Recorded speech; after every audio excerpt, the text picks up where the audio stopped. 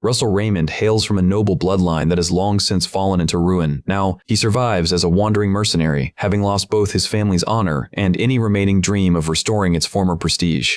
These days, he drifts from one job to another just to scrape by. His latest pursuit of work has led him back to the kingdom's capital, Camelot, and it truly lives up to its title as the heart of the realm. Here stands the legendary Magic Tower, home to the most formidable sorcerers serving as the kingdom's shield. Once upon a time, Russell had also set his sights on joining that tower, determined to prevent his family's downfall. You see, everything began after his father perished in the war against the Empire. His family was forced to abandon their castle, and for Russell, entering the Magic Tower became the only way to reclaim their lost territory. During that desperate struggle, he was separated from his mother at a very young age. All his sacrifices ended in vain, as he was expelled from the academy before he even had the chance to apply to the tower. He had failed 3 subjects, and according to the academy's headmaster, that was an unprecedented record in its entire history. Crast. The root of his failure lay in a rare condition known as monovein narrowing. His mana channels were frail and constricted, limiting the amount of mana he could absorb, and worse, he couldn't release any of it either. For a mage, it was nothing short of a living curse. Thus, Russell's path veered toward the life of a mercenary. Though his years on the battlefield allowed him to reach the second circle, he was still branded as a third-rate magician. Suddenly, the gates of the White Tower swung open. Natenda announced that the registration for temporary positions had closed for the day, and those waiting would have to return tomorrow. The crowd, who had been standing there for hours, grumbled in frustration, but with no better option, they began to disperse. Meanwhile, our boy simply sat quietly, listening to the chatter around him.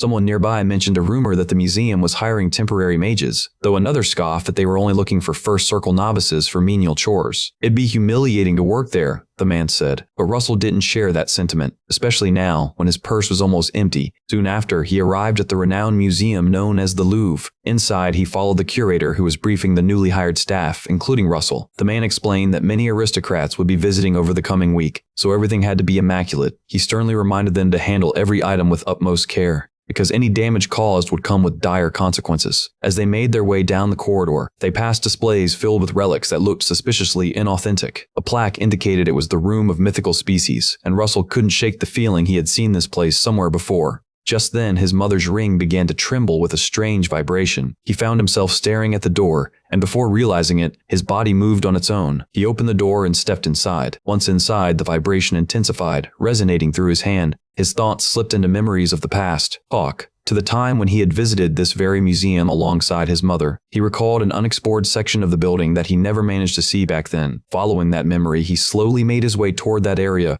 There, he discovered something astonishing. A dragon's ancient heart, displayed apart from all the other artifacts. The ring, however, began to pulse even more violently. Russell sensed a connection. The ring bore the shape of a dragon's eye, while before him lay a dragon's heart from ages past. He slipped the ring onto his finger, and the tremors gradually ceased. Yet moments later, the ring crackled with an unfamiliar mystical energy. A deep voice echoed within his mind. It declared that now that the eye and heart had reunited, another eye had been opened. Within his consciousness, a colossal dragon emerged, towering above him. It proclaimed that Russell Raymond would serve as the foundation of a new mythology. Thus, for the sake of that destiny, he was being given one final chance. As the voice faded, his surroundings warped and his system activated. In the next instant, time itself rewound.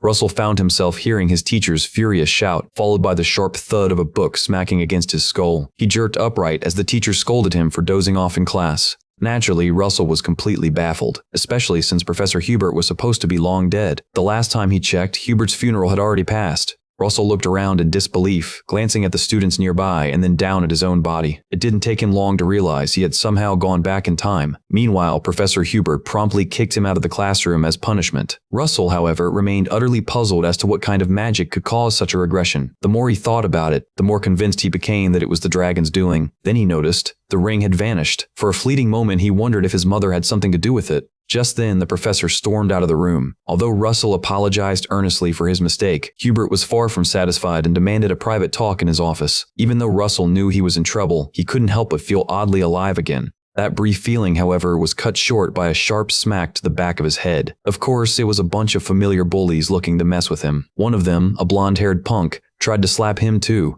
but his friend stopped him, reminding him that the professors were watching. Russell immediately recognized the blonde one, Coma Frederick. With that, the group walked away, while Russell stood there, oddly thrilled to relive this moment once again. Then, a system prompt appeared before him, suggesting he teach these bullies a proper lesson. As a reward, he'd receive a magic stone. Russell couldn't tell if this was all a dream or illusion, But before he could make sense of it, Frederick called out, daring him to follow or run if he preferred. Russell made up his mind. Before anything else, he'd show them a taste of their own medicine. After years spent as a mercenary, Frederick's shallow threats and menacing glare felt like nothing compared to the terror of facing real monsters. In fact, these guys were more like harmless kittens in comparison.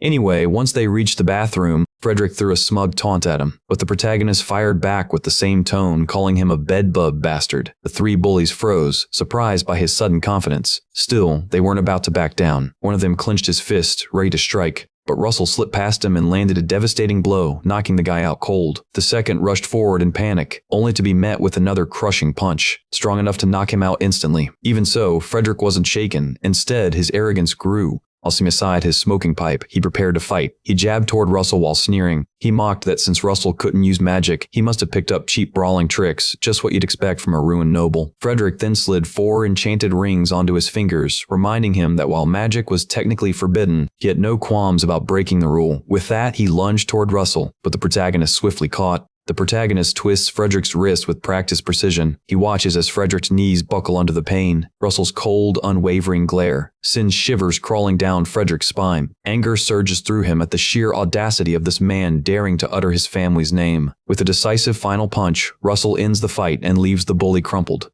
Once he's finished drilling the lesson into those troublemakers, Russell steps out of the bathroom and slumps against the wall in the hallway. A quiet thought crosses his mind. Perhaps he went a little too far. Just then, a shimmering system notification materializes before his eyes. He receives his promised reward, the lowest grade magic stone. The moment the stone touches his palm, the system instructs him to consume it. Though Russell hesitates, uncertain if he's actually supposed to eat the thing, he reasons that this might be part of the second chance life has handed him. So, he takes a bite, and to his surprise, it tastes unexpectedly pleasant. Energy immediately floods through his body, startling him as the system announces that he's absorbed the mana within the stone. A strange pressure wells up in his chest, sending panic through him. Then realization strikes. He grips his chest tightly, trying to steady himself. The mana isn't just gathering, it's being drawn into the magical circle surrounding his heart. Once the energy settles, he exhales slowly, relieved that his body is stabilizing. A grin spreads across his face. It feels like he's just hit the jackpot. With this discovery, he might finally overcome the monovein narrowing that cursed him for years. His thoughts drift to the fall of his family, his humiliating expulsion from the academy, and how those misfortunes forced him into life as a third-rate mercenary. But now, for the first time, the future no longer seems doomed.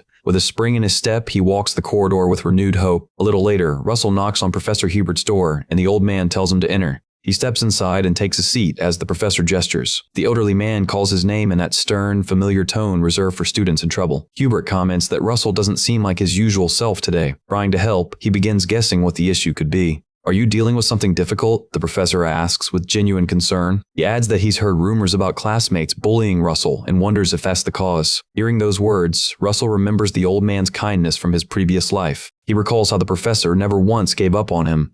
Finally smiling, he assures Hubert that there's nothing to worry about, something he'd always wanted to say. The old man blinks in surprise at the unexpected response. Russell then thanks him sincerely, and the professor coughs awkwardly, saying it's his duty to care for his students. Still, Hubert adds that dozing off in class won't go unpunished. Opening a thick textbook, he warns that the punishment will be far from easy. The task? Write a detailed analytical report on a section of their textbook, one so complex that even senior students struggle with it. As he speaks, a system window appears, announcing Russell's new mission: complete Professor Hubert's assignment. The system explains that his reward will vary depending on the report's quality and Hubert's satisfaction, promising another low-grade mana stone and an unknown bonus. Russell's eyes widen as he realizes even assignments count as missions. The professor notices his startled expression and asks if the task seems too hard. Russell quickly replies that it's not. Then he offers a polite, "Thank you, Professor." Hours later, he finishes the assignment. He thinks to himself that it wasn't nearly as impossible as it sounded. In his previous life, he had focused heavily on magical theory since his practical mana use was weak,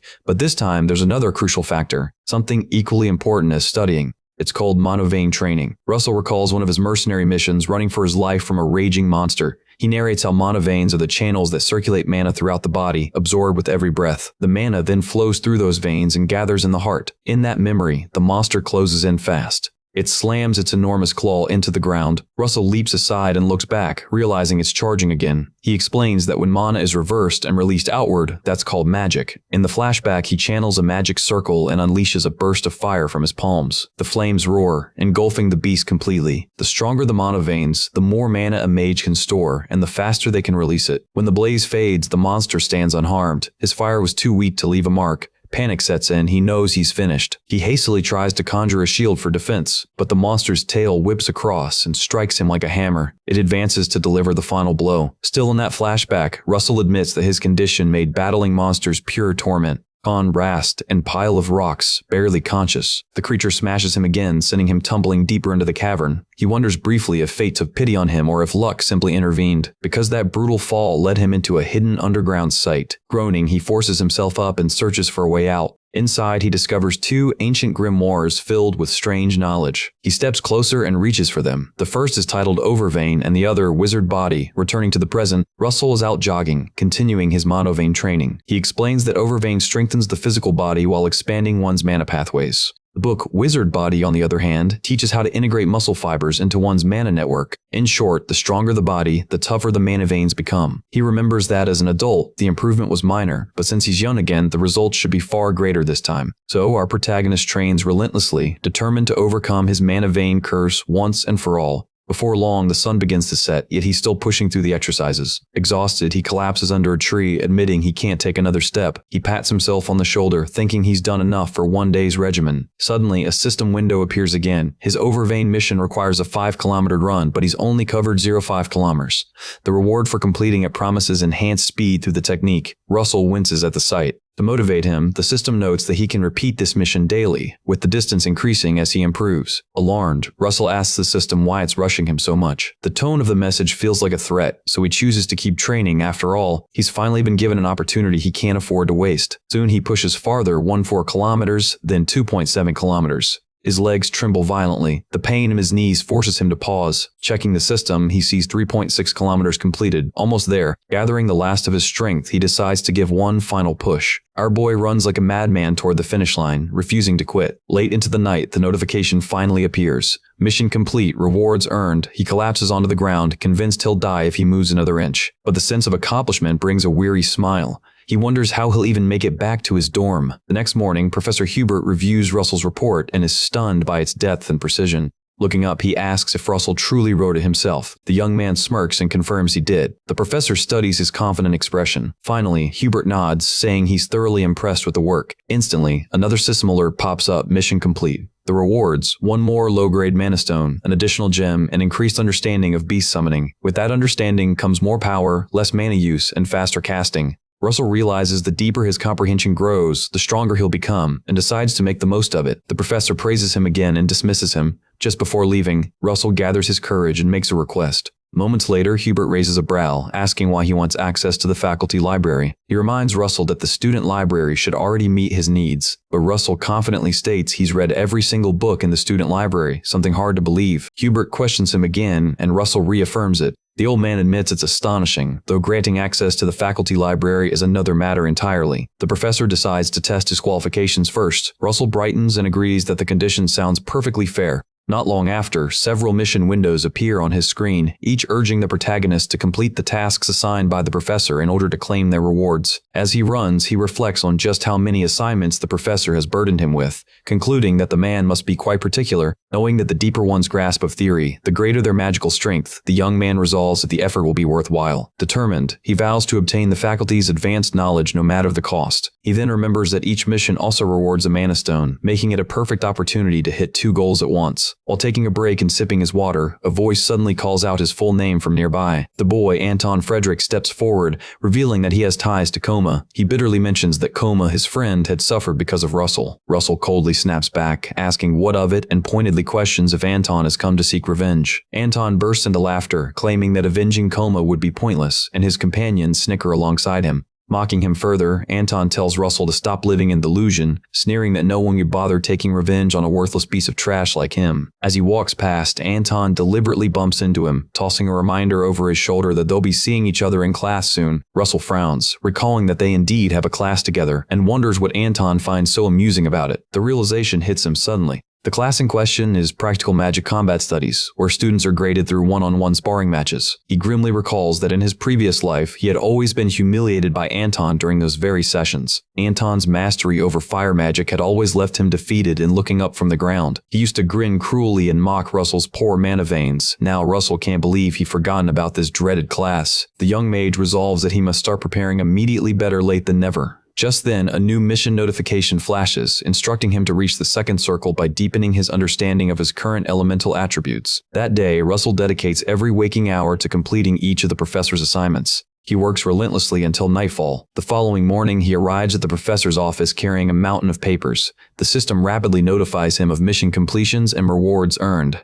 Later that evening, Russell returns to his dorm, feeling accomplished, and decides to examine his newly obtained rewards. Yet as he gathers them, a flicker of unease stirs within him. He worries whether his mana load can handle the absorption of multiple mana stones at once without harmful backlash. Suddenly, a burning sensation courses through his body. He quickly begins to guide the mana's flow, attempting to shape a stable channel. Gradually, he directs the stream toward his heart, focusing with sharp precision. Then, he begins rotating the mana flow around his heart, forming a new circle just like his first, seeking to achieve the second circle. He knows that one misstep could destroy his heart entirely. Our hero carefully traces the formation of the second circle, yet he hesitates at the final moment, afraid a single error might spell disaster. But retreat is no longer an option. He steels himself and completes the process. His veins pulse as they absorb the surging mana. Even as pain racks him, he refuses to yield. Without this, he can never become the world-class mage he dreams to be, so he swears to succeed no matter the risk. Moments later, Russell awakens on the floor, realizing with relief that he has succeeded. Mana begins circulating gently through his body as he lies there. The system congratulates him, mission complete, and his understanding of elemental attributes has deepened, significantly amplifying his magic. The next morning, Professor Hubert flips through Russell's thick stack of reports, astonished that he managed to finish them all in such a short time. The professor then tells him that before granting full access, there's one last question. Unlike the others, this one concerns the very foundation of magic, among the four structures that form its essence, which is the most vital. The question stuns Russell into silence. Professor Hubert notices his hesitation and instantly regrets asking something he himself had only recently discovered, wishing not to overwhelm the student. The professor rises, offering to pose a simpler question, but Russell, breaking his silence, decides to answer anyway. Hubert pauses, taken aback by the confidence in Russell's tone, and listens carefully. Russell explains that the most crucial structure in magic is the mental image of the caster. The professor takes a moment to digest his words, then asks why he believes that to be true. Russell replies that magic is the act of shaping mana to bring imagination into reality. The world recognizes this process through four distinct stages. The first is assimilation, where one learns the fundamental principles behind nature's phenomena. The second is forming a mental image, visualizing those principles in one's mind. The third, construction, involves crafting the necessary formulas to realize that vision. He continues, stating that while construction and manifestation can be mastered through study and persistence, a true mental image cannot. It demands breaking personal limits and embracing the courage to imagine freely. That very freedom determines the strength of one's mental image. As he speaks, Russell lifts his hand and conjures a small flame to demonstrate. He explains that by focusing, he can shape the flame into a second circle fire arrow, and just as he says, the flame twists into an arrow's form. Then he adds that he can imagine it differently, and the flame would obey that vision, transforming into something else entirely. He stresses that one must never confine their imagination with limits. Professor nods, completely engrossed in every word. Russell concludes that true magic begins with understanding how the world functions, and then bending its rules to create beauty. Extinguishing the flame, he finishes his explanation with quiet confidence. Professor Hubert, still listening intently, reflects on how extraordinary Russell has become. Finally, with a satisfied smile, he declares that his suspicions were correct. He tells Russell that the student library is far too small a place for his talent. Just then, the system notifies him that he has completed the mission, access granted to the first floor of the professor's library, along with 2 low-grade mana stones. Later that day, Russell steps into the professor's private library for the first time.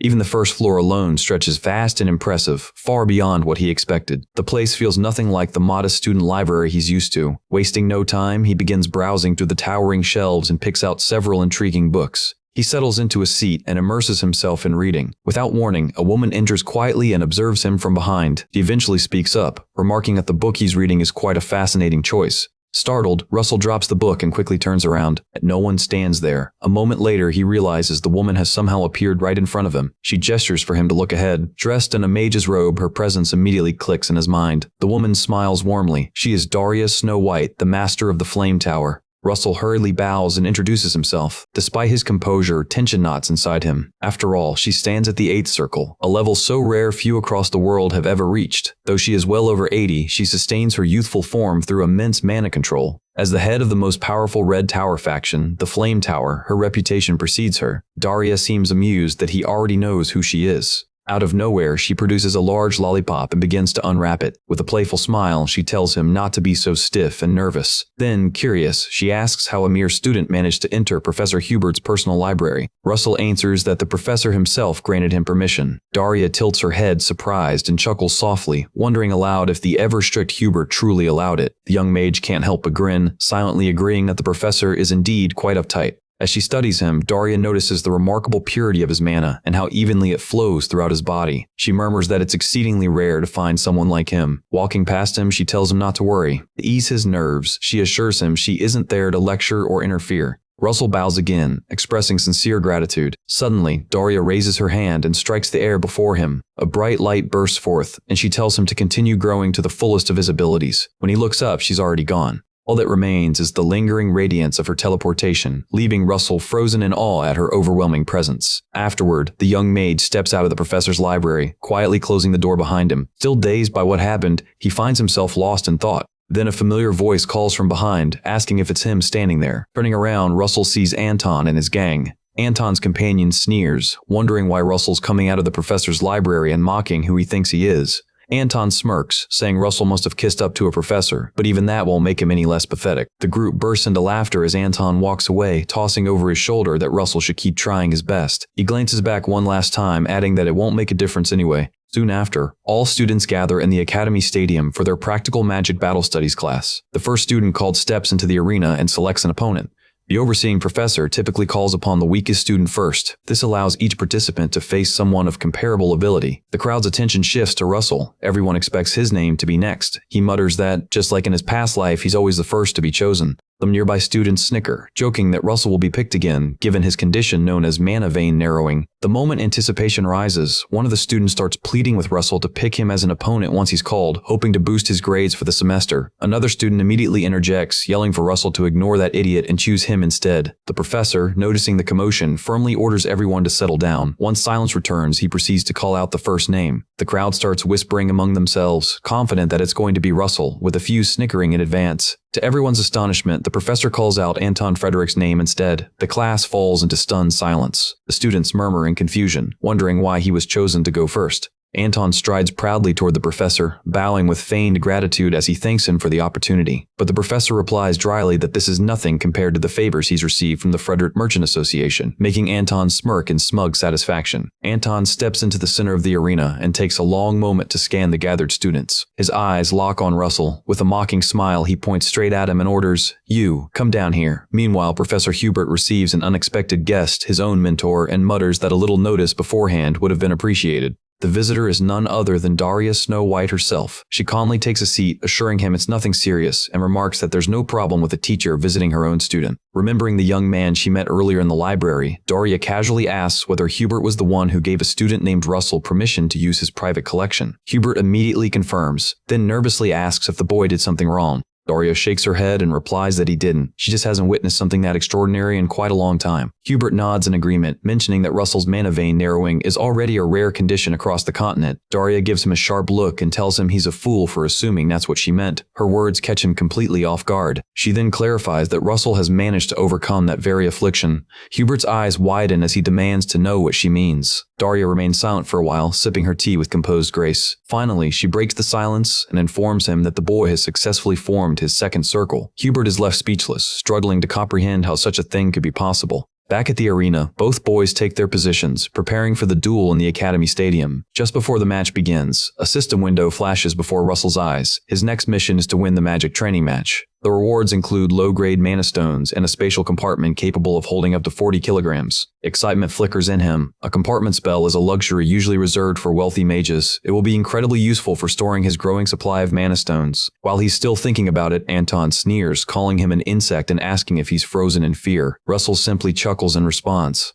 In an instant, his entire body becomes shrouded in glowing energy. He looks up and calmly asks if Anton was talking to him. Anton's eyes narrow in disbelief, beginning to suspect the impossible. The supervising professor instructs both of them to return to their marks within the circle so the match can begin. Watching the energy around Russell, the professor silently wonders, could someone with mana vein narrowing have truly reached the second circle? He shakes the thought off. It shouldn't be possible. The battle starts. Anton wastes no time unleashing a second circle spell, Flamethrower. A roaring stream of fire shoots straight toward Russell. Russell instantly spots the incoming blaze and reacts. He raises a shield spell without hesitation. The flames crash against the barrier and are deflected upward, unable to penetrate it. One of the observing professors gasps, impressed by Russell's swift and precise defense. The supervising professor also watches in shock, hardly believing his eyes. Anton keeps pouring mana into his spell until his arms tremble from strain.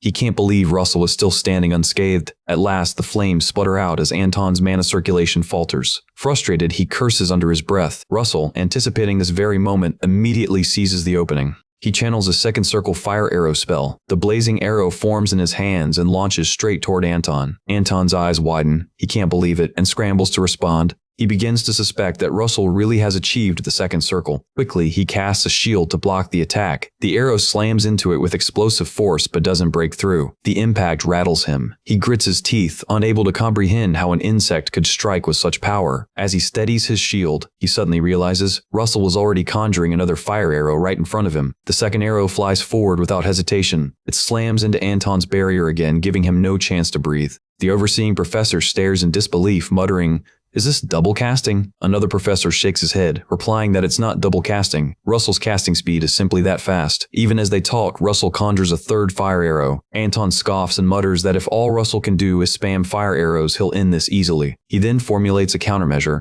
Recasting, he reshapes his shield into one specifically resistant to fire, another second circle defensive spell. But Russell only smirks. That's exactly what he wanted. Anton gloats, confident he'll just wait until Russell burns out all his mana, then strike back. Cod. To his shock, Russell cancels the fire arrow mid-cast and begins summoning a different element entirely. The flame vanishes, replaced by swirling currents of powerful wind. Anton's expression twists in alarm. His plan has just been destroyed. Russell fires a wind arrow, its speed slicing through the air. It crashes into Anton's shield and blasts him backward. He hits the ground hard, stunned that Russell not only identified his shield type, but adjusted his element accordingly. One of the new professors watching nearly drops his pen, wondering if this is really the same Russell he once taught. Meanwhile, the corrupt professor who orchestrated Anton's selection can barely contain his panic, sweating heavily as the match turns against his chosen favorite. Anton groans, clutching his chest as his shield disintegrates. The impact sends him tumbling back, nearly out of the ring. Rage fills his eyes. He can't believe he's being humiliated by someone he once mocked. Russell advances steadily, hands glowing as he prepares another spell. This time, it's lightning. A bright beam bursts from his palm. The bolt hits Anton squarely in the chest, hurling him backward. His body spasms. His eyes roll white from the searing pain. He tries to muster fire in retaliation, but his mana is too unstable. Russell gives him no respite. Another lightning strike follows immediately. The scheming professor leaps up, shouting that he doesn't recognize this form of magic and demands the match be stopped. Professor Hubert, seated nearby, calmly tells him to look closer to observe what's coating Russell's body. The professor peers closer and freezes. He sees a brilliant aura enveloping Russell and stammers out, "He's using mana like a knight's aura." Hubert smiles faintly, saying he doesn't know how Russell achieved it, but it seems he's finally broken through his limits. Meanwhile, Russell continues his assault, forcing Anton into the dirt. The duel ends only when Anton's body forms a crater in the ground. The student stands stunned, jaws agape at the overwhelming outcome. The crooked professor stares blankly, muttering how something like this could even happen. A voice beside him cuts through his daze, Professor Hubert reminding him that he's supposed to announce the winner. The flustered professor clears his throat and stammers out the results. "The victory goes to Russell Raymond," he declares. As silence falls, the professor awkwardly approaches Russell. He praises him stiffly, saying he may now leave. But Russell shakes his head, insisting that it's not over yet. When asked what he means, Russell calmly points out the rule. Until the victor surrenders, he's entitled to challenge the next opponent. Anton's cronies gasp in horror as they realize they're next. Russell immediately points at one of them and declares, "You're up." The system flashes another mission: win the next magic duel. Rewards 2 low-grade mana stones, with bonuses for consecutive victories. Russell grins and gestures for his next opponent to step into the ring. Bull. Later, Professor Hubert quietly notes to himself that Russell went on to win 14 consecutive duels. Reflecting on the matches, he admires the boy's insight and composure. Pride swells in him. He was right to see Russell's potential from the very start, yet he can't help but wonder how the young mage managed to grow this rapidly. He replays each move in his mind, analyzing the techniques he witnessed. Meanwhile, Russell receives a system alert confirming mission completion. His spatial compartment has been successfully unlocked. From now on, all earned rewards will automatically be stored inside.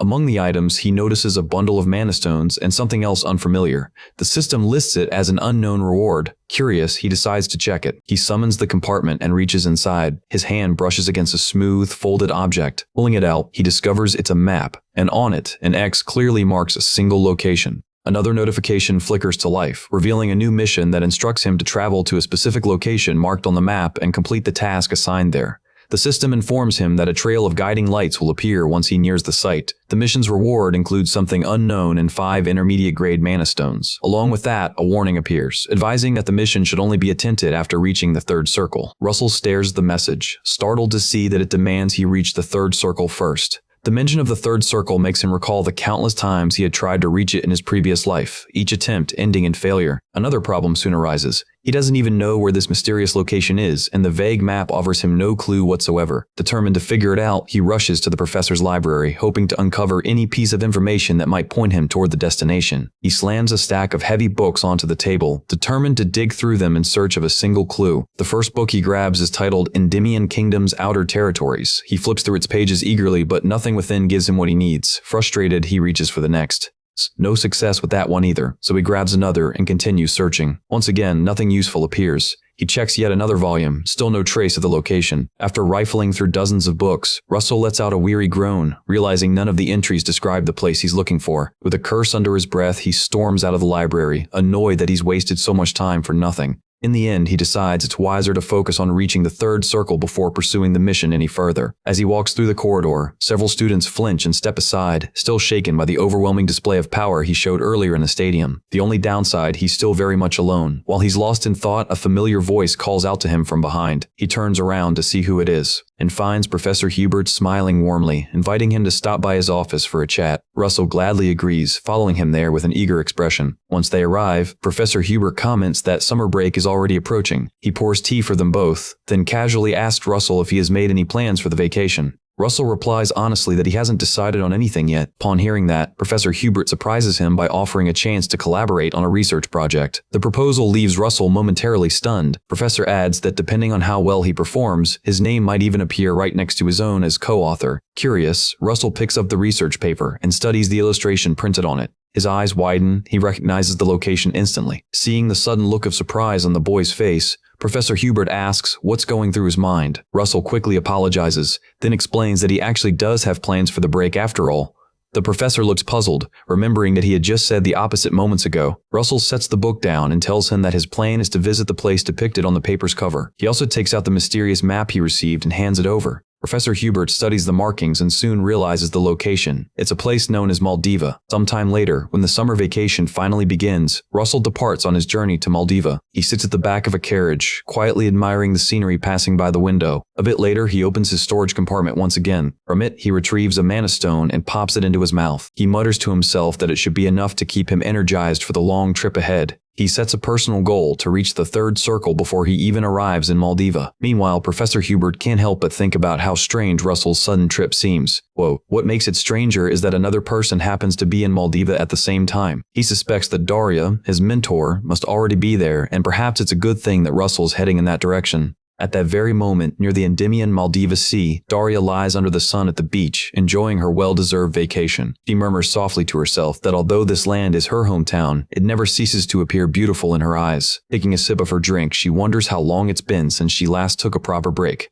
She reflects on how her days have been consumed with protecting the Empire, giving magical research presentations, and nurturing her students. The Archmage recalls one of her recent lectures where she addressed her apprentices about 3 specific numbers, 9, 6, and 3. These 3 numbers, she told them, hold deep and sacred meaning among all mages. Her students had been amazed by the insight and hung on to her every word. Daria explained that these numbers represent the milestones of a mage's path. The 9th circle signifies completion, the end of the long road for one who's reached true mastery. The 6th circle, she continued, marks the ordeal and tribulation one must overcome to step into the rank of Grand Mage. And the 3rd circle, unlike the others, stands for solitude, the beginning of a mage's lonely path. Daria reflects quietly on what that loneliness truly feels like. All of a sudden, her mind drifts to Russell, wondering if that child is doing well. He remembers seeing him poring over an advanced book of magic, so deep in study it had caught even her attention. Meanwhile, the coach carrying Russell finally rolls into Maldiva. The driver turns around to announce their arrival, but notices that his passenger hasn't moved an inch.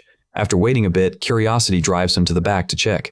When he opens the door and sees what's inside, he gasps in horror at the sight before him. Sometime later, Russell devours his meal with intense hunger. He rips a hot dog apart with one hand, while simultaneously chomping down on a loaf of bread with the other. A mountain of food lies before him, and as he eats, he recalls how violently his mana had surged when he tried to draw the third circle. A flashback shows the carriage driver discovering him unconscious and panicking, thinking the young man had died right there in the seat. Turning to the present, Russell gulps down his drink, relief washing over him now that he's finally attained the third circle. He drains the cup completely and sets it down on the table with satisfaction. The thought of actually achieving third circle magic fills him with awe. To have surpassed the limit that bound him in his past life within just a few months of returning to this timeline truly amazes him. He tosses a few coins onto the counter to pay for his meal and stands up to leave. As he steps outside, he murmurs that he won't stop here. He'll go even further beyond the third circle. The system reactivates, pulling up the same mission tied to the mysterious map and ordering him to locate the marked site. Russell studies the map again and realizes he must find this unknown place, though the unfamiliar landscape leaves him unsure of the direction. While pondering his next move, he overhears a tour guide boasting to a group of travelers about offering the best trip around Pompeo volcano, yelling that there's a special discount for today only. Shortly afterward, Russell joins the group, trailing behind as the guide leads them up a rugged, rocky trail. The guide explains that Pompeo used to be an ordinary mountain until a strange creature made its home there, turning it into a volcano. He immediately adds that there's only one creature in existence that fits that description. That creature, of course, is the legendary Red Dragon. Russell concludes that it's better if he continues on his own from this point onward. Our boy crouches low behind the tourists and then suddenly leaps off the cliff they're standing on. While the guide continues chatting obliviously, Russell dives down from the edge. He lands smoothly on the nearby river's surface and starts walking across the flowing water. Deep down, he wonders if this place has some hidden connection to why he was sent back in time, his recent growth, the missions he's received, and the rewards tied to the map leading him now toward a waterfall. He reasons that all of those events might have been guiding him here to something important. Perhaps the dragon that once lived here is part of that answer. As he studies the map once more, glimmers of light begin to emanate from it. Those luminous fragments drift upward and float gently in front of him. The lights converge, forming a swirling circular shape resembling an eye. Then, in a sudden burst, the glowing stream detaches from the map and starts moving ahead. He instantly recalls the earlier system message. It must be the guiding light mentioned before. The light glides over the river and slips straight through the cascading waterfall. Russell smirks, realizing the mission's true location lies hidden behind the falls. Without hesitation, he conjures a wind spell. He launches a sharp wind arrow at the waterfall, splitting the curtain of water to create an open passage. Wasting no time, our boy dives through the gap to keep himself from getting drenched. On landing inside, he steadies himself on a rock and discovers a blazing lava cavern concealed behind the waterfall. He recalls the system's warning about reaching the third circle first before coming here, yet he sees no monsters or threats nearby and wonders why such a warning was necessary. Soon he spots ancient stone pillars, signs that someone, or perhaps something, once inhabited this place long ago. He places his palm against one of the pillars, curious about just how old this structure might be. As he inspects it, something flickers in his peripheral vision, catching his attention. The light he'd been following halts before a strange, sealed door. Russell slowly steps forward, cautious but intrigued. Then, a sudden unease grips him. Something feels wrong. He stops and scolds himself for nearly forgetting the instincts honed from his mercenary days. In a place where no beasts, no monsters, and not even a single sound can be heard, there can be only one possible explanation. He has entered the domain of a supreme predator. Out of nowhere, an enormous lizard emerges, towering over Russell with a cold, predatory glare. Instinctively, he jumps back, widening the distance between them, and when he finally gets a clear look, he realizes it's a Komodo-type monster. He remembers facing similar beasts in his mercenary years, monsters that required at least 2 full squads to bring down. Watching the creature advance toward him, our boy quickly accepts that fighting head-on would be suicide. Escaping is his only option. He decides to buy himself some time by casting lightning magic to slow the monster's pursuit. Russell channels his mana and prepares a second circle spell, Lightning Arrow, letting its crackling energy gather at his fingertips. The Komodo lizard lets out another earth-shaking roar as it charges straight toward him. Yet our boy refuses to let fear control him. He steadies his aim, pointing the glowing lightning arrow directly at the monster's face. He releases it without hesitation, hoping that a direct hit will slow the beast long enough to give him a window to escape. When the arrow connects, Russell feels a spark of relief. It actually managed to stagger the creature for a brief moment. Taking advantage of that opening, he spins around and bolts for the massive stone gate where the guiding light had come to a stop. He's mere inches away from the door when a sudden surge of energy behind him makes his eyes widen. It seems this trial won't let him leave so easily. The Komodo monster barrels after him again, completely shrugging off the lingering effect of the lightning strike as if it were nothing. Russell glances left and right, realizing both exits are cut off. Thinking fast, he growls under his breath and decides there's only one option left: make his own way through. He thrusts out his palm, gathering fiery mana before unleashing a blazing wave straight at the Komodo's scaled hide. The beast halts momentarily, its eyes flicking toward the stone walls that have begun to resonate with Russell's fiery energy. Rather than continuing its attack, the monster abruptly stops moving altogether. Russell blinks in confusion, uncertain why the creature has frozen mid-charge. Slowly, the Komodo straightens up, almost as if it's standing to attention before something greater. Russell stares blankly, utterly lost as to what's happening before him. Then, the armored guards stationed by the gate suddenly withdraw their spears, parting the way. A deep, disembodied voice echoes through the chamber, declaring that he has proven his worth, and thus he is permitted to enter. The crimson gem embedded in the stone gate flares to life, radiating with brilliant light. The glow swells rapidly until the entire cavern is drowned in its crimson radiance. When Russell comes to, his head throbs painfully and he's no longer in the same place. He stumbles upright, shocked to find himself standing on solid ice where molten rock once was. The scenery around him has completely changed. The surroundings glimmer with icy walls and frozen statues, as though he's trapped inside a frozen cavern. He recalls being in a lava cave mere moments ago and wonders if some teleportation magic brought him here. As he collects his thoughts, something peculiar behind him catches his attention. Up a staircase sculpted entirely from ice rests an enormous magical horn bound tightly in several thick chains. Just as he processes that sight, a familiar system screen materializes before him. It announces his second mission: eliminate every ice golem in the area and clear the trial of fire. A sudden crunching noise from behind makes him whirl around in alarm. The statues he saw earlier begin to move, their eyes glowing blue. They weren't statues at all, but sleeping ice golems now awakening. He quickly realizes he's encircled by several towering golems, their bodies glinting like diamond under the cold light.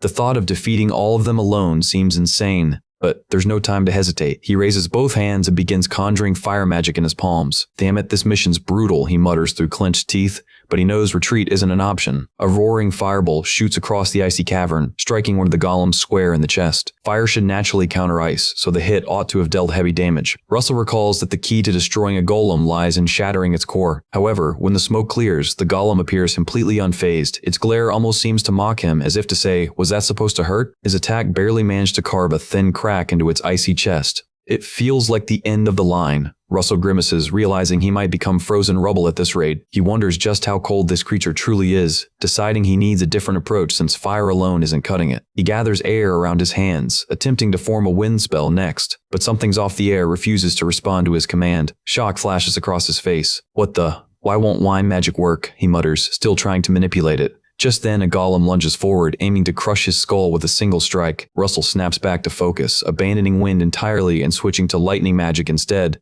The golem's punch smashes the ground where he stood moments before, sending shards of ice flying as he barely dodges backward. He skids to a stop, his back pressing against the freezing wall. He racks his brain, recalling the mission's notice in hopes of understanding why certain elements aren't functioning here. Then it hits him. The trial is specifically labeled Trial of Fire. Another golem swings a massive arm down at him like a hammer, but he backsteps just in time. It dawns on him that only fire spells will respond in this place. He scrambles to evade another strike, but his foot catches on a chunk of ice, sending him tumbling. The impact sends him sliding backward until he hits a dead end. All of the golems converge on him, trapping him with no route of escape. He groans in pain, the back of his head throbbing from the collision with the icy wall. Blood trickles down his temple, but his eyes burn with defiance. He conjures another firebolt and steps forward to face the towering enemies. His stance steadies. Russell refuses to back down any longer. Flames swirl around him, flaring brighter until his entire figure blazes with fiery mana. The golems hesitate for the first time, almost in awe of the heat radiating from him. He raises both hands and unleashes 3 firebolts simultaneously. The nearest golem jerks in shock, unable to react fast enough. The blazing arrows strike before it can move. The resulting explosions shake the cavern with thunderous force. As the smoke clears, the golem's core is left fully exposed, glowing within its cracked chest. Russell doesn't waste the chance. He fires one more concentrated firebolt straight at the core, shattering the creature into glittering shards. He repeats the technique on another golem nearby, and once again the method works perfectly. Gasping for breath, he notes he's only managed to destroy 2 of them so far. At this pace, his mana reserves will be drained long before he clears the field. He grits his teeth, formulating a new strategy on the spot. When another golem's fist comes crashing down, Russell dodges back, retreating to rethink his approach. He realizes that if he wants to shatter their solid bodies completely, he'll need to focus all of his energy into a single, precise blow, much like how a knight splits an iron shield with one strike. It becomes clear that each attack must carry greater mass and density within a smaller frame. Knowing this will take time to prepare, he retreats further to create space for his casting. Once he's gained enough distance, he steadies his breathing and begins constructing the new spell. He starts by forming a single, searing fire arrow at his fingertips. Next, he weaves in an amplification formula, increasing its size and compressing its energy. Multiply its destructive potential, he adds a replication array to the construct. The formula succeeds. Multiple fiery arrows appear, circling around him in formation. But there's one last step to complete the spell: condensation. He must fuse all the arrows into a single one, condensing their collective force into a single strike. 5 blazing arrows spin before him, merging gradually into one. If he succeeds, this arrow will hold the combined might of all 5. Mata. Russell channels the compression sequence, focusing every ounce of his control between his palms. The energy pulses violently as the 5 flames condense, fusing into a single, intensely radiant projectile. But just as he's about to complete it, a massive golem suddenly appears right in front of them. It lunges forward, arm drawn back for a crushing blow that would smash him flat against the icy ground. Russell yells out, pleading under his breath for the arrow to merge faster before he's pulverized. In the final instant, he fires, releasing the merged arrow as a blinding explosion tears through the cavern. The blast is so immense that the advancing golems stagger and halt mid-step. One of them is left with a gaping hole in its torso, its glowing core completely obliterated. Russell steps back as the shattered golem collapses to the ground with a thunderous crash. In his hand burns his newly formed weapon. He names it Blaze Lance, the culmination of his fire mastery. The system's prompt confirms its power, and Russell nods, agreeing that the weapon's aura indeed feels close to a 5th circle spell. Holding it drains his mana rapidly. He can feel the weight of its tremendous energy. Not wanting to waste strength, he charges forward to strike first. The remaining golems storm toward him, seemingly unshaken by his fiery weapon. Russell retaliates immediately, launching the Blaze Lance's inferno through their cores. 3 golems disintegrate in rapid succession. Counting quickly, he realizes there are only 4 left standing. Without hesitation, he presses the assault to finish what he started. He destroys the next golem's core effortlessly. Then, with one sweeping motion, he slices through another, severing its body clean and crushing its core. Only 2 remain. As he's taking stock of his progress, one of the surviving golems raises its massive arm high and slams down, but Russell sidesteps with ease. Using that momentum, he leaps forward, twisting midair to strike. His flaming weapon cleaves the golem cleanly in half, splitting it from head to chest. As the creature crumbles, Russell breathes heavily, his mana nearly depleted, yet he refuses to rest until all enemies fall. The final golem retaliates by hurling enormous chunks of ice toward him, each one large enough to crush a man flat. Fortunately, Russell manages to block the falling rocks, though a few still strike his body. He realizes in that instant that if he hadn't raised his spear in time, he would have been killed outright. By now, his mana is down to a single faint breath, and his spear starts to flicker and lose form. Russell forces himself to stand, maintaining the weapon through sheer will. He tells himself there's one final move left that he can still make. This strike will be his last chance, and missing it would spell disaster. When the monster draws close enough, Russell finally hurls his arrow, praying it finds its mark.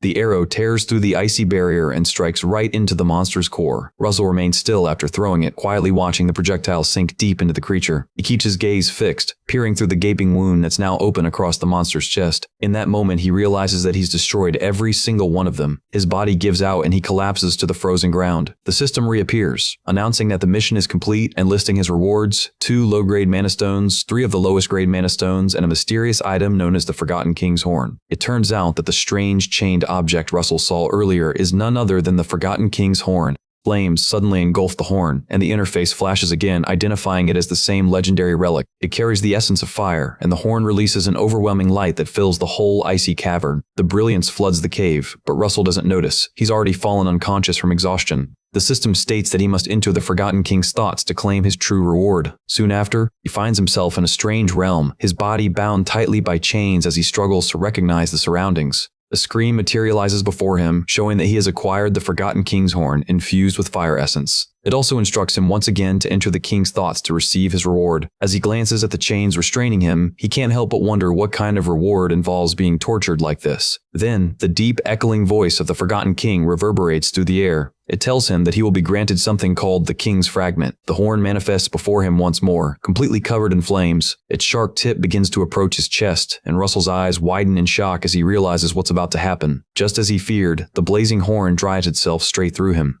Energy surges violently into his body, and it feels as though he's about to burst apart. Behind him, the mighty form of a colossal dragon materializes, the Forgotten King himself. A few moments later, Russell is seen lying on the shore, his unconscious body carried there by the waves. He awakens with a groan, every inch of him aching in pain. Confused, he looks around and tries to figure out where he's ended up. The style of the nearby buildings makes him think he's still somewhere in Maldiva. His expression turns dazed as fragments of memory begin slipping away. The system then notifies him that he has absorbed the Forgotten King's horn and reached his current limit. It adds that his excess mana has been stored, and his intermediate mastery of the flame attribute has advanced to the next level. Russell closes his fist and channels his mana to verify the system's claim. Suddenly, an immense surge of energy bursts from within him, far beyond anything he's felt before. The overwhelming power leaves him stunned. Realizing how close he is to reaching the fourth circle, he looks around in disbelief, wondering if all this mana could truly be his. He recalls the agony he endured while bound in chains, but lets out a small smile, because the reward was absolutely worth it. Just then, a familiar voice greets him from behind, saying it's nice to see him here. Turning around, he spots the elegant and enigmatic Snow White, casually dressed, standing there in Maldiva, a sight that completely surprises him. She leads him to a seaside bar, explaining that she sensed a massive burst of mana earlier. Says that's what drew her here, and that's how she found him. Russell accepts the drink she offers as gratitude, smiling as he admits he never expected to meet her in such a place. Meanwhile, the Tower Master studies him closely and notices how rapidly he's advanced, nearly reaching the fourth circle already. He also observes that his mana has grown significantly purer as they continue their conversation. Russell asks her what business brings the Tower Master all the way to Maldiva. He tells him that Maldiva is actually her hometown, though hardly anyone knows that fact. Russell reacts with surprise, asking again to make sure he heard her correctly. Miss Daria confirms with a smile, explaining that's why she visits every summer. Out of curiosity, she then asks what brings him here. Russell hesitates before answering, thinking it might be too soon to tell her the truth. He eventually settles on a safe response, saying that he came simply to see more of the world. The Tower Master smiles at his answer, seemingly approving, but quietly debates whether she should test his capabilities. She decides to proceed and asks if he'd mind helping her with something, which leaves Russell slightly puzzled. With a snap of her finger, a surge of magic bursts forth. Flames wrap around Russell, materializing into a black cloak around his body. He notices the Flame Tower emblem on the cape and wonders why she's given it to him. The Master reassures him not to worry, saying that the task she has in mind is well within his reach. A system screen appears, declaring his new mission to pass Miss Daria Snow White's test. He must aid her in defeating human trafficking pirates near Maldiva Harbor. The mission reward is an intermediate-grade mana stone. She explains that this is the reason such ships are forbidden from entering their harbor. Yet, some people continue to defy those laws. She informs him that traffickers are attempting to dock their vessel nearby, and she needs his help to handle the situation. That night, the two board a boat and head out to begin the mission. Mysteria tells him she could easily complete the mission alone, but since the plan involves rescuing captives as well as seizing the ship, it will require teamwork. Russell quickly understands, pointing out that they'll need to fake an attack to distract the enemies while rescuing the prisoners. As the voyage continues, Russell's thoughts run deep. He realizes that if the Flame Tower Master were to call for aid, 100 mages would rush to her side without hesitation. So if she's personally asking for his help, it isn't because she needs it, it's because she's putting him to the test. Before long, their target ship comes into view. Just before she steps off their boat, she warns him that what's about to unfold might be overwhelming. She reminds him that the path of a guardian is seldom smooth or noble, and hardship is part of a mage's destiny. This, she says, is yet another trial they must endure. Finishing her words, she steps to the edge of their vessel, preparing to move to the enemy ship. She levitates toward the side of the ship and tells him she'll draw their attention by staging an assault, giving him enough time to rescue the captives. Russell watches in silence as the Flame Tower Master soars toward the top of the enemy vessel, tension rising within him. Miss Daria ascends higher and higher until she's positioned comfortably above the ship. Once she reaches the right height, she halts and declares that this altitude will suffice. The surroundings erupt in a blinding flash of light, and she shouts to Russell to hurry and save the captives. The pirates panic at the sudden brilliance, thinking they're under attack. They rush to the deck, frantically readying a massive crossbow to aim at the Flame Tower Master. Many arm themselves with smaller side crossbows, preparing to defend their vessel. Their captain gives the order, commanding them to fire at the light above the ship. Barrage of arrows launches skyward toward the radiance over their heads. Mysteria only smiles within the light, amused by their futile attempts to harm her. One of the men curses loudly when he sees that none of their arrows even reach her. Miss Daria forms a molten sphere in her hands. Then she hurls it toward the ship. The blast tears the vessel apart in several places. The master remarks that she'd like to see whether their skills match their arrogance. Glowing fragments of lava rain down onto the deck, igniting small fires everywhere. The pirates stare in horror. One tries to stomp out a flame, but it refuses to die. They soon realize those aren't ordinary fires. They're living golems made of flame. The man screams as one of the tiny creatures grabs hold of his leg. Each fiery fragment transforms into a small, burning dwarf wielding miniature weapons of flame. These creatures, known as dwarfs of burning wood, are golems personally crafted by Miss Daria Snow White. As the men tremble in fear, one overly confident pirate steps forward with his axe. Taking advantage of the chaos, Russell leaps onto the ship while their attention is elsewhere. He watches as the brash man approaches one of the golems, ready to take it down. The man raises his axe high, and the golem gazes up at him with an oddly calm expression. With a powerful swing, the pirate cleaves the golem in half. Moments later, the creature's body reforms itself, visibly angered. Russell looks on in awe, fascinated by the sight of such beings in person. The golem shifts shape entirely, wrapping around the pirate's body and setting him ablaze. Russell is stunned by the sheer speed of the transformation. The remaining men freeze, horrified as they watch their comrade burn alive. Snapping out of his trance, Russell realizes this isn't the time to stand around watching. He darts away and heads down the staircase leading into the ship's lower decks. Beneath the deck, he discovers a vast holding area, almost certainly where the captives are being kept. The guard stationed nearby hears the commotion above and frowns, wondering what chaos is unfolding on the deck. One of the captives blurts out that it sounds like the Navy has arrived to rescue them, shouting with joy that they're finally saved. The guard slams his weapon against the bars to silence them, his tone filled with menace. He snarls that no matter what happens outside, none of them will ever escape his grasp, making the prisoners shrink back in terror. When they fall silent, he sneers and demands if they heard him properly. Meanwhile, Russell quietly places his palm on the back of his own neck. He channels lightning magic through his fingertips. One of the prisoners notices their guard lying motionless and steps closer, nervously asking if Russell has come to rescue them. The man drops to his knees and begins thanking the heavens for sending deliverance. Russell glances around, estimating how many people are crammed into this cramped space.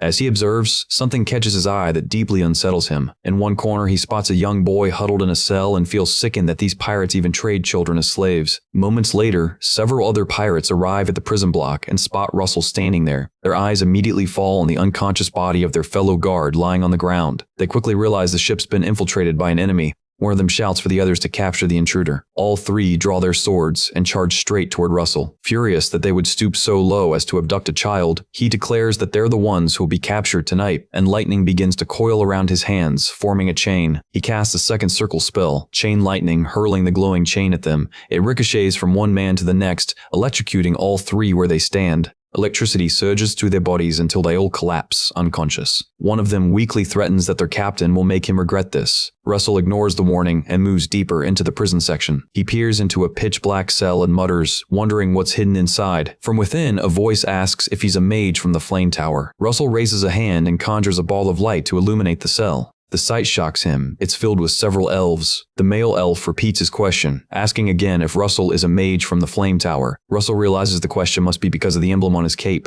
He explains that he isn't officially part of the flame tower yet, but the elf scoffs, saying it makes no difference. Standing before the bars with an unimpressed look, the elf orders him to hurry and open the door. Russell thinks to himself that he intends to free them anyway, though he wonders why this particular elf is so irritating, even for someone of their famously proud race. He studies the elf for a moment, debating whether leaving him there might be the better idea. Suddenly, a calm female voice from deeper inside the cell tells the first elf to stop. She reminds him politely to watch his manners. The other elves turn in surprise at the sound of her voice and call her Elo. She tries to stand, and the others quickly help her to her feet. Ilo tells them that Russell is no ordinary human. She steps closer to the gate and says his mana shines as purely as the light of a setting sun. Evidently, Russell's aura carries a faint trace of spiritual energy, and she smiles softly as she points it out. The other elves are stunned by her remark, whispering in disbelief that the mage might not be human. The brash one asks Elo what she means. Russell, too, is taken aback and wonders what she's talking about when she mentions the scent of a spirit. Confusion spreads among the elves as they question how a human could possibly emit such a scent. Russell even sniffs at himself, trying to detect whatever spiritual aroma she spoke of.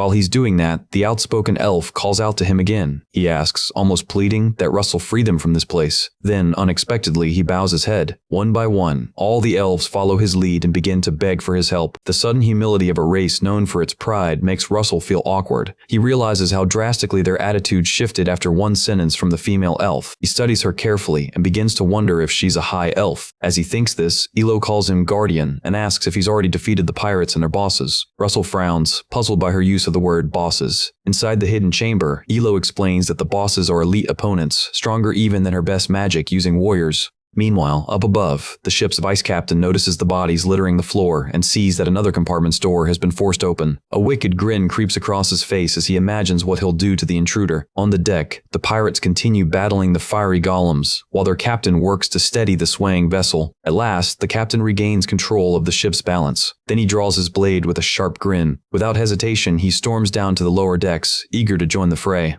He swiftly decapitates several of the flaming golems in one clean motion. When the flames dissipate, he mocks his men, asking if they were truly struggling against such pitiful attacks. A faint aura glows around him, proof that he's a knight. The pirates cheer at his arrival, shouting that Daria's finished now. Miss Daria watches from above, amused that they managed to destroy her fire constructs so quickly. Moments later, the master gracefully lands upon the deck. Every pirate turns to stare, stunned that she's come directly to face them. The captain grins arrogantly, remarking that she's got some nerve approaching him so closely. With pride, he introduces himself as the captain, Don Click. Daria's eyes narrow as she inspects his body and weapon, immediately recognizing the flow of aura surrounding them. Don bursts into laughter. He taunts her, asking if a knight's honor can fill her stomach or pay her taxes. Then, laughing even louder, he boasts that the Click brothers make far better money through the slave trade. Once he grows bored of his own gloating, he brandishes his sword and lunges, ready to carve her apart. In a blink, he closes the gap between them and swings down to strike. But before his blade connects, the Flame Tower Master glides backward effortlessly, evading the attack. Meanwhile, below deck, a massive slash suddenly appears across the wall of the inner prison while Elo is still explaining the danger of the bosses. Russell whirls around toward the source of the impact. The cut detonates with a deafening boom, splintering the wall apart. He jumps back from the blast but raises a magic barrier to protect himself from the debris.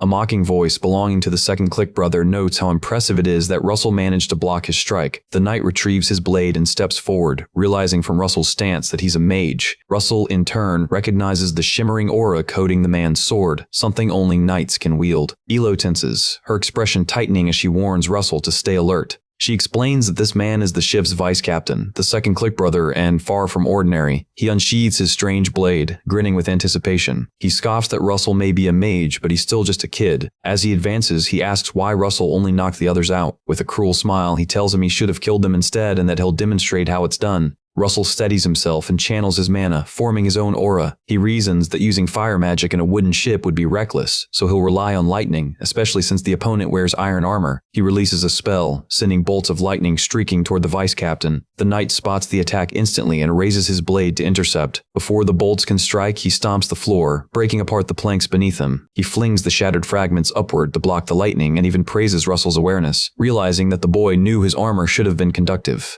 But instead of defending, the knight suddenly charges straight through the lightning, telling Russell he's overlooking something. Russell watches in disbelief as the electricity dances across the man's armor without harming him, and he keeps firing new bolts. As more lightning flashes through the air, the vice captain keeps charging forward, sneering that these attacks can't hurt him. From within his shield, Russell stares wide-eyed, baffled that the sword and armor aren't conducting a single spark. The knight closes the distance and swings his blade at Russell's barrier. The impact reverberates, slamming into the shield with immense force. It doesn't shatter, but the knight pauses, slowly withdrawing his blade. A web of cracks appears where he struck. The weapon clearly isn't ordinary steel. The damaged spot splits open further with a sharp crack. Back on the deck, Don Click lunges toward the Flame Tower Master, attempting to cleave her in half. His sword slices clean through, but to his shock, the figure he struck erupts into flames, revealing it was merely a fiery illusion. When he concludes his assault, he spots Daria standing before him, encircled by blazing fire, and he lets out a sharp hiss. He comments that she's quite the mage when it comes to running away, yet Daria remains silent. When she finally speaks, her voice is calm as she asks if his brother too is a knight. Don Click replies proudly that his brother indeed bears the same title, though he adds with arrogance that his brother is nowhere near as exceptional as he is. As their exchange continues, the flames around Daria begin to shift and take form, morphing into another blazing group of fiery dwarfs. Dawn burst into laughter at the sight, mocking her and asking if she's pulling the same trick again. The Flame Tower Master firmly denies it, saying that this time, things will be a little different. Dawn stiffens at her words, uncertain of what she means. Then, the dwarfs of flame rise once more. They march toward him with their weapons drawn, and Dawn frowns in confusion, unable to grasp what's unfolding. Soon he swings into action, attacking the advancing flame creatures, nearly a dozen of them. These fiery beings are none other than Miss Daria's own creations, beings she names the Dwarfs of Hellfire. Watching him struggle against them, Daria's lips curl into a cold smile filled with lethal satisfaction. Dawn grows uneasy when he realizes just how vastly he's outnumbered. Still, with his incredible speed, he fights desperately to hold his ground. As he glances back at her mid-battle, realization strikes him. The features before him, those unmistakable eyes, and that commanding aura belong to none other than the infamous Witch of the Flame Tower. He finally knows who she truly is. Meanwhile, below deck, blood spills as Russell's shield shatters under the force of his opponent's strike. The knight blinks in surprise, noticing that Russell has completely disappeared from where he stood, and frantically scans the area. He turns to the side and sees Russell standing there. Bewildered, he wonders how Russell managed to evade a strike from such close range. The young man just stands, clutching his bleeding chest, gasping for breath as he struggles to steady himself. The knight remembers distinctly his sword did make contact with Russell's chest. By all logic, the blow should have sliced him clean in two. Looking closer, he spots a shimmering aura cloaking Russell's body. He wonders if his opponent is reinforcing himself with magic to enhance his physical prowess. Indeed, Russell is channeling his aura, both to accelerate his movements and to hasten the healing of his wound. The vice captain mutters inwardly that none of it matters. His prey is cornered like a rat trapped in a cage. Elo, who has been silently watching from the sidelines, can't help but feel pity for Russell. Russell breathes heavily, struggling to stay conscious and not lose any more blood. Deep inside, he reminds himself that he understands knights. His mind flashes back to his previous life, to the day he once crossed paths with a knight. That knight had been merciless, slaughtering an entire mercenary band simply because one of them brushed against his shoulder. Among the victims was Russell himself, left bleeding and broken. Just as death loomed, a stranger appeared, a mercenary who stepped between him and the raging knight, determined to shield him from the slaughter. That man, as it turned out, was a mage. The mage conjured a magical barrier between himself and the knight, who unleashed furious blows upon it. In the end, the mage subdued the knight, though only because he possessed a secret technique hidden up his sleeve. Now, recalling that memory, Russell summons a new shield of his own, just like that mage once did. The vice captain charges at him again, bringing down his blade with the intent to shatter this fresh defense. While the onslaught continues, Russell remembers exactly how the mage had turned the battle in his favor, and he mirrors that method. The vice captain strikes again, slamming his weapon into the shield with full power. The shield cracks under pressure as expected, yet something about this situation feels different. Russell then reveals the trick. The mage's secret was to layer one shield atop another. That same technique is what Russell has recreated. The vice captain's blow has only fractured the first barrier.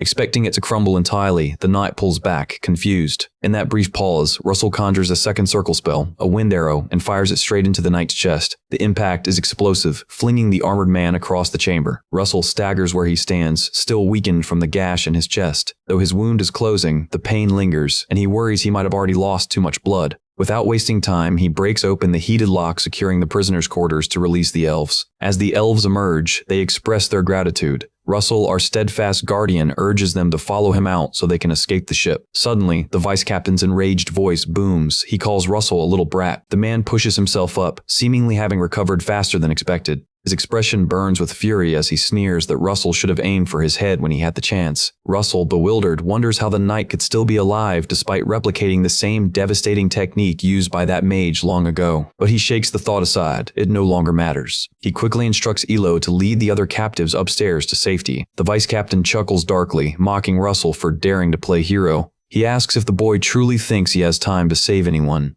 In a blink, the knight is upon him again, but Russell reacts instantly, summoning his shield. As before, the first layer shatters under the sword's pressure, but the second one holds firm. The knight snarls that this time he won't give Russell a single chance to counterattack. His sword moves like lightning, hacking through every barrier Russell conjures. Russell grits his teeth, forced to keep creating shields one after another, each instantly broken. His only plan now is to stall for time until the elves can free the captives. Meanwhile, the elves successfully recover the prison keys. Russell endures the relentless attacks, biding his time until everyone is safe. When Ilo finally shouts that all the captives have been freed, Russell takes that as his cue to act. The vice captain, still slashing like a madman, laughs when he hears Elo's words, declaring that their efforts are meaningless. He'll hunt them down anyway. Then, Russell's voice changes. It deepens, carrying the weight of something monstrous. In a tone like the rumble of a dragon, he tells the knight that this time, things will be different. He admits he couldn't unleash his full power earlier because the room was crowded with hostages. All at once, the air begins to shift, and the vice captain's face twists in disbelief as the atmosphere itself turns menacing. The entire chamber ignites in crimson light.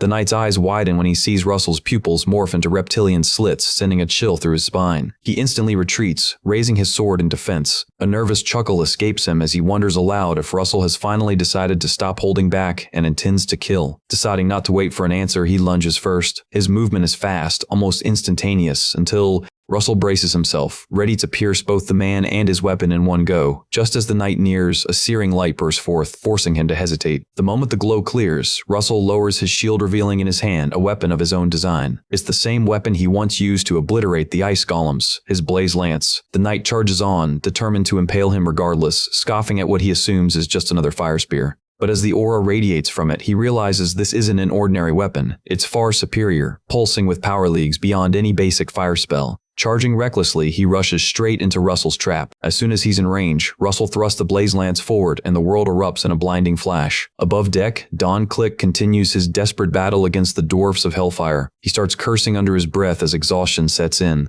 The more of them he cuts down, the more they multiply, and he can't afford to stop fighting. Between gritted teeth, he wonders where his useless brother has gone and why he hasn't joined the fight yet. The fiery dwarfs swarm him, forcing him to keep swinging his weapon non-stop. He mutters that he just needs to hold out a bit longer until he can land the decisive blow, but his words catch in his throat when a fierce light bursts from below deck, shining through the wood beneath his feet. Moments later, a massive explosion of energy erupts from that spot, nearly splitting the ship in two. The Flame Tower Master watches the chaos unfold, her eyes narrowing as she tries to comprehend what just happened. Then, from behind her, a sound catches her attention. Daria turns to see the rescued captives emerging into the open.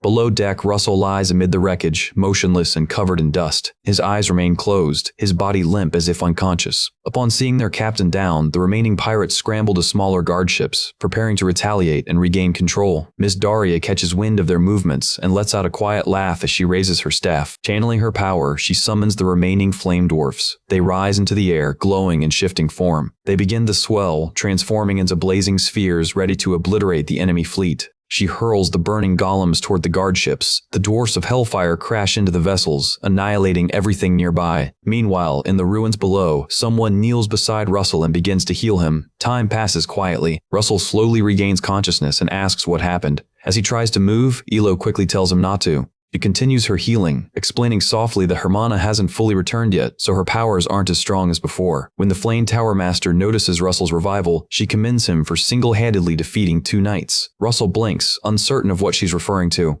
Nearby, Don and his brother are bound to a pillar punishment for their reckless actions. Elo then turns to Russell and expresses her gratitude, admitting she owes him more than she can ever repay. She introduces herself as Elo, Lady of the White Ash Tree Tribe, and solemnly vows by the honor of her ancestors that she will one day repay her debt. Russell introduces himself in turn, modestly saying that he only did what any guardian should. Not far away, 2 male elves return to Daria's side. They report that all prisoners are accounted for and in good condition, earning Daria's approval. Miss Daria praises their diligence and then commends Ilo for raising such loyal subordinates. Russell looks on in awe, realizing just how kind and noble these elves truly are. He turns to Lady Isla and asks what she truly meant by her earlier words back in the cabin. Lady Elo simply stares at him for a moment, trying to recall what he's referring to, before asking if he's talking about when she mentioned sensing a spirit scent on him. Their quiet conversation draws Miss Doria's attention. Russell confirms that yes, that was exactly what he meant. The lady responds by asking a question of her own, whether his blood, perhaps, carries traces of a dragon's lineage. The accuracy of her question leaves Russell stunned. He then calmly reveals that she, too, carries the blood of a green dragon flowing faintly through her veins. She explains that in her case, it's only like a drop of water in an ocean, barely enough to matter. Still, she adds that even the smallest trace of dragon blood has the power to draw the attention of spirits. Lady Elo gently clasps the young man's hands and tells him she can sense a thick, distinct scent of spirits around him. That was why she asked. Miss Daria Stone, overhearing them, wonders if it's this mixed dragon blood that explains why Russell's strength grows at such a terrifying rate. A quiet thought crosses her mind, that this boy may one day shake the very foundations of the kingdom of Endymion. Perhaps even the entire world. Soon after, a group of kind-hearted knights arrive to help free the captives from the ship. As the time to leave finally comes, Miss Daria turns to Lady Elo and assumes she intends to remain in hiding until she fully recovers her mana. Lady Elo answers with confidence, confirming that is indeed her plan. The master then tells her that her own mansion is nearby, offering them a place to stay, and she adds that she believes Lady Elo's presence will be valuable in guiding Russell's training. Russell, however, looks utterly bewildered, wondering what kind of training the Flame Tower Master is even talking about. Elo sees this as a chance to repay her debt to him. Her cheeks flush slightly as she declares she would be glad to join them. Miss Daria teases Russell, asking why he's reacting so dramatically, and jokes whether he doesn't actually want her to train him. Our boy hurriedly denies it, saying he'd be honored to. The master shows them the path and tells them the carriages will arrive soon. They all thank her politely. As they walk toward the boarding area, Russell asks the Flame Tower Master if it's alright for him to undergo her training even though the academy semester is about to begin. Ms. Daria assures him that Professor Hubert will handle the matter. Before long, they reach the carriages. A short while later, the coachmen pull to a stop. It seems they have arrived. Miss Daria turns to the others and announces that they've reached their destination, a grand and splendid mansion standing before them. Noticing their odd expressions, the Flame Tower Master gently tells them not to feel pressured and to make themselves at home. As they walk through the garden, everyone keeps admiring the mansion's beauty. Elo compliments Miss Daria's residence, calling it a truly beautiful place, and expresses her gratitude for the kindness shown to her and her companions. While they're moving in, Russell glances behind him, and something oddly familiar catches his attention. He stops, scanning the surroundings. Something about the scenery stirs a memory he can't quite grasp. Then it strikes him. He had visited this place long ago with his parents. Russell approaches Miss Daria and tells her he has a question to ask. She pauses and turns toward him as he asks if the villa didn't originally belong to her. Miss Daria looks slightly embarrassed and warns him that saying such things aloud might make others think she stole it. Russell quickly apologizes, flustered. She admits his guess is correct and explains that she bought the villa years ago from a merchant association. That revelation hits Russell. This was once one of his family's estates before his father's death. After his family's downfall, he remembers hearing that the villa had been sold off cheaply. It feels strange to stand here again under such different circumstances. A week passes. Elo wakes up and heads into the living room. The Flame Tower Master senses her aura and remarks with relief that Elo seems to have recovered much of her mana. Elo smiles and says it's all thanks to the Master's generosity and care. Miss Daria brings up the topic they discussed earlier, helping with Russell's training. Elo responds brightly, saying she's as ready as she'll ever be. Then she suddenly pauses and asks where Russell is. Miss Daria laughs softly and tells her she sent him out for a task. Meanwhile, Russell screams as he plunges off a cliff. Thankfully, there's a stream below, and he crashes into the water instead of the rocks. He quickly swims to the surface, gasping for air. Looking back to where he had been standing, he realizes with dismay that he's failed the exercise again. He recalls the assignment Miss Daria had given him earlier. She'd asked what he thought was the most crucial thing he lacked during his last battle. Russell remembers how he'd relied constantly on his shield just to survive. So he'd answered that what he needed most was distance. The master had agreed, explaining that in combat, distance is the key factor for any mage. She had smiled at him, then told him to watch carefully as she demonstrated something. Taking a single step off the cliff, fire suddenly enveloped her foot as it met the air. In an instant, flames wrapped around her entire form and she vanished. Next moment, she reappeared across the gap on another cliff, still surrounded by flames, calmly crossing the void. Watching in awe, Russell realizes she just used space distortion magic, a technique known as blink. After landing, Miss Daria tells him that from now on, his task will be to cross the chasm using blink as well. She reminds him that he will need this technique in the future. Russell drags himself out of the water once more, crawling to the shore. As he climbs back up toward the cliff's edge, he reflects that Blink isn't bound by circle levels. It's a spell that can only be mastered through deep understanding of its structure. Our boy stands up again, ready to make another attempt. He steps forward in faith, but falls once more, shouting as he plunges toward the water below. Hours later, exhausted, he climbs back up the rocks, muttering whether this so-called blink training is just an excuse to test his endurance. When he finally reaches the top, he takes a deep breath and focuses harder this time. As he steps forward again, a blaze ignites under his foot. Just as he moves off the cliff, a sudden shout echoes from behind, urging him to act, and he tumbles down yet again. Looking up mid-fall, he sees that the one who startled him was Daria herself. She watches his fall with an awkward smile on her face. That night, Miss Daria gathers Russell and Elo in a secluded rocky area before a warm fireplace. She informs him that, beginning today, he will learn about forming contracts with spirits. Elo rises eagerly, saying she's glad she can assist. Our boy thanks her sincerely. As they begin, Elo instructs Russell to slowly close his eyes. She tells him to focus and picture fire in his mind. As he does, his entire body becomes engulfed in flames. Elo tells him she'll step into his imagination to guide him. Then, she enters his mental world. Within his mindscape, Elo appears before him, takes his hand, and leads him along the proper path. She explains softly that there's something few truly understand, that the door to the spirit realm exists for everyone, no matter if they're human, elf, or otherwise. For all living beings are born of nature itself. Within his thoughts, visions of death and great war begin to unfold. Flames burst wildly from Russell's body, so intense that even the Flame Tower Master looks utterly astonished.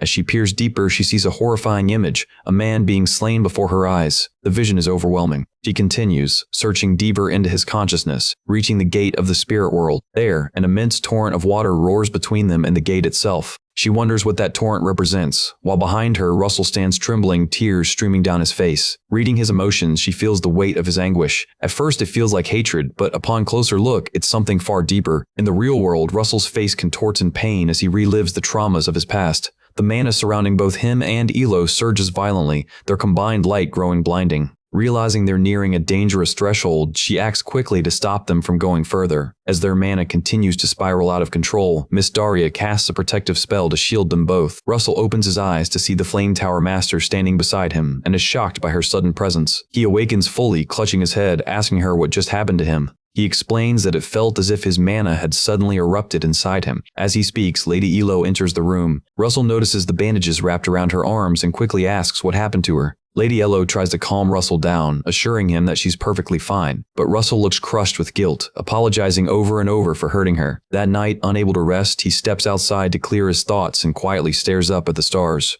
Meanwhile, Ms. Daria watches him from her office window, her expression unreadable. She soon decides to speak with Lady Elo, wanting to understand exactly what happened during the training. Elo recalls that they had reached the path leading toward the Spirit's Gateway. The problem, however, was that once they arrived, they couldn't move any further. Elo explains that something had blocked their way, an overwhelming surge of emotions too strong to cross. She sensed hatred, but somehow it felt more like a deep, sorrowful sadness. The emotion was so heavy, so consuming, that she couldn't help wondering how Russell had managed to carry it all this time without breaking. Sometime later, Ms. Daria calls for Russell. She greets him cheerfully and tells him that today he'll begin a new round of training. Russell bows respectfully, ready to accept whatever tasks she has in store. But to his shock, she bluntly informs him that he'll be doing some cleaning. He freezes, blinking at her in disbelief, unsure if she's joking. The Flame Tower Master clarifies that for the next week, he'll assist the mansion staff with deep cleaning. Russell is completely thrown off. What does cleaning have to do with magic training? Ms. Daria adds that she and Lady Elo will be traveling to the capital for a while. Elo smiles and waves goodbye, saying she'll see him next week.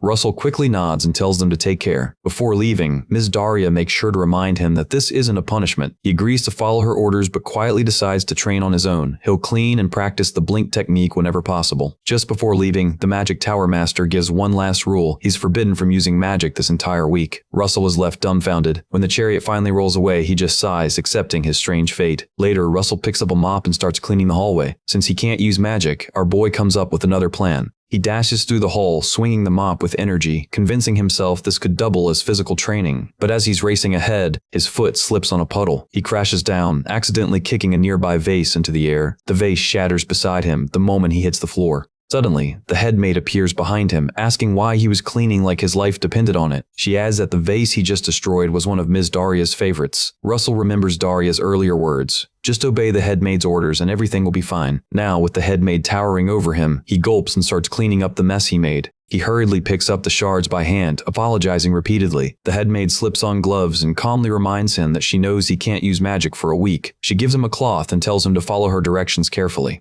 Later, while dusting another vase, she suddenly appears again, instructing him to hold it from the bottom so it doesn't fall. While he's mopping the floor, she reappears to ask if he's remembered to clean behind the door. No matter where he goes, she's always there, watching, correcting, commenting. Russell's patience is tested all day long. When he finally finishes, he collapses with a deep sigh, completely drained. Thinking back on how the headmaid kept popping up, he wonders if this is all part of some mental endurance training. Lost in thought, the headmaid calls out that it's lunchtime and tells him to follow her to the kitchen. Russell, clearly reluctant, says he'll eat later. But she gives him a chilling glare and repeats the order with a more intimidating tone. Russell realizes resistance is futile and follows her obediently. In the kitchen, the mansion staff are already gathered, chatting and eating together. As Russell looks around, he's surprised by how many people actually work here. A man sitting beside him turns with a smile and asks his name. Russell politely replies, "Russell Raymond." The man raises an eyebrow at the surname, clearly recognizing it. Russell starts sweating, worried the man knows about his family, but instead the man simply compliments him, calling him a handsome young man and admiring his black hair and red eyes. "Someone please call HR." Another maid overhears and gushes that his red eyes look really cool. Then a worker behind him chimes in, commenting on Russell's fit build and asking if he can touch his biceps.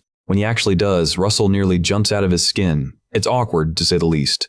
The guy laughs, smacking him lightly on the head, and everyone bursts into laughter. Russell forces a chuckle but internally mourns that he has to endure this chaos for an entire week. He tells himself this must be some kind of test. There's no other logical explanation. Later, he joins the other workers, cutting wood and carrying it back to the villa. He grumbles to himself that this would have been a breeze if he could use his wizard aura, but alas, he can't. They haul the wood back and forth across a small bridge. Once the job's done, everyone sits by the lake to relax. They raise their drinks, toasting to a hard day's work. Russell doesn't hold back and downs his beer like a seasoned drinker, stunning the man beside him. The man smacks Russell's back so hard that beer sprays from his mouth. Our boy asks why he did that out of nowhere. The man scolds him, saying he's still a student. If he keeps drinking, he'll lose all his muscles. That's when Russell remembers. He's in a young body now, not the old mercenary self used to heavy drinking. One of the older workers laughs and pours him another cup, saying that learning to drink properly is part of becoming an adult. He gestures at the beautiful scenery and jokes that it'd be a sin not to enjoy a drink like this. Just then, someone nearby remarks that there's another kind of sin happening right now. Everyone turns to see who said that. It's the head maid. She declares that drinking without snacks is the real sin here. She brings out a basket full of snacks and passes them around. The workers cheer, welcoming Russell as their new family member. He laughs with them, and for the first time in a while, it feels genuinely warm. The head maid quietly watches him, noticing how happy he seems among them. She sees him chatting and laughing with the same worker who told him not to drink, almost like they're real family now. Over the following days, she continues supervising him, even when he's up cleaning the roof. At night, everyone gathers again for dinner, their laughter echoing through the halls. On the day before Lady Elo's return, Russell sits by the fountain, realizing that a week has nearly passed. The thought leaves him strangely uneasy. The head maid approaches, commenting that he seems to enjoy this spot. Startled, he jumps up and greets her politely. Adjusting her glasses, she teases him, asking how many times he plans to greet her in one day. He laughs, saying it just comes naturally. She asks why he always comes here, and after hesitating, he gives her an honest answer. He says this place helps him remember certain people. The head maid nods thoughtfully, then asks why he doesn't just go see them since mages can teleport. He replies that teleportation is difficult, and even if he could, those people are somewhere he can't reach. She jokes that she always thought mages had no worries, and Russell playfully calls that a ridiculous thought. As she walks off, she reminds him that tomorrow's his last day of cleaning and encourages him to do his best until the end. He promises that he will.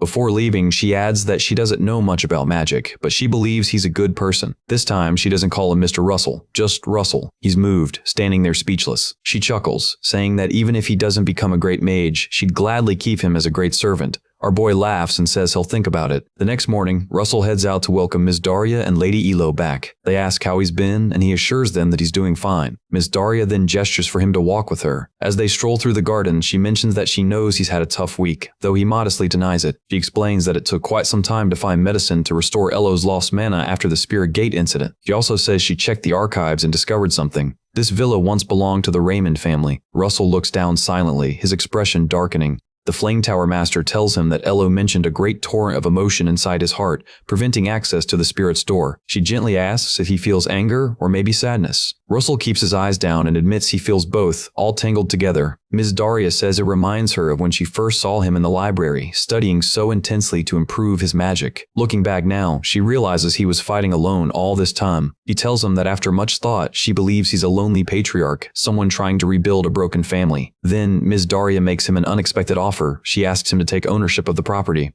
Russell's jaw nearly drops. He demands to know what she means. She quickly reassures him, saying she's not giving it away for free. Instead, she proposes that he become the Flame Tower's warmage and protector of the nation. By doing so, he could earn enough to buy the estate from her fairly. Russell exhales in relief as her true meaning sinks in. She smiles softly and asks if he understands. She adds with a bright smile that he doesn't have to face everything by himself. That night, Miss Daria, Lady Elo, and Russell head back into the forest for more training. Lady Elo explains that during their last attempt, she didn't awaken his consciousness while they were near the Door of Spirits. She had simply guided him with her unconscious mana. But this time, she says, they'll face the door together. Russell doesn't seem thrilled to do this again and hesitantly asks what will happen if she ends up getting hurt like before. Elo tries to cheer him up by saying they brought plenty of medicine just in case, but Russell insists he'd rather not see her hurt at all. She smiles and tells him to close his eyes, to imagine a fire like he did the last time. She explains that she'll awaken his imagination so that he's aware when they arrive. In an instant, they enter Russell's subconscious, and this time, our boy can clearly see and recognize Elo standing before him. He looks down at his own hands, amazed as he observes what his pure mana form looks like for the very first time. Elo leads him ahead, assuring him that the journey will go smoothly, just like before, at least until they reach the torrent. When they arrive at the cliff's edge, she halts and tells him that the torrent is still there, just as it was last time. She warns him that it's still difficult to reach the origin and open the door of spirits. Despite her warning, Russell moves closer to the torrent, but Elo quickly cautions him not to approach it. The moment he gets near, he's hit by an overwhelming backlash that sends him flying backward. He screams in pain. Lady Elo tells him that simply perceiving this torrent is already dangerous, and trying to walk into it is far worse. Yet the brief impact of getting close allows Russell to sense what the torrent is made of. He begins seeing flashes of his thoughts, dreams of graduating the academy, choosing a tower to join, rebuilding his family, and avenging his father's death. The weight of those visions stuns him. He realizes how deeply these desires are tied to his heart. Sadness takes over and he apologizes, admitting he can't let go of such feelings. Suddenly, a voice echoes through the space, asking how it felt to stay with Russell. He looks up and recognizes it. It's Miss Daria's voice, the master of the Flame Tower. In the real world, the head maid had been reporting to Miss Daria, telling her that Russell is a good person. Meanwhile, inside his subconscious, Russell listens to that same voice and deduces that the head maid and the Flame Tower Master are having a conversation. Miss Daria asks if the head maid didn't leave Russell's side as instructed, and the head maid confirms she stay with him. Russell continues listening, gradually realizing the meaning behind his week-long training. He remembers Professor Hubert, who's always cared for him and guided him sincerely. He recalls celebrating with the workers, how they'd welcomed him as part of their family. Then he remembers the head maid's final words to him, the ones that moved him deeply, how she said he's a good person. Lastly, Miss Daria's words return to him, her reminder that he doesn't have to struggle alone because there are people beside him. Putting all those moments together, Russell finally understands the lesson behind it all. Tears begin to roll down his cheeks. He realizes there's only one thing left for him to do, even if the torrent cannot be destroyed. Rising to his feet, he says he can jump across it. The memory of Miss Daria's training by the cliff comes flooding back to him. As he steps toward the edge, Lady Elo tries to stop him, warning that it's far too dangerous. The pain from the torrent grows stronger, yet he keeps walking, whispering to himself that it's okay even if he falls because he's not alone. The moment he takes his first step off the cliff, a flame flickers beneath his foot. Elo gasps in horror, watching helplessly from behind, praying that he'll survive this.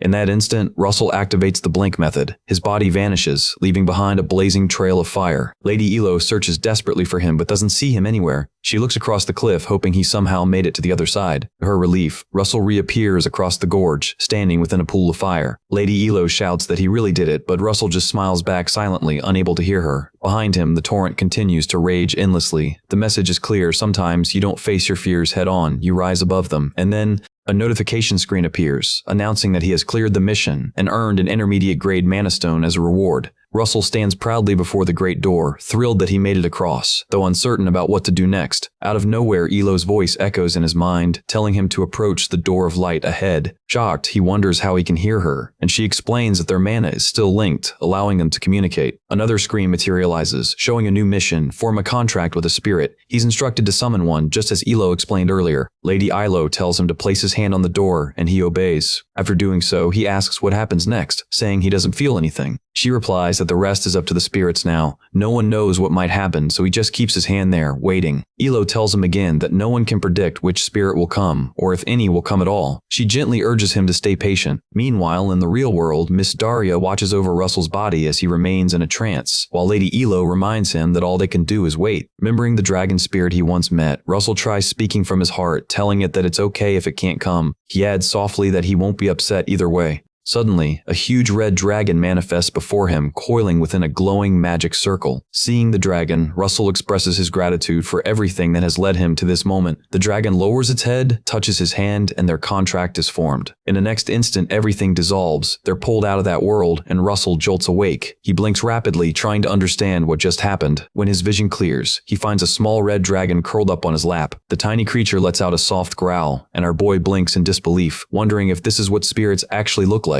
Lady Elo and Miss Daria laugh nearby. Elo congratulates him warmly, and Miss Daria says there's something else worth celebrating too. Russell tilts his head, confused, until his eyes fall on his chest. Realization hits he's reached the fourth circle. The little red dragon lets out another cheerful roar. Another notification pops up, telling him he's awakened new knowledge through spirit summoning and advanced to the fourth circle. It also mentions an unknown bonus reward, which makes him curious. As he's lost in thought, the baby dragon roars again, trying to grab his attention, and flutters upward. It lands on his head and snuggles into his hair.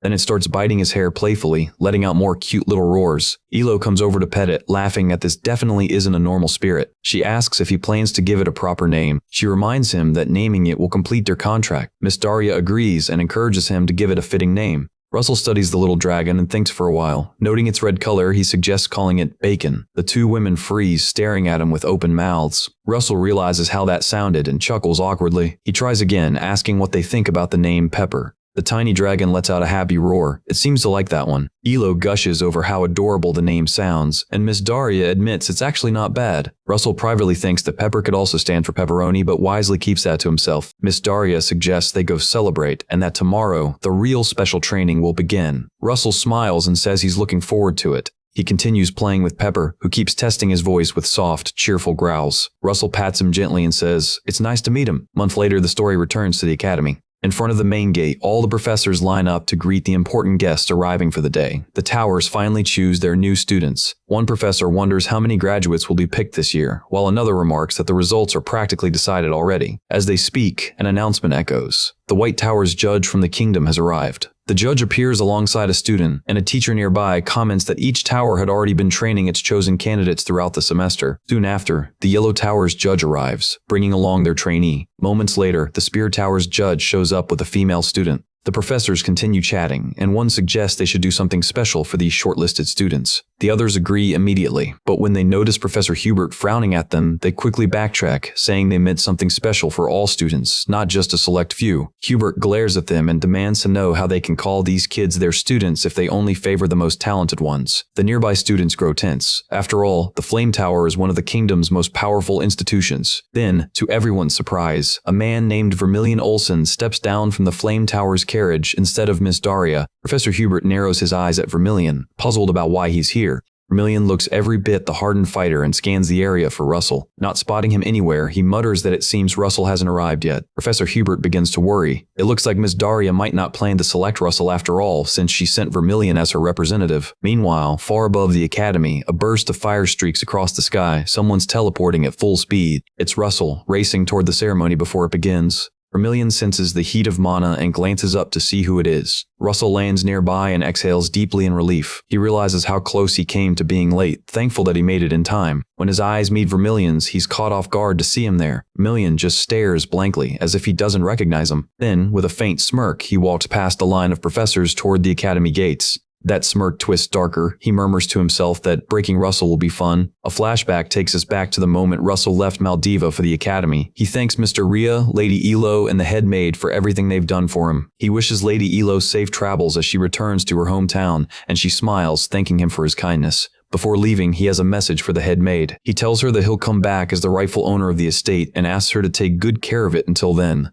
The head maid laughs, saying she hopes things turn out the way he expects. He expresses his gratitude for everything they've done for him in such a short time. Before he departs, Miss Daria stops him and says she has one small favor to ask. She hands him a sealed envelope, asking him to deliver it to Professor Hubert on her behalf. Russell accepts it with a nod and promises to deliver it safely. She thanks him, though he can't help but notice that she doesn't look well. It makes him wonder what's written inside that letter and why she seems so burdened by it. In the present time, Russell sits with Professor Hubert in his office, handing over the letter. The professor lets out a relieved sigh, saying it's good that Russell made it here just in time. As he reads through the letter, Hubert admits that the only problem is it'll be hard for him to help during the selection. Covers part of the letter with his hand and explains that something urgent came up, something he has to take care of right away. Russell just smiles and says it's fine before politely getting up to leave. Before he walks out, Professor Hubert stops him with one last piece of advice. He warns Russell not to underestimate Brother Olsen, saying that man's someone you really don't want to take lightly. Then he adds that Russell can't just try his best. He has to be the best. The professor pats his shoulder, confident that Russell can do it. Russell smiles again, assuring him not to worry. Soon after, the first round of the selection begins. All the students sit before their professors, facing a long written exam. For Russell, it's not that hard. He remembers flunking this exact test in his past life, so this time, it's almost too easy. But there's something else on his mind, something more worrying. What troubles him most is that letter Professor Hubert just received. He remembers that in his previous life, once Hubert got that letter, he started traveling more and more, to the point he could barely teach anymore. Not long after that, Professor Hubert died, the same year he was supposed to take his sabbatical.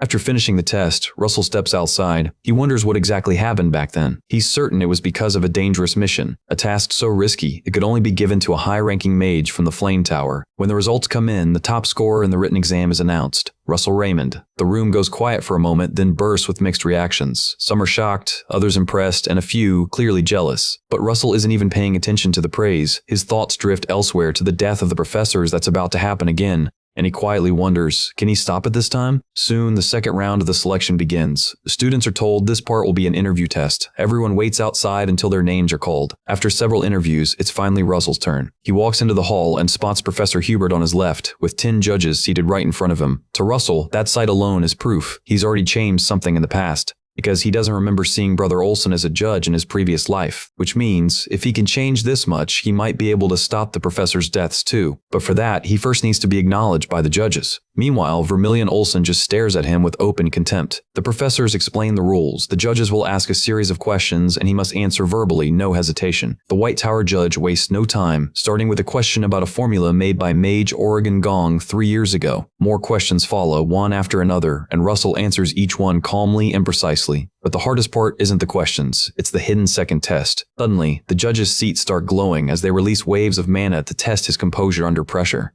It's a standard procedure, and Russell braces himself. He remembers how this exact part destroyed him in his past life. Back then, he'd cough endlessly, nearly passing out before the test ended. But now, he holds firm, keeping his cool even as the mana storm intensifies. The Yellow Tower judge leans forward, amazed that Russell's expression doesn't even flinch. Meanwhile, Olsen scoffs, calling this little storm nothing. Then he amps up the intensity to see if the boy can still stand when things get serious. Russell feels the surge immediately, the pressure hitting him harder and harder. Olsen just smirks, watching as even the guards behind the judges start struggling to breathe. The Yellow Tower judge glances at him thinking, yeah, this guy's a total maniac. He worries Russell might actually die if this keeps up. Russell's body trembles, but he doesn't back down. His eyes stay locked on the judges, waiting for the next question. The Spear Tower judge is stunned. Russell's enduring a storm that even some professors can't handle. The newer professors are sweating bullets, struggling just to stay on their feet. The Spear Tower judge quietly mutters that this kid is a true genius. Then, a system message appears. Russell has earned acknowledgement from 9 out of 10 judges. Wilson notices, but he's not done. He keeps pushing the mana storm harder and harder. He raises it another level, curious if the boy can actually survive this. Russell clenches his jaw, clearly in pain, but still refuses to yield. Olsen doesn't stop. He keeps increasing the storm's power. Until finally, the Spear Tower judge steps in, placing a firm hand on Olsen's shoulder, telling him that's enough. They still have other candidates to test. Olsen clicks his tongue, annoyed but backs off. He mutters that it's a shame, it was just starting to get fun. Meanwhile, Russell stands tall, though his hands tremble slightly behind his back. Around him, the new professors are gasping for air, but relieved they survived that storm. One of the judges praises Russell for holding on and tells him he can leave. They call in the next candidate, and Russell steps out. The moment he sits on the waiting chair, his legs give out and he collapses, drained from the test. He sighs deeply, whispering to himself that he really thought he was going to faint in there. Then another notification pops up before his eyes. It says he's gained acknowledgement from 9 of the 10 judges. Russell chuckles dryly. He knows the system's hinting that it's not enough. He still needs one more. Yeah, he mutters, Olsen's not going to be easy. Later, the judges walk through the hall, chatting about Russell Raymond. The Spear Tower judge notes that the Fire Tower master has had his eyes on that kid, which basically means he's off limits now. The Yellow Tower judge agrees, saying any tower would be lucky to have someone like him. Too bad he's already taken. Olsen walks ahead silently, ignoring them all. Then the White Tower judge teases, asking when he's planning to start training Russell as his junior. Olsen stops, his expression darkening. He spins around and snaps, "Who said that kid's gonna be my disciple?" Realizing she just hit a nerve, the White Tower judge quickly tries to take it back, mumbling something awkward. The rest of the judges look away, the tension thick in the air, while Olsen storms off. They can't figure out why he's so uptight. Then comes a flashback, back when Olsen took a group of new recruits from the Flame Tower out for field training. During the mission, one rookie fails to hold the barrier steady as enemy swordsmen charge in. The barrier cracks under the pressure. In seconds, the knights break through, knocking the young mages down and cutting them down mercilessly. Olsen eventually wipes out all their enemies, but by then, his students are already dead. Standing in the middle of the battlefield, surrounded by bodies, he drops to his knees, tears falling as he realizes the cost of one weak link.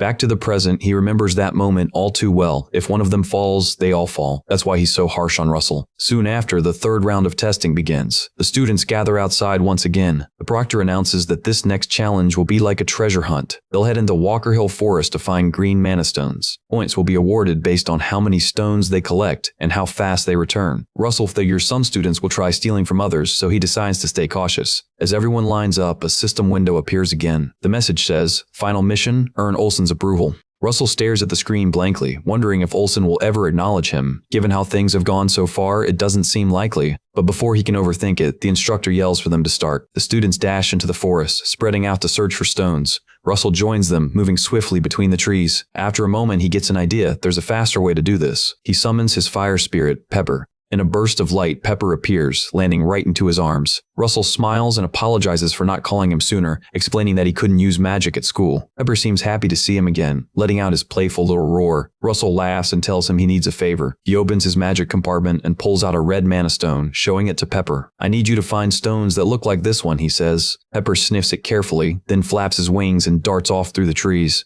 Russell grins and runs after him. Looks like he found one already. For a while, they weave through the forest, searching together. Eventually, Pepper stops above a strange red magic circle glowing faintly on the ground. Meanwhile, somewhere else in the kingdom, inside a magic supply shop, a cloaked man, clearly from the Flame Tower, is questioning the store owner. He asks where the mage he sold materials to went. The shopkeeper looks confused, saying he doesn't know, he just sold him some ingredients for a ritual. The man narrows his eyes and asks if he's aware that those materials were meant for a pagan spell. The shopkeeper freezes in shock, realizing the customer he helped might have been involved in something far more dangerous than he thought. The guardian shoves the man harshly, demanding that he start talking. He warns him that helping a cult is the same as committing treason against the kingdom, and at that moment, the man realizes just how deep in trouble he really is. The furious guardian presses again, asking if he knows where the mage went.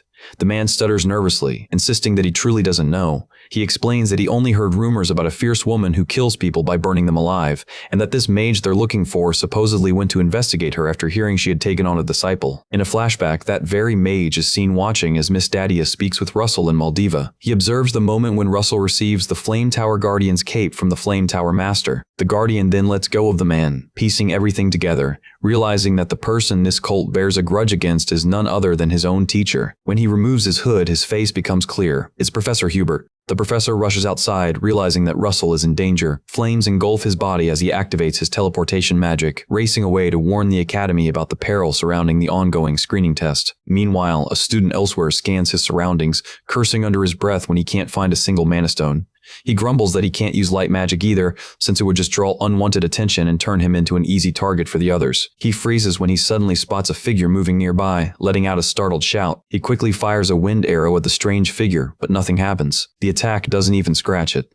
The boy realizes it looks human and awkwardly tells the figure it scared him. He studies it carefully, wondering if it's another candidate, but when the figure gives no response, he decides to turn around, assuming it must be dead. He briefly debates checking to confirm, but decides to ignore it. This is a competition after all, and it's every man for himself. As he walks away, a greedy thought strikes him. Maybe that strange guy had a stash of mana stones. He turns back to check, only to find the dead figure completely gone. The spot is empty, and confusion fills his face as he wonders where the figure vanished to. Then something shifts behind him. He whirls around, and what he sees makes his eyes widen in horror. A blood-curdling scream echoes through the forest, and just like that, another contestant is taken down. Meanwhile, Russell continues following Pepper, searching for mana stones together. In the middle of an open field, he spots a bag stuffed with glowing green mana stones. As he walks closer, he wonders why so many mana stones are gathered in one spot when it was supposed to be a scattered treasure hunt. He pats Pepper's head, praising him for a job well done, but something about the whole setup feels off. Russell crouches to inspect the bag more closely and notices something unusual inside. It's a golem's core. Our boy picks it up, examining the core carefully and noticing that it's cracked. It looks like it was broken long before any golem could even be summoned. As he investigates further, Pepper suddenly growls, his eyes fixed on something behind them. Russell turns sharply to look. Without warning, sharp spikes burst from the ground, aiming straight for him.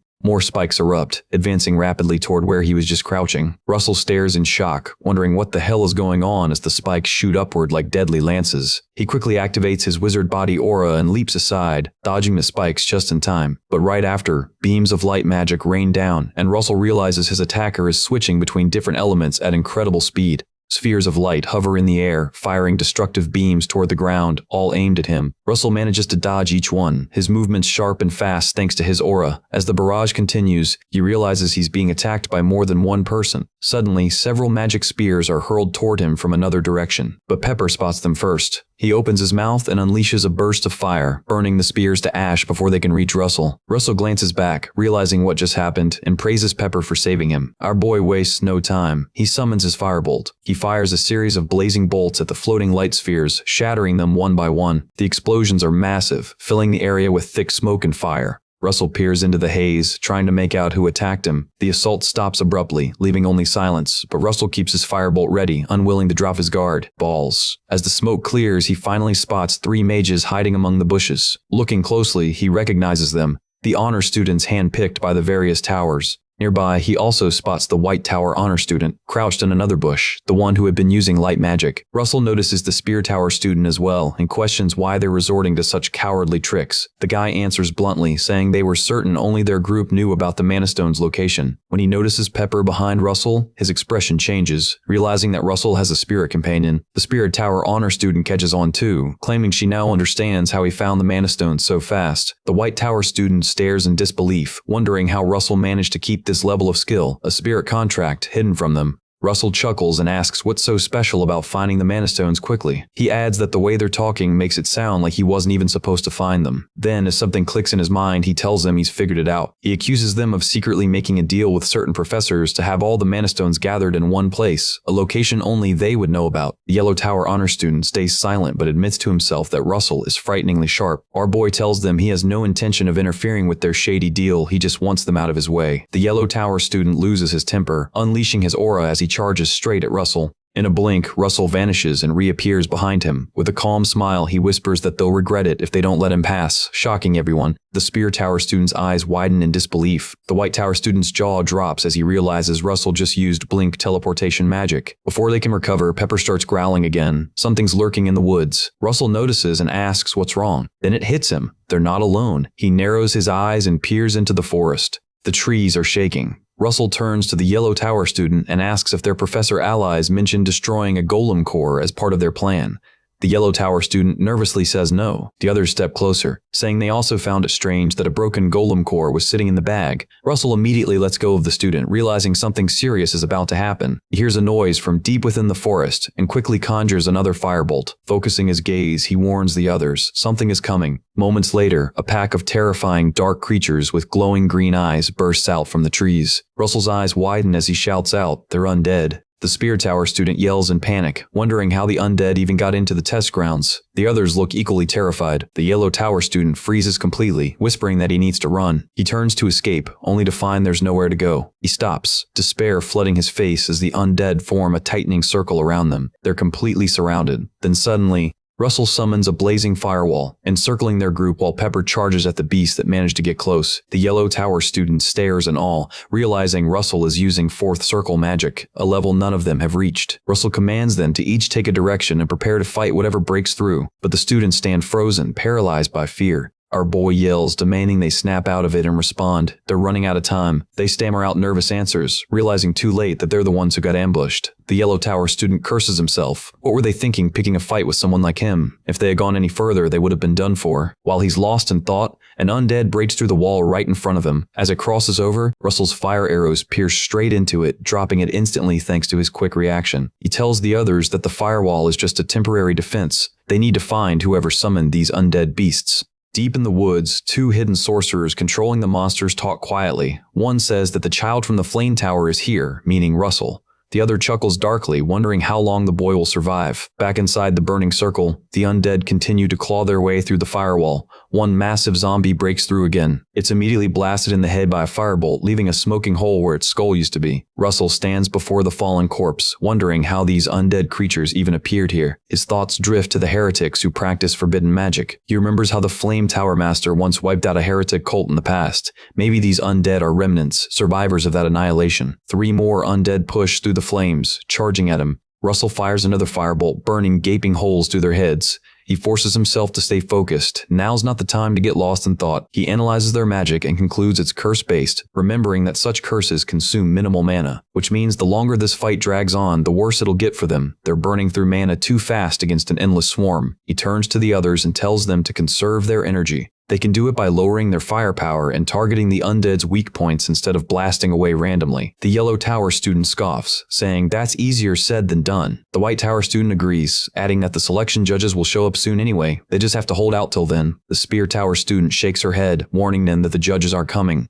The Yellow Tower student looks at her in shock and demands to know what she means. He argues that there's no way the selection judges wouldn't notice something like this. After all, they were dispatched from the capital's most prestigious magic towers. But the Spear Tower honor student disagrees. She insists their enemies have probably set up a trap that hides all traces of mana. Russell recalls the mysterious circle he spotted earlier before reaching this area, and he realizes the girl's theory might actually be correct. The Yellow Tower honor student begins to panic, worried that they'll have to face all of this without any backup. The Spear Tower honor student, however, decides that the only smart move is to follow Russell's plan. She instructs everyone to shrink the size of their spells and make the edges sharper to conserve energy. Then she reshapes her ice spears, narrowing them before launching 3 directly into the skulls of 3 zombies. The result is immediate. Their attacks pierce through effortlessly, dropping the undead to the ground. Meanwhile, the White Tower honor student adjusts his own attacks, compressing his light beams to minimize mana use. From the shadows, one of the sorcerers notices this shift and remarks that the students are more perceptive than expected. His senior only snorts, saying it won't matter once he unleashes something that'll force them to burn through every drop of mana they have. Then, inside the firewall, the students see something new pushing through the flames. This time, a massive creature steps out unharmed by the fire, gripping a metal axe and wearing dark armor. Moment feels heavy like a boss battle about to begin. The monster glares at them with glowing green eyes, letting out a deep growl. Everyone freezes in place, stunned at the sight of a troll standing before them. Thinking fast, the Spear Tower honor student conjures a slick path of ice beneath its feet, hoping to make the beast slip. At the same time, the White Tower honor student launches an attack of his own. He fires multiple light orbs that combine into a powerful crystal laser, sending several concentrated beams toward the troll. When the barrage ends, the troll remains standing untouched and unbothered, without even a single scratch. It raises its massive weapon and slams the White Tower student into the ground like a toy doll. The poor boy freezes, completely paralyzed by fear, unable to think or move. That's when Russell steps in, calling forth his signature spell, the Blaze Lance. In an instant, he propels himself forward, spear blazing in hand, and drives it straight through the troll's chest with full power. The weapon tears through flesh and armor alike, flames bursting from the wound. As he lands, Russell steadies himself and looks up to assess the damage. Deep in the forest, the core the sorcerer was using to control the troll suddenly cracks apart, shocking him completely. The younger sorcerer groans that Russell took down an entire troll in a single strike, while the senior fumes with anger. Back within the firewall, the Spear Tower honor student stares at the aftermath of Russell's attack, stunned. Her eyes trace the energy from the lance, realizing it carries the destructive power equivalent to Fifth Circle magic. She can't help but stare at him, wondering if someone like him could really be a fellow student from the same academy. Russell doesn't notice her gaze, because something else catches his attention in the sky. He spots Pepper flying overhead, circling a particular part of the forest. At the enemy's camp, the sorcerers also notice Pepper hovering above them, and they begin to panic. Russell grins, realizing he's just found their location thanks to his companion's signal. He activates his wizard body, channeling more strength and magic into his limbs, and then pulls his arm back with the blazing lance. His eyes burn white-hot with fury as he gathers every ounce of energy for the throw. With a fierce shout, Russell hurls the lance with all his might, declaring that it's his turn to strike back. A massive surge of fire bursts from where he stands, shooting straight through the air toward the enemy's hideout. The two sorcerers see it coming fast, and the junior yells that they need to dodge before it's too late. The blazing lance cuts through the sky, locked onto its target, but the senior refuses to retreat. He insists they block it instead. He orders several undead to form a barrier, forcing them to take the hit head-on. The undead rush toward the incoming lance as if answering their master's call, but the senior sorcerer's confidence quickly turns to horror when he realizes what's happening next. The lance pierces straight through the undead wall and continues its deadly path. The man scrambles to conjure a defensive barrier in time. A split second later, a massive explosion erupts deep within the woods. The students see the fiery blast from afar. Russell narrows his eyes, wondering if he managed to finish them off. The undead suddenly stop moving, confirming that their controllers have been hit. From within the explosion's aftermath, the senior sorcerer curses under his breath, saying that Daria must have created a monster in that boy. Using the body of his junior as a shield, the man mutters that they had been saving a special weapon for the selection judges. A twisted smile spreads across his face as he says they'll just have to use it on Russell instead. Back in the forest, Russell witnesses something horrifying. Undead skeletons start emerging again, this time dragging captured academy students as hostages. About a dozen of them appear, each holding a struggling student, leaving the group unable to fight without risking their own allies' lives. Meanwhile, at the academy, corrupt professors attempt to block Professor Hubert from entering the exam site, politely reminding him that only selection judges are allowed inside. Hubert ignores them completely, pushing through as he rushes to meet his superior, senior brother Olsen. Olsen turns toward him with a startled look, and Hubert wastes no time explaining that the cult is on the move. He warns that their real target is Russell, and that the candidates within the exam grounds are in grave danger. Olsen's eyes flare with anger. He demands to know how the cult dares to act recklessly while he's around. Back at the battlefield, the sorcerer forces the undead to make the captives kneel. Blades press against their necks as he threatens to kill them all and turn their bodies into more soldiers if anyone dares make a move. Russell stays silent but notices that every hostage has been gagged to stop them from chanting spells. He thinks about teleporting behind the enemy with Blink and piercing him through with the blaze lance. But he knows that before dying, the sorcerer could easily command the undead to kill the captives, turning that into a disaster. The sorcerer taunts them, ordering everyone to step forward. He specifically calls for Russell, referring to him mockingly as the kid from the flame tower. Russell now knows for sure that he's the one they came for. He tightens his fist, magic aura flaring, but decides it's too risky to fight back just yet. Our boy takes a slow step forward, complying to avoid unnecessary deaths. The sorcerer sneers, saying he's impressed that Russell would willingly die to save his comrades. Russell lets out a small laugh, admitting that calling them his friends is a bit of a stretch. He says they're just opportunists, people who exploit the weak for their own gain. The Yellow Tower honor student overhears him and winces, realizing he's not wrong.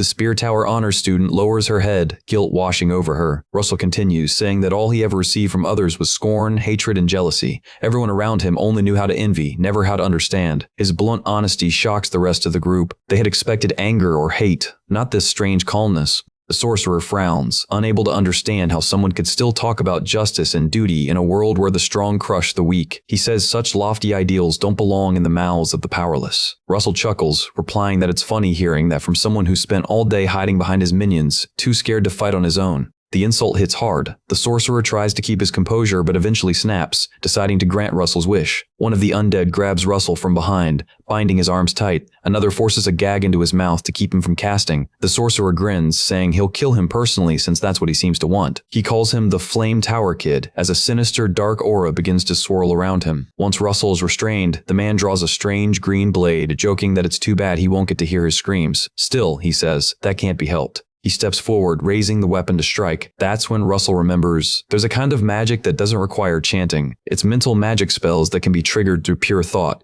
He recalls the time when he first formed a contract with the spirit, and the system rewarded him with something special for achieving great enlightenment. He had wondered what that bonus meant. In that memory, the system delivered a mysterious ring into his hands. Back in the present, he remembers, artifact magic. Magic cast through special tools. The ring's name is Cloudy Ring, a piece that transforms into a thundercloud when activated. Suddenly, the skies above begin to swirl as dark thunderclouds form right above them. The sorcerer doesn't notice, continuing to ramble threats about the vengeance to come and how Russell's death will only be the first. But when he finally glances up, confusion flickers across his face. Those clouds weren't there before. At that moment, lightning starts crackling around Russell's restrained body. The surge grows so bright and intense that even the honor students have to shield their eyes. A blinding bolt crashes down, vaporizing everything in its path. Anyone caught in it instantly reduced to ash. The sorcerer stands stiff, his body convulsing as the electricity courses through him. He collapses moments later, and with his death, the rest of the undead fall lifelessly beside him. Russell alone remains standing amid the smoke. His body still buzzing with energy, he struggles to loosen the ropes binding his arms. Then, someone steps up behind him and cuts him free. It's the Spear Tower honor student, who admits she can't believe he managed to think of artifact magic in a situation like that. Quietly, she mutters that this guy is unbelievable. Russell grins, thanking her sincerely for the help. She scratches her head and laughs awkwardly, saying it's them who should be thanking him instead. Then she spins around, urging that they need to call the judges immediately. She points out that everyone here needs medical treatment. Meanwhile, the Yellow Tower student helps another classmate out of his restraints and reminds him not to forget who saved him today. Russell reassures the Spear Tower student that the judges will be arriving soon. When she asks how he could possibly know that, Russell just smirks and says his friend will lead them straight here through the entire forest. Weber manages to create a blazing trail of fire, hoping it will guide anyone searching for the missing students. Russell shares his plan with the Spear Tower honor student, leaving her stunned by how brilliantly thought out it is. She can't help but wonder just how many steps ahead he was already thinking. She then turns and walks away, still in awe. Meanwhile, Russell notices his ring still crackling with lightning. He glances down at the cloudy gemstone around his finger and realizes it's consuming far more mana than he anticipated. As the Spear Tower honor student walks past the pile of unconscious bodies, something begins to stir. The half-burned sorcerer slowly rises, his voice raspy as he chants to a spirit, declaring that his devotion belongs solely to it. Hearing his eerie mutterings, Russell and the Spear Tower honor student immediately turn back to see what's going on. The sorcerer unleashes a dreadful spell, merging his own body with the remains of his undead army to summon a creature known as a giant skeleton.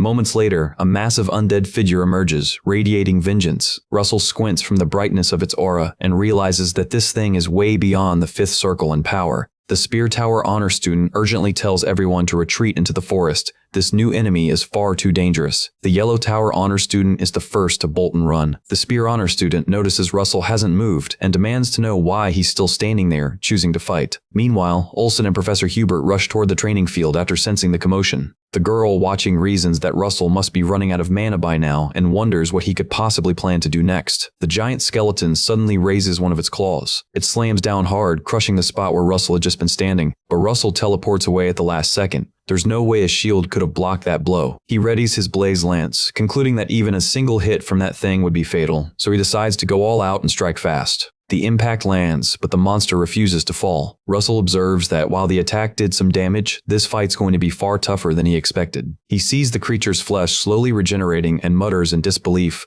wondering if it actually has healing abilities. While that thought crosses his mind, the monster lashes out with its tail but misses. Then it immediately launches another attack, swinging right at his face. Russell narrowly dodges again, but before he can regain his balance, the creature retaliates even faster. He realizes he's in deep trouble and shouts instinctively. Out of nowhere, shards of ice shoot in, striking the monster's tail and knocking the attack aside, saving Russell just in time. Nearby, the Spear Tower honor student yells that since Russell once saved her life, she's not about to abandon him now. The monster pauses, stunned by this new opponent, and turns its gaze toward her. Meanwhile, the other students scatter, running for safety. She reminds Russell of what he said before, that this is the mission of a guardian. Elsewhere, the White Tower honor student and a few others hear the monster's roar and decide to turn back.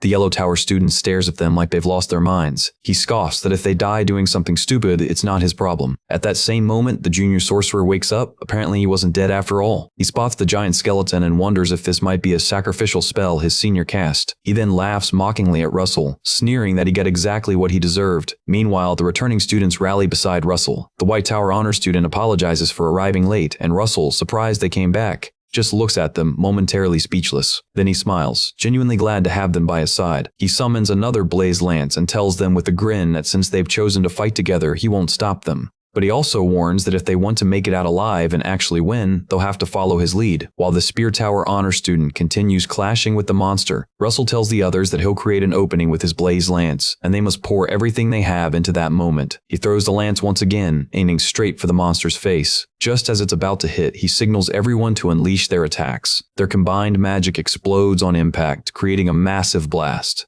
Half of the creature's face is blown off, yet it's still on its feet. Russell tells them to strike again, but his hands are now trembling from exhaustion. Still, he pushes through and tries to summon another blaze lance. Meanwhile, the professors finally locate the fiery trail Pepper left behind. Russell declares that everyone fighting with him now shares the same purpose, the mission of a guardian, and that means they must keep pushing forward. He steels himself, determined to protect them all, and channels every last bit of power to create another blaze lance at full output. His pupils narrow, calmer, turning reptilian, the sign that he's entering his dragon mode. He hurls the fully charged lance straight at the monster while the other students follow up with their own powerful attacks. Just then, Vermilion arrives at the battlefield, closing in on the chaos. He's stunned by the sight of the students fighting such a colossal skeleton. With a mix of disbelief and irritation, he wonders what these weaklings think they're trying to accomplish, and mutters that they should have just run. Vermilion Olsen has always believed that fragility is the same as weakness, that when one person falls, everyone else collapses too. But then he sees Russell unleashing another full-power blaze lance, directing it straight at the creature. As Vermilion watches closely, the lance tears through the monster's body. In that instant, something clicks inside him. He realizes that if even one of these so-called weaklings stands up, all of them rise together. The combined blast finally erupts into a tremendous explosion that blows the monster's head clean off. Amid the blast, the burnt head of the senior sorcerer is revealed. He was the one controlling it all along. Screaming that it's not over, he triggers the creature's regeneration once more. Vermilion instantly charges forward to take command of the fight. He channels a massive surge of energy into his hand, casting a powerful spell called Overheat. The sorcerer's eyes widen in terror as Vermilion speeds straight toward him. Vermilion calls him a vile being and orders him to vanish. The energy flares so bright it almost blinds the students. The monster is obliterated, reduced to nothing but ash. Russell smiles faintly at Vermilion and jokes that if he was going to step in, he could have done it a little sooner. Professor Hubert catches him as he stumbles, praising him for a job well done. Vermilion gives a small smile in return, clearly impressed. Sometime later, Russell wakes up in a different place. He slowly sits up and finds Professor Hubert beside him, then quickly asks if the other candidates are safe. The professor reassures him that they all are thanks entirely to him. Russell sighs in relief, and the professor nods, saying they'd probably all be dead if not for his efforts. Russell laughs softly and admits he had a bit of help. The professor then asks if he's curious about the results of the test. Russell blinks, suddenly remembering that there even was a test, and eagerly asks to hear them. The professor explains that the judges had a lot of concerns, especially because of the heretic attack that interrupted everything. Since the event turned chaotic, the third test no longer mattered. Teamwork ended up being the real deciding factor. He adds that the Yellow Tower student ran off with all the mana stones and never stayed to fight. Taking all this into account, the judges made their decision. The one most deserving of the highest score was Russell. Russell stares in disbelief, stunned that he actually got first place. He thanks the professor with a tired but sincere smile, grateful that he can finally graduate from the academy. The professor goes on to explain that an investigation is now underway to uncover the mastermind behind the heretic attack. He assures Russell that the truth will come out soon. Russell then tells him that there was still one more heretic at the site. Professor is startled to hear that, as they had only confirmed one. Meanwhile, the remaining heretic escapes into the shadows, vowing to make Russell pay for this humiliation. Nearby, Vermilion observes quietly, commenting that it seems they've lost the other sorcerer. Senior Vermilion then asks for a moment alone with Russell. Professor Hubert objects, saying that Russell needs rest, but Russell notices the tension and assures him it's fine. Later, Russell and Vermilion step outside together. Vermilion remarks that Russell must have felt weighed down fighting alongside others during the heretic battle. He says this because, in his eyes, Russell had to carry the weak. Vermilion admits he still believes that weakness is a flaw and that belief hasn't changed. Russell nods but counters that the weak exist so the strong can protect them, and through that, both sides grow stronger. Because of that bond, the weak will always keep striving forward, inspired by the strength that shields them so no one gets left behind and everyone moves ahead together. Vermilion stays quiet for a moment, just listening. Then, out of nowhere, he smiles and says that wasn't a bad answer at all. He tosses a small white sack toward Russell, telling him to open it. Russell blinks in confusion, wondering what could be inside. When he unwraps it, he instantly recognizes the fabric. It's a robe from the Flame Tower. Vermilion smirks, warning him not to get ahead of himself just yet. He explains that if Russell truly wants to join the Flame Tower, there's still one final test. Russell looks puzzled. The selection exam already ended, didn't it? But Vermilion calmly draws a circle around himself with mana and declares that the test is simple. Russell must push him out of that circle using any magic he chooses. He adds that if Russell fails, there'll be a fitting price to pay. Russell smirks back, warning him not to regret giving him permission to attack. He then takes out a mana stone from his pocket and consumes it to recharge his power. Vermilion folds his arms and reminds him again he can use any spell he wants. Russell grins as a plan starts forming in his mind. Moments later, Professor Hubert senses something unusual and rushes over in alarm. Vermilion braces himself just as one of Russell's lightning bolts slams into him, forcing one of his legs to step outside the circle. He smiles slightly, reminding himself that his armor is reinforced with 5th circle level protection. Yet somehow he was still pushed back by that boy's attack. That's unexpected. Professor Hubert storms over, demanding to know what Senior Brother Olsen thinks he's doing. He scolds him for cornering a student who hasn't even fully recovered yet. But Vermilion doesn't flinch. He claims this is a long-standing Flame Tower tradition. Hubert snaps back that this kind of behavior is what he'd expect from a reckless new disciple, not a senior. Vermilion's tone hardens as he argues that the point is to instill discipline before Russell officially joins them. Hubert retorts that if the boy gets any more discipline, the academy pillars might just crumble. Hubert sighs and apologizes to both Russell and Vermilion, but Russell just laughs it off, saying, "It's fine." It turns out Russell combined multiple types of magic for that attack. His own custom spell using his lightning ring and his blaze lance together. But that wasn't all. He even summoned a spirit to strengthen the strike. Vermilion admits he didn't see that coming, and Hubert is stunned to learn Russell can summon a spirit at all. Russell calls out Pepper, summoning the little fire spirit to introduce him. Both men look at it and can't help but smile. It's actually kinda cute. Later, at his graduation ceremony, Russell delivers his valedictorian speech. He wishes his fellow students the best as they continue their own journeys in life. The hall fills with applause as he finishes his words. Afterward, Professor Hubert congratulates him on the speech, and Russell thanks him warmly.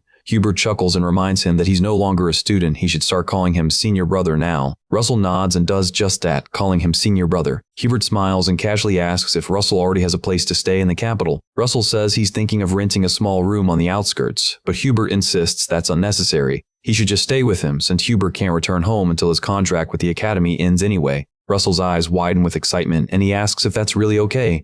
Hubert nods, saying, of course it is. He adds with a grin that he actually bought the house from their old master but has barely used it. Not long after, Russell moves into the house. The system congratulates him on his graduation and grants him a mysterious reward, along with a high-grade mana stone for the first time. When he checks the unknown reward, he finds a familiar map, the same one from before. The system instructs him to locate the marked place and complete the connected mission. Russell smiles as he recognizes the location. It's an island forbidden to humans, Kulil Island. The reason is simple. The island is swarming with deadly magic beasts, and only those above the 6th circle can survive there. Still, he's curious about what this new opportunity might demand from him. As he sits down to rest, he admits he doesn't know the answer yet, but one thing's clear, he needs to grow stronger because there's still so much he wants to protect. Sometime later, while riding a carriage, Vermilion asks if it's Russell's first time heading to the capital. Russell shakes his head, saying he's been there once before. Suddenly, he says he has a question for senior brother Vermilion. He asks about Professor Hubert's recent mission, wondering if it's connected to the heretics. Vermilion doesn't answer right away, simply watching him in silence. Russell points out that if it wasn't related, there's no way the professor could have made it back during the heretic attack. Vermilion smiles faintly, impressed by his sharp intuition, and admits that he's right. He explains that Hubert's mission is to track down the heretic society, though he's not even sure society is the right word for that cult. Russell eagerly says he wants to help with that mission too. Vermilion stares at him in surprise, asking if he's really serious. But the boy's expression says it all. He means every word. Vermilion laughs, saying that it's good for a man to dream big. He promises to tell their master about Russell's interest. Russell gratefully thanks him.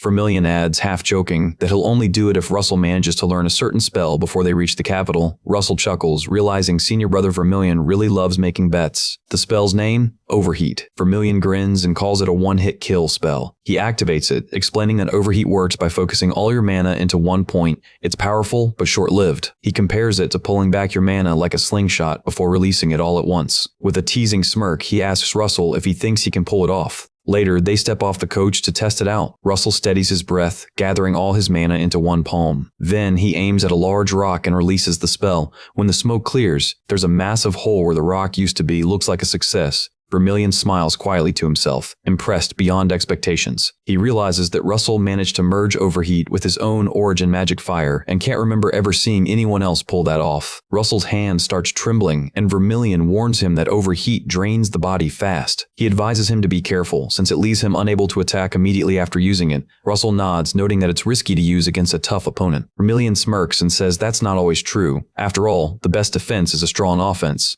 As they finally reach the capital, Vermilion reminds him of their earlier talk about strength. He says that the strong often underestimate the weak, and when they drop their guard, that's the moment to strike. Meanwhile, a young man named Alan helps an elderly man down from a high ledge nearby. Russell spots him and recognizes the face. Vermilion keeps talking, saying that in moments like that, the trick up your sleeve decides who wins. Later, Russell meets with Master Daria. He thanks her sincerely for everything she's done to help him reach this point. She smiles and congratulates him on officially joining the Flame Tower. She also mentions that his arrival happens to coincide with a visit from the Spear Tower Master Hemingway Melville. Melville has brought along a young Spear Tower mage named Alan Page. Melville chuckles, saying he was wondering why Daria insisted on meeting him today of all days. Now he gets it. It was just to brag about the new disciple she picked up late in her career. Daria grins and admits that he's exactly right. Russell glances at Alan Page again, and recalls that in his previous life, Alan became the youngest 6th Circle mage in just a few years, a true prodigy. He even remembers that Alan was the one who saved his life back then. Melville jokes that bragging is only natural at their age. Then he teases that, objectively speaking, Alan's skills are still better. Vermilion sighs in the background, clearly tired of their endless rivalry. Daria playfully reminds Melville that her new disciple is actually younger. Melville chuckles and says he knows, but that doesn't stop the two from bickering like kids. Melville eventually puffs up and yells at Alan for talking nonsense, calling him a cheeky rascal. Alan just laughs and says his master must be missing his youth. He reminds him they still need to visit the royal palace, and Melville begrudgingly agrees. Before leaving, Alan approaches Russell and apologizes for his master's behavior during their first meeting. Russell laughs it off, saying it's no problem, though he admits he's a bit disappointed he wanted to show Alan some of his magic. Vermilion's eyes widen a little, thinking Russell must be getting a bit too confident. Melville laughs loudly, saying the kid's got guts. He says he's curious where that boldness comes from, and Russell suddenly feels the overwhelming pressure of Melville's aura.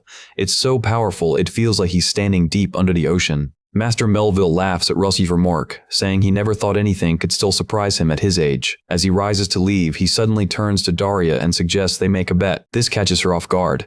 Melville grins and declares that if her disciple completely catches up to his within 5 years, he'll hand over one of his mythical relics. Daria looks rather pleased with that proposal and lets out an amused exclamation. Russell overhears and recalls that mythical relics are ancient artifacts from the long-lost age of myths, treasures said to have existed in forgotten times. From what he knows, even the weakest of these relics hold mana close to the 7th circle. Daria smirks and tells him to make it 3 years instead, which genuinely shocks Melville. She boldly adds that if her disciple fails to catch up in 3 years, she'll give up her own mythical relic. Melville bursts into laughter and warns her she can't back out now. She just smiles confidently and tells him to get his artifact ready ahead of time. With that, Melville finally takes his leave, calling for Alan to follow. Alan bows deeply, addressing the Flame Master respectfully, and says they'll be taking their leave, while Melville keeps chuckling all the way out. Once outside, Alan hesitates before asking if it's really okay to wager a mythical relic for a bet. Melville bluntly answers that it's not, leaving Alan completely speechless. Then, turning back toward him, the master grins and tells his disciple to just give it his all. Alan sighs, muttering that sometimes he feels like he's the older one between them. Meanwhile, Vermilion looks at Russell and jokes that he seems unable to sit still on his very first day. He asks if Alan is a friend of his, prompting Russell to apologize. Our boy quietly wonders if he's done something wrong.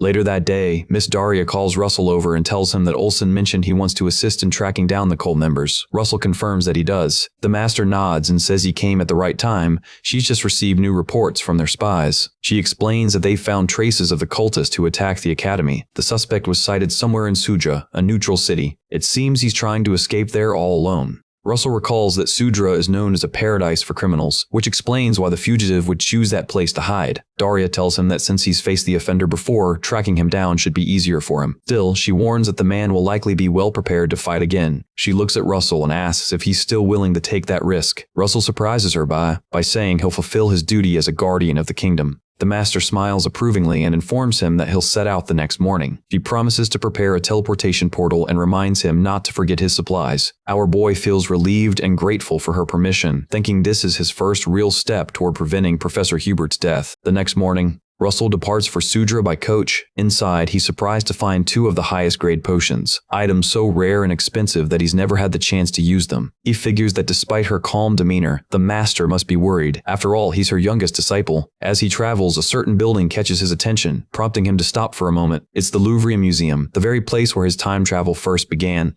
He hurries to the room where he once saw the dragon heart. Staring at it, he mutters that he's always wondered why such a miracle ever happened to him. His answer now is simple. It was so he could grow stronger and protect more people. Suddenly, a system screen pops up with a new mission, to obtain the heart of the dragon folk, with the reward listed as unknown. Then another appears, Dragonication, which grants him the ability to draw upon dragon power at will, with a reward of 3 intermediate stones. Russell realizes that securing the dragon folk's heart means making a major contribution worthy of a royal family treasure. Difficult, but not impossible. When the system senses his confusion, it decides to explain. A strange burst of mana surges through him, and his eyes shift, glowing like those of a dragon. He remembers this sensation. He's felt it before, during those desperate moments when his magic suddenly spiked. Glancing at his reflection, he stares into his reptilian eyes and wonders if that person in the mirror is even him. Later that day, he concludes that this power must have first awakened during the fire trial, the reason he managed to survive it. He wishes he could control that energy whenever he wants. He even considers combining the overheat technique with Dragonication. If he pulls that off, it might become a devastating attack close to 6th circle power. The only issue is that he has no idea how to trigger it, since it only appears when he's in danger.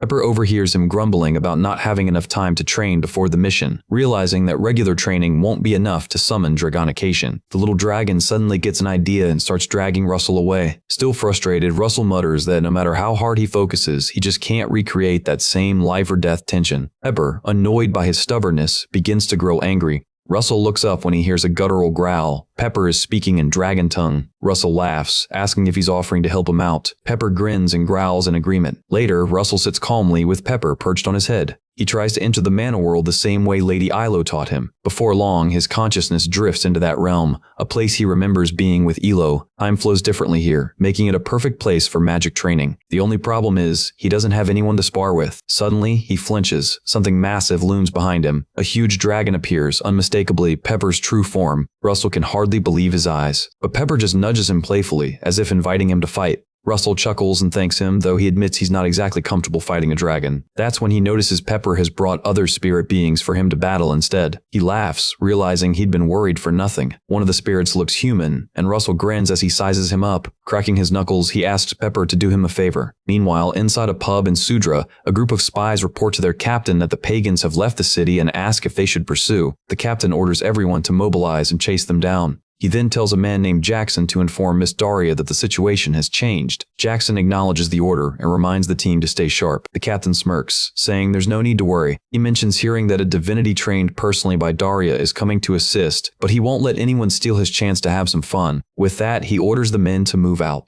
3 days later, in a hideout somewhere in Sudra, Jackson realizes they desperately need the Flame Tower divinity to arrive soon. He sends a report through a crystal orb, noting that the Flame Tower scouts have gone missing. Later that day, some locals spot something odd on the street. They're stunned to see a kid like Russell walking alone in a place as rough as Sudra. Sudra, after all, is a neutral city where criminals flock to avoid the law. Russell thinks that without the teleportation gate from the royal city, it would have taken him ages to reach here. Even with it, the trip still took a full week. Thankfully, his image training in the spirit realm paid off. It felt like months of progress in just days. When he finally arrives, the system notifies him that he successfully manifested dragon power at will. Even so, he knows there are still too many issues left unresolved. He recalls his fight with the spirit monsters and how his dragonication ended after only a few seconds. That allowed one of the beasts to slam him to the ground. The first issue, the power only lasts about 15 seconds. The second is the recoil. Like the overheat skill, it leaves him completely exposed right after using it. While walking through the streets, Russell suddenly sees a large stick swing in front of him. A man blocks his way and asks if he's lost. The man grins and offers to show him around, though Russell easily sees he's trying to mug him, so he stays silent. Without warning, Russell snatches the stick from his hand, smirking that it's quite the coincidence running into him, leaving the gang around him confused. Moments later, those same thugs are beaten senseless. One of them, now cheerful despite his bruises, leads Russell to the Wyvern Tavern just as he promised. The two battered men bow respectfully, wishing him a pleasant stay. Russell quietly laughs to himself, thinking these guys really are hopeless fools before telling them to scram. When Russell steps inside, he immediately spots Jackson. The guy is working behind the bar. As Russell takes a seat, Jackson casually asks what he'd like to drink. Our boy calmly replies, "A cocktail of red drake mixed with a 12-year-old Briggs." One drunk nearby bursts out laughing, calling Russell a lunatic, since both of those drinks have over 70% alcohol. Russell keeps a straight face, though deep down he knows drinking that combo could actually kill him. But that order wasn't about the drink, it was a secret Flame Tower code. Jackson instantly catches on, staring in disbelief. He can't believe that this young boy in front of him is actually a divinity of the Flame Tower. As he serves the drink, he mumbles to himself, wondering if Russell isn't a little too young for that title. Suddenly, a faint glow surrounds them, a magic barrier forming out of thin air. Jackson explains that it's a soundproof spell, so no one around can overhear them. He introduces himself properly, a mage from the Red Tower, currently stationed undercover here as the manager of the Yellow Wyvern. Russell also introduces himself and quietly suggests they continue their talk outside. Once they step out into the alley, Russell immediately asks about the Flame Tower scouts who went missing 3 days ago. Jackson confirms it's true. He explains that the last report said the scouts were heading toward the desert ruins, tracking the sorcerer who attacked the academy students.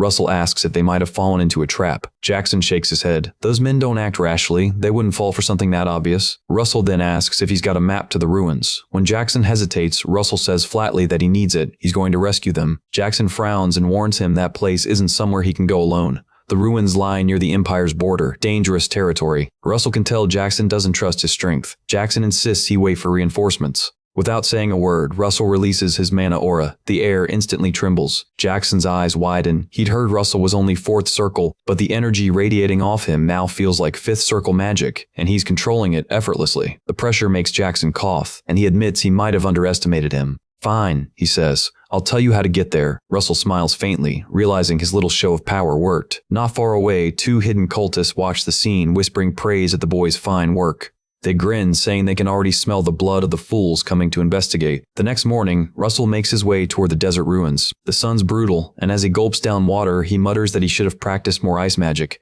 He pours some over his head, trying to cool down in the suffocating heat. Eventually, he reaches a half-buried stone building, the last known location of the missing scouts. He quickly notes that the structure has multiple entrances. He figures that if his goal were only to find the cultists, he could just blow up the whole ruin and drag them out. But since the scouts might still be alive, he'll have to go in carefully. He also reasons that the place is probably packed with traps. So, to avoid the obvious routes, he decides to enter from a less expected angle. With a quick burst of mana, he leaps onto the roof and drops down through an opening. He cushions his landing with a bit of wind magic. When his boots touch the ground, he's relieved to find no traps springing at him. Looking ahead, he spots a massive mural showing a man fighting alongside a dragon. The man beside the dragon has dark hair, clearly a warrior. Russell's eyes follow the mural to the end to see who the enemy is, but that section has been ripped away. Before he can think more, a voice suddenly echoes behind him, saying it's a surprise to see him here. Russell turns, and there he is, the same sorcerer from before. The man smirks, saying he didn't expect the academy boy to be the one chasing him. Behind him, an army of undead soldiers emerges, forming ranks on both sides. The sorcerer chuckles, saying he's glad Russell came here on his own, saves him the trouble of tracking him down. He grins cruelly, saying he'll grant Russell death as a thank you.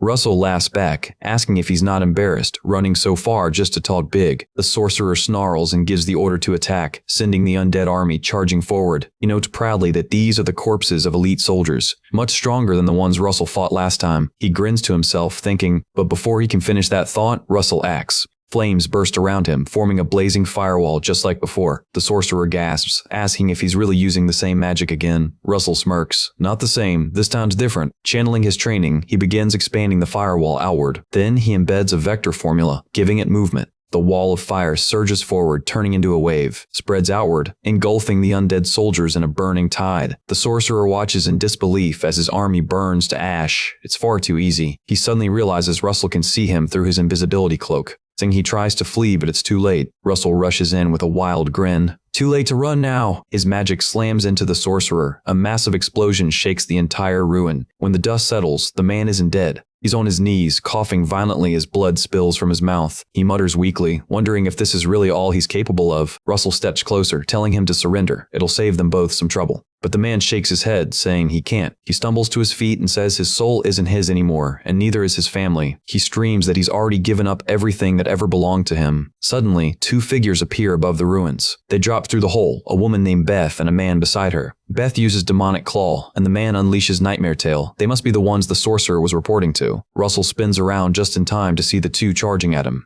Their attacks crash into the ground, kicking up dust and smoke. As it clears, Beth laughs mockingly, telling the wounded sorcerer he's looking good. The man says he knows he's just bait, but it's pathetic that a kid like Russell could mess him up so badly. Beth sneers, saying he looks like a drowned rat and the look suits him. The dying sorcerer croaks out that Russell's the one they're after, the disciple of the Flame Tower Master. Hearing that, both cultists freeze for a second, then their expressions twist into rage. They snarl at the mention of Daria's name. Russell shields himself from their attacks with a barrier spell. As he lowers the shield, he glares at them and says, "Filthy scum, like you should keep my master's name out of your mouths." The male cultist smirks and says Russell would have been better off dying quickly. Beth cackles like a maniac, spitting out an insult at Daria and claiming there's no way her disciple will die so easily. Then she grins wickedly, saying she'll kill Russell, turn his body into a puppet, and make it dance in front of the flame tower. Man, whom she calls Xavier, orders the sorcerer to block the entrance. He then summons his nightmare tails, dark, whip-like magic weapons. Beth piles up bones from fallen soldiers to seal the entrance. She activates her demonic claws again, laughing. Now this is getting fun. Russell notices that these two aren't hiding behind undead like the other cultists. They're attacking head-on. He realizes they're on a whole different level than anyone he's fought before. Beth shouts at him, asking if he's not planning to fight back, because if not, they will. Russell holds his ground and says he just wants to ask one thing. What did they do to the scouts who came before him? The male cultist narrows his eyes. Scouts? What scouts? Beth groans impatiently, accusing him of trying to stall for time. He launches her demonic stingers at him, starting the fight. Russell dodges aside, confused by how they genuinely seem unaware of the missing scouts. Before he can land, the man snaps his arm. His nightmare whips lash out, cutting through the air toward Russell. The black whips move fast, too fast for a normal mage to dodge, but Russell manages to dodge their attacks. He can't tell whether they truly don't know what's going on or if they're just pretending. He decides there's only one way to find out. He'll have to see for himself. Beth, clearly irritated by how easily he's avoiding her strikes, snaps and calls him the son of a bee. Without wasting any more time, Russell cuts straight to the point and summons his blaze lance. With ease, he swings it and deflects the demon claw coming his way. Xavier's eyes widen in disbelief. The sorcerer standing behind them suddenly yells that the spear Russell's holding is the same one that crushed the giant skeleton earlier. Beth bursts into laughter, saying things are finally getting interesting. She raises both hands. Then, she summons two massive spectral hands using her demon claw technique. The hands intertwine midair. Beth forces them to merge together, aiming to create an even greater destructive force. She forges her own weapon, the demon claw spear, and grins with wild excitement. Laughing, she taunts Russell, daring him to guess which weapon is sharper. Russell doesn't respond. He just stares at her in silence. As Beth lunges forward to strike, the man behind her warns her not to act on her own. But she ignores him completely. Charging ahead, she shouts that it would be humiliating to back down before a kid like him. Meanwhile, Russell braces himself for her attack. As her spear shoots toward him, he counters with his blaze lance. The two weapons clash, and in the blink of an eye, the demon claw spear shatters. Beth's eyes go wide in disbelief. She glances down beside her, and then lets out a scream when she realizes her arm has been severed. Suddenly, the man beside her cracks his whip and decapitates Beth without hesitation. Russell stands frozen, shocked by the brutal act. The man scoffs, calling her a fool, saying it's her own fault for disobeying his order. He turns toward Russell, calling him the disciple of the Flame Tower. He admits they're enemies, but still acknowledges his skill. Then his eyes begin to glow, and he spreads his whips in a wide circle, forming a web around himself while releasing a storm of mana. Russell watches in confusion, waiting to see what this man plans to do next. The man growls that from this point onward he'll tear him apart with everything he's got. Our boy spots the whirling storm of whips and leaps backward to avoid them. The man sneers that no matter how amazing Russell might be, he can't possibly block attacks coming from every direction. Suddenly, flames erupt from where Russell had been standing. The man halts for a second, noticing something strange. Russell appears right in front of him with a sly grin, and the man realizes he used blink. Russell channels all his power into his right hand, activating overheat. In a flash, he drives his attack straight into the man's stomach, moving with the speed of a trained wizard. The impact makes the man groan, completely caught off guard.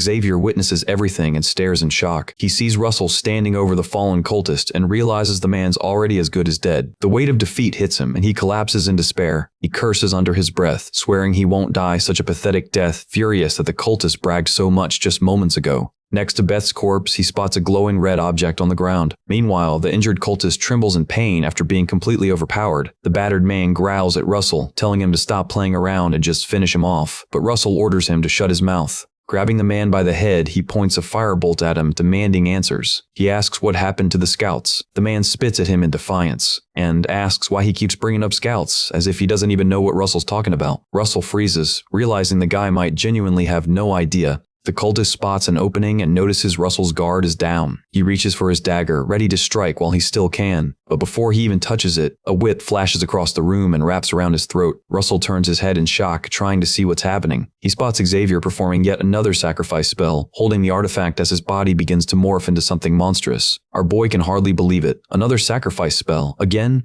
The cultist stares in horror and mutters that the thing Xavier's holding must be the Hell Giant's heart. He's suddenly yanked across the room by Xavier's whip. Meanwhile, Xavier keeps pouring his own life force and everyone else's into completing the spell, dragging the cultist toward the forming Hell Giant. The cultist panics, swearing he can't let himself become part of that creature. But it's too late. The whip drags him in, and he's impaled from every direction. In moments, the grotesque fusion takes shape, the creature known as the abomination. The mana it emits is overwhelming, so powerful that Russell feels his body tremble and wonders what's happening. Then, a system message pops up. The mission has changed. All the cultists are dead, and now his new task is to destroy the abomination. The creature glares at him, its red eyes burning with malice. It raises one arm and casts a spell called Demon Claw Stinger, promising to rip Russell apart. Russell stares in disbelief. The monster is using Beth's magic. The abomination launches a volley of demon claws at him. He watches in dread as they fly toward him. The explosion that follows is massive, shaking the entire structure until the building collapses. Fortunately, Russell conjures a firewall just in time, shielding himself from the falling debris. Coughing through the smoke, he curses Xavier for being a lunatic, realizing he barely survived. He grumbles that the idiot ended up bringing the whole place down on them both. Russell mutters that Xavier clearly couldn't handle the power he unleashed. He basically dug his own grave. Suddenly, the rubble begins to tremble. The monster is still alive. Russell's eyes widen as he shouts in disbelief. The abomination bursts out from the wreckage, roaring with rage, dead set on destroying him. It releases its threefold chains, slamming them down where Russell stands, screaming for him to die. Russell, having already thrown his blaze lance, waits to see if the hit lands. Smoke fills the area, making it impossible to see what happened.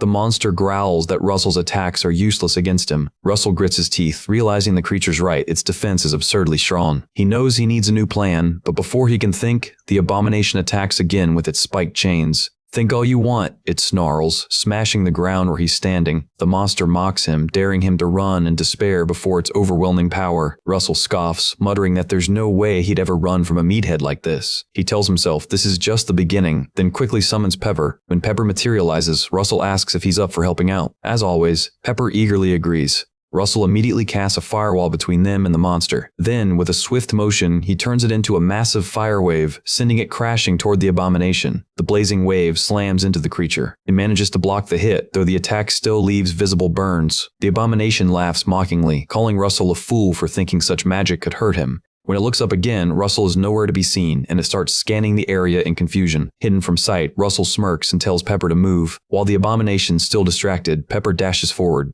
He sprints in circles around the monster, spewing fire as it flails, trying to catch him. Meanwhile, Russell soars high above, preparing to strike. Our boy grins. The monster's attention is fully locked on Pepper now, giving him the perfect chance to unleash his final attack. Russell begins to form the blaze lance once again, but this time he combines it with overheat, knowing it's the only spell in his arsenal capable of true, devastating penetration power. The intense magic radiates around him, his aura flaring brighter with every second. When Pepper realizes that Russell has completed the weapon, his small body stiffens with anticipation. Meanwhile, the abomination roars in frustration, demanding that Russell stop hiding and come out to fight him head-on. From above, Russell dives down with his peculiar blaze lance in hand, replying coldly that he'll grant the monster's wish. Moments later, our boy slams the blaze lance straight into the monster's skull with tremendous force. The creature's entire head and body ignite in blazing fire, yet it growls back that everything Russell's doing is pointless. Russell smirks and says he already knows that, adding that the monster hasn't even seen his real move yet. Without warning, lightning crackles around him as he summons a massive storm of electricity. A glowing sheet of lightning forms right above the monster's head. He commands it to strike, and a bolt crashes down the Thunder Giant's hammer. The fierce lightning tears through the abomination's entire body, flooding it with destructive power. The blast is so intense that the monster explodes on the spot, scattering flames and mana across the battlefield. When the smoke clears, Russell lands on his feet, breathing heavily, wondering if it's finally over. He peers through the haze and sees that the entire upper half of the monster has been blown apart. In the wreckage, Xavier's scorched skeleton is revealed. System notification flashes before Russell's eyes, announcing that the mission is complete and rewards will now be distributed. Relieved that the fight has finally ended, Russell collapses backward onto the ground, exhausted. Pepper reappears on his shoulder, and Russell praises him for doing a great job. Suddenly, the skull detaches from the skeleton and tumbles to the floor. It bounces twice. Then it rolls to a stop right in front of Russell, startling him. The skull suddenly speaks, remarking how surprising it is that her prodigy turns out to be a Raymond. Russell's eyes widen. Did that skull just talk? The voice continues, saying it's curious whether the son will turn out to be more interesting than the father. Our boy just sits there, frozen in disbelief, staring at the talking skull. Anger surges through him. He grabs the skull and demands to know who's speaking through it. The voice laughs darkly, telling him he'll find out in time, and that soon he'll also learn what his father looked like in his final years. Then, without warning, the skull detonates into fragments, and the fading voice laughs, saying that his father truly had quite a fierce look. Overwhelmed, Russell kneels in the pouring rain, tears mixing with the water as he realizes the enemies knew his father. He screams into the storm, demanding that the voice reveals its identity, cursing in anger and grief. Pepper gently floats beside him, trying to comfort him. In front of them, the remains of the abomination lie motionless, steam rising from the corpse. Meanwhile, far away, someone watches Russell through a telescope and reports that the battle has ended. The Observer's superior orders him to send a full report back to base immediately. The scene shifts to the 12th Desert, where the 2nd Battalion of the Imperial Army is stationed. Inside the base, Battalion Commander Viscount Montmart reads the newly received report from his scouts. It details that a confrontation between a suspected mage of Endymion and a cultist has concluded with the mage's victory. Judging by the magical readings, the mage's power level is estimated to exceed the 5th circle. Shocked, the commander immediately calls for the intelligence officer. He demands to know how such a powerful mage could appear this close to their borders without their knowledge. The officer bows and apologizes, explaining that there were no recorded movements of high-ranking mages from Endymion recently. Another officer interjects, suggesting that this could be a newly risen mage. He adds, there's been a rumor about the Flame Tower recruiting its youngest member yet. The intelligence officer defends himself further, saying the mage probably just graduated from the academy, so there's no cause for concern as long as he stays away from Imperial territory. The commander snaps, calling him an idiot. He explains that the so-called fresh graduate has already been estimated to surpass the 5th circle, meaning he could become a major power for Endymion in the near future. Both officers fall silent. The commander sighs heavily, muttering that he really doesn't want to deal with this mess. Still, he admits there's no choice but to summon that maniac to handle the situation. Meanwhile, under the blazing desert sun, Russell sits on a sand dune, taking long gulps of water. His thoughts drift, looping back again and again. He can't stop wondering, did the cultists really kill his father? He shakes his head, reminding himself that his current mission is to find the missing scouts. Especially now that he's being tailed, he can't afford to lose focus. Glancing to the side, he spots movement and realizes the people shadowing him are probably Imperial scouts. They haven't attacked, so he figures they're just here to keep watch. Suddenly, he catches sight of a strange silhouette far across the sands. Without hesitation, Russell activates his wizard body and dashes toward it. But as he gets closer, the figure vanishes completely.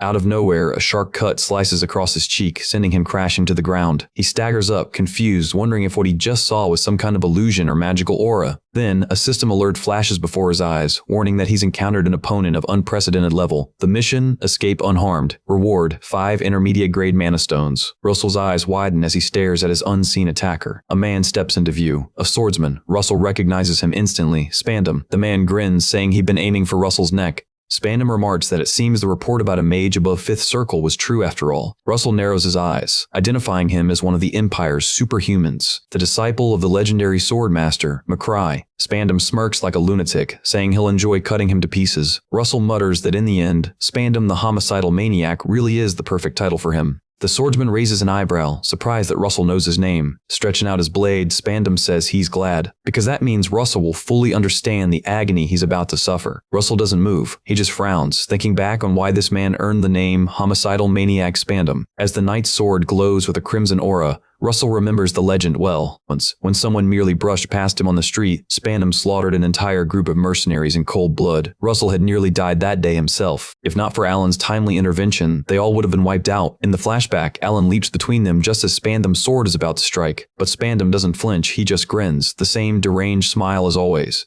The knight and the mage clashed in a furious duel. Even back then, Alan Page, who had already surpassed the wall of a mage, barely managed to subdue Spandom and was severely injured in the process. Russell clenches his fists, knowing full well that Spandom is an opponent unlike any he's faced before. Growing impatient, Spandom snarls that it's time to begin. He swings his blade, unleashing a slash technique called Flying Blood. Russell instantly forms a multi-layered barrier, stacking 5 layers to block it. The attack strikes and smashes through all 5 layers at once. Russell's eyes widen in shock that a single blow could pierce so many layers of defense. He has no choice but to leap back, dodging the deadly line of attack. The flying blood tears into the sand where he stood, detonating in a fiery blast. Our boy grits his teeth, amazed at how Spandom's power could remain that immense even after breaking through 5 shields. The swordsman chuckles, saying Russell's judgment isn't bad, but his mana density is far too low. Hearing that, Russell suddenly pieces together the clue he needs. As another barrage of flying blood slashes toward him, he conjures his blaze lance, pouring immense mana into it. He swings it clean through the incoming attacks, cutting and dispersing them mid-air. Spandom stares, stunned by the counter. He eyes the weapon and admits that Russell had been hiding something quite formidable. Russell smirks and asks if that's really what he thinks. Then he hurls the blaze lance straight at him. Spandom sees it coming but doesn't even flinch. He's surprised though. The blaze lance stays intact even after being thrown. He raises his sword, generating a wave of flying blood to block the incoming spear. The knight grins, saying battles with mages are always the most entertaining. And in that split second, Russell vanishes, reappearing right behind him using blink. With the blazing lance clenched in his hand, he readies himself to strike his enemy down. In an instant, he hurls the lance straight at Spandom's back, aiming for a decisive strike from behind. But suddenly, Spandom vanishes into thin air. It seems he, too, commands the art of teleportation magic. Appearing right behind Russell, he sneers, mocking that Russell can blink around just like the rat he is. Russell turns in shock, wide-eyed to find Spandom standing right behind him. The knight swings his sword down upon Russell, drawing blood. Spandom bursts into laughter, saying it's been ages since he's enjoyed himself this much. Our boy suffers a cut to his leg and Spandom mockingly asks whether that's his blood he's seeing. Still laughing, Spandom tells him he'll give him time to patch himself up. Russell immediately begins channeling healing magic, trying to mend his wound. Then he realizes what's truly happening. Spandom isn't teleporting at all. He's using an aura that enhances his speed to an absurd degree. That's what makes his movement seem instantaneous. Russell thinks grimly that Spandom's aura is nothing compared to the durability of a mage's body. Meanwhile, he tries to tear through his clothing to stop the bleeding. Watching with amusement, Spandom asks if everyone from the Flame Tower is this stubborn, or if such stubbornness is required to even join their ranks. Russell narrows his eyes, unsure why he's asking such a question. He asks Spandom what exactly he means by that. Spandom grins, saying the last group he met a few days ago didn't give up until their very last breath. He's talking about the Scouts, those who came searching for one of their missing comrades. The words strike Russell like lightning. He suddenly realizes that he was the one who killed those Scouts. Horrified, he stammers out another question, whether Spandom was the one who killed the missing team. The Spandom merely smiles and shrugs, offering no answer. Russell's anger boils over, his fist tightens with fury. He looks ready to make his final stand. Gritting his teeth, he thinks to himself that this is no time to worry about the future, only to survive now. Spandom smirks, saying Russell has been holding back his true strength this entire fight. He sneers further, declaring they'll soon see if Russell can remain calm when his entire body is torn apart in agony. Russell glances down at his cloudy ring. It hasn't recharged yet. That means there's only one way this battle can end. Spandom raises his sword high, readying another brutal strike. He unleashes a technique called Rattle Torrent, causing a wave of blood to surge forth. Meanwhile, Russell doesn't emerge from the blazing pool of fire engulfing him. But suddenly he bursts out from within. Having activated his Drake invocation, instantly crafting another blaze lance, he charges headlong toward Spandom. Spandom watches him approach, smiling slightly as he acknowledges that this attack might actually prove dangerous. Still, he doesn't move an inch as Russell leaps toward him with the burning lance in hand. Russell releases a devastating fire blast right where Spandom stands. When the inferno finally clears, Russell remains standing amid the sea of flames. He scans the fiery wasteland, searching for Spandom's figure, but the night appears behind him once again. Spandom's voice echoes coldly from behind, startling him. He admits he doesn't quite understand what trick Russell used. He swings his sword to strike, but our boy deflects the blow with his bare hand. Spandom taunts that Russell must have only boosted his power for a short while. Then, moving swiftly, Spandom slashes across Russell's face with his sword, but Russell retaliates in that very instant, swinging his lance in counterattack. Their clash triggers a massive explosion that rocks the battlefield.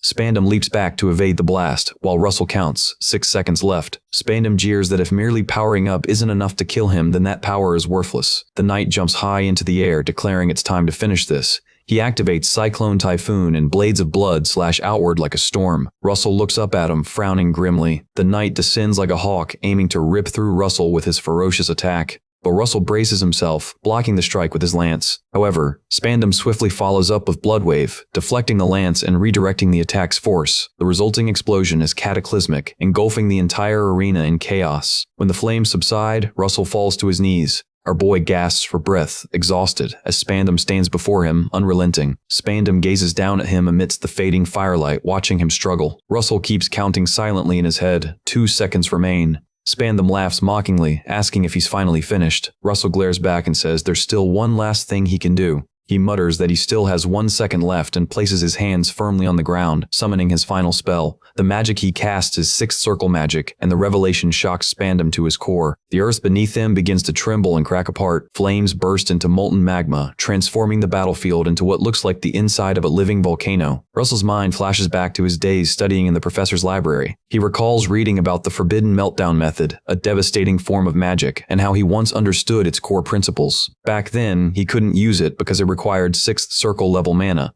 The technique begins from a mere ember and gradually expands until it floods the entire area with scorching magma. In the present, Pepper swoops in to rescue Russell, lifting him from the molten pit. High in the sky, Russell looks at him and thanks him sincerely for his help. Then, Russell quickly turns his gaze to the ground as he senses another presence. It's Spandom. He's still alive, though coughing violently, his body broken and one arm severed. Russell steps closer, raises his hand, and points a firebolt toward Spandom's head, asking if he has any last words to speak. Despite his state, Spandom gives a faint smile and asks whether Russell finds their situation amusing. He begins to speak about the Guardians, saying they march to war under the guise of protecting their nation, yet those same masters never teach them how to escape that endless cycle. He admits that to walk the Guardian's path is to kill again and again, for it is a road drenched entirely in blood. Spandom smirks weakly and tells Russell that he's now part of that path, welcoming him into the same bloody destiny. Russell hesitates for a moment while Spandom waits silently, unafraid. A few seconds pass in heavy silence. Then, without another word, Russell executes Spandom where he lies. Standing before the lifeless body, he says nothing, only letting his thoughts drift in quiet reflection. A system notification soon appears before him, announcing that he has completed his mission and even surpassed the expected parameters. As a reward, he receives 8 intermediate-grade mana stones. Meanwhile, back at a tavern, another scout rushes in to meet Jackson, reporting that rumors are spreading about Spandom, a knight of the Empire operating secretly in the desert. The man continues, saying that the disappearance of the Flame Tower scouts might be linked to him as well. Jackson's eyes widen in alarm as he realizes that if the rumor is true, then even the Flame Tower's divine authority is in danger. He reasons grimly that no matter how skilled Russell may be, he couldn't possibly withstand a knight like Spandom. As he walks to the counter, Jackson drops a broken sword onto the wooden table. He stares at it in disbelief. It's unmistakably Spandom's sword. Jackson freezes for a moment, unsure of what to say as his mind tries to catch up with what he's seeing. Russell only gives him a calm smile and says he'd like nothing more than a simple glass of water. Jackson rushes to serve it, telling him he can ask for anything he desires after what he's done. That night, Jackson makes his way to the communication orb to file his report. He transmits details about the slain Flame Tower scouts and adds that Russell Raymond has defeated both the pagans and Spandom. Before long, word begins to spread like wildfire. The rumor travels even to Camelot, the grand capital of the Endymion Empire. Soon, everyone is talking about Russell Raymond. They call him the last heir of the once great House of Raymond. Whispers tell of how he vanquished the abomination, the monstrous beast born of the pagans' magic, and that he even triumphed over Spandom, an imperial knight despite being just a newcomer within the Flame Tower. Tale sounds unbelievable, stirring mixed emotions among those who hear it. Not long after, Russell returns to the tower through the shimmering portal. Upon arrival, his master greets him with excitement, while Brother Olsen and Hubert look on with curious eyes. Others, like Master Daria, show relief. She ruffles his hair affectionately, thanking him for making it back alive. But some feel differently. Competitiveness begins to rise. Master Melville reads the official report. With a smirk, he laughs, saying this bed has just become a lot more interesting. Alan reads it next and remarks that it seems this junior of theirs is far more impressive than he'd thought. Yet not everyone is pleased. Some are filled with resentment and anger. Deep within the Empire, McGray, the Imperial Swordmaster, cleans his blade while asking his subordinates if that's truly all the information they have. His fury is barely contained. The rage burning in his eyes says more than words ever could. The men tremble before him, insisting that's all they've gathered. Meanwhile, Russell reflects that despite everyone feeling differently, they all share one thing in common. At that same moment, McGray declares coldly that it will be an eye for an eye, a disciple for a disciple. He drives his sword into the ground in a surge of anger. A dark, violent energy erupts from the spot, spreading outward in a devastating wave. The force travels from his position deep into the forest, obliterating everything in its path. Everyone who hears the report shares one sentiment. Russell Raymond has left an indelible mark on their hearts. McGray thinks back to Darius Stonelight and swears vengeance, vowing to settle this debt no matter the cost. Later on, Russell delivers a detailed report of his mission to Master Daria. She listens intently and asks him if what he's implying is that the pagans were somehow involved in his father's death. Russell firmly confirms that's exactly what he believes. He sighs and explains that many records from that time were lost during the war, making it nearly impossible to uncover the entire truth. According to her, that means identifying the true culprit will be even more difficult. Russell replies that he already understands that reality well enough. Wanting to comfort him, the master gently takes his hands and tells him there is one thing she's certain of. He reassures him that if they continue to pursue the trail of the pagans, they'll eventually uncover the truth behind it all, and she asks if he agrees with her. The master promises him that both she and the Flame Tower will always stand by his side, and Russell expresses his sincere gratitude to her. Soon after, the coachman announces that they have reached their destination. Master Daria turns to Russell and says she hopes he can put aside his doubts and fears for now. She advises him to broaden his perspective and expand his understanding for today as they step down and enter a grand building. Inside, a massive gathering of the Magic Tower Council is already underway. The Magic Tower Council is an elite magical society that brings together masters from over 20 magic towers scattered across Endymion. Russell recalls that 2 months earlier, after defeating Spandom, he was granted the honor of attending this council as an aide to his master.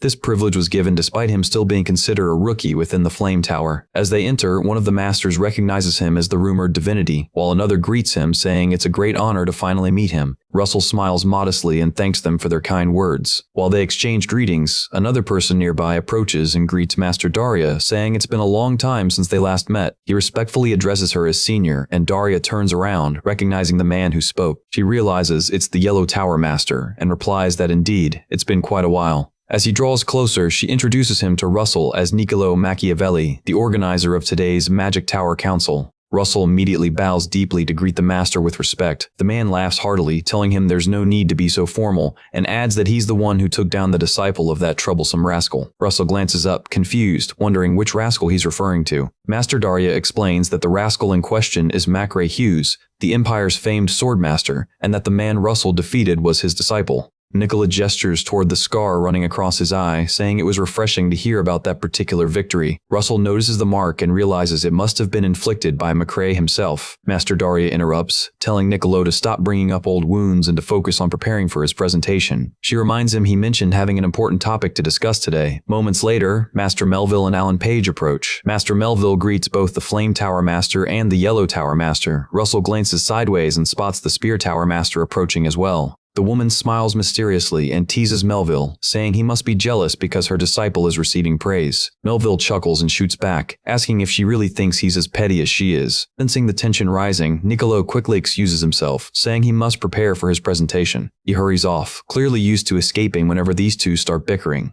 Master Melville then brings up their old bet about a relic from the era of the gods, reminding Daria not to forget, but Daria retorts that she remembers perfectly well. Melville grins boastfully, claiming his dear disciple Alan has already achieved something significant. But before he can finish bragging, Alan calmly places his hands on his master's shoulders and reminds him it's time to take their seats. Melville scolds Alan, calling him a brat, saying he wasn't done talking yet, and demands that Alan release him at once. Russell can't help but laugh at the sight of the eccentric master arguing with his disciple. Shortly after, the presentation begins. Nicola explains that the ruins they discovered appear to date back to the end of the mythological era and that there's no sign of them having been looted. This means there's a strong possibility that one or more relics remain untouched, and he grins widely with anticipation. Russell considers the possibility of a genuine relic from the mythological age, while Master Daria remarks that they might unearth an artifact powerful enough to shake the entire world. Nicola then addresses the assembled masters, explaining that this is precisely why he requires their assistance in securing the excavation site. He calls upon Sir Alan Page of the Spear Tower to lend his strength to the effort. Then he mentions Russell from the Flame Tower, saying he would also like to request his cooperation.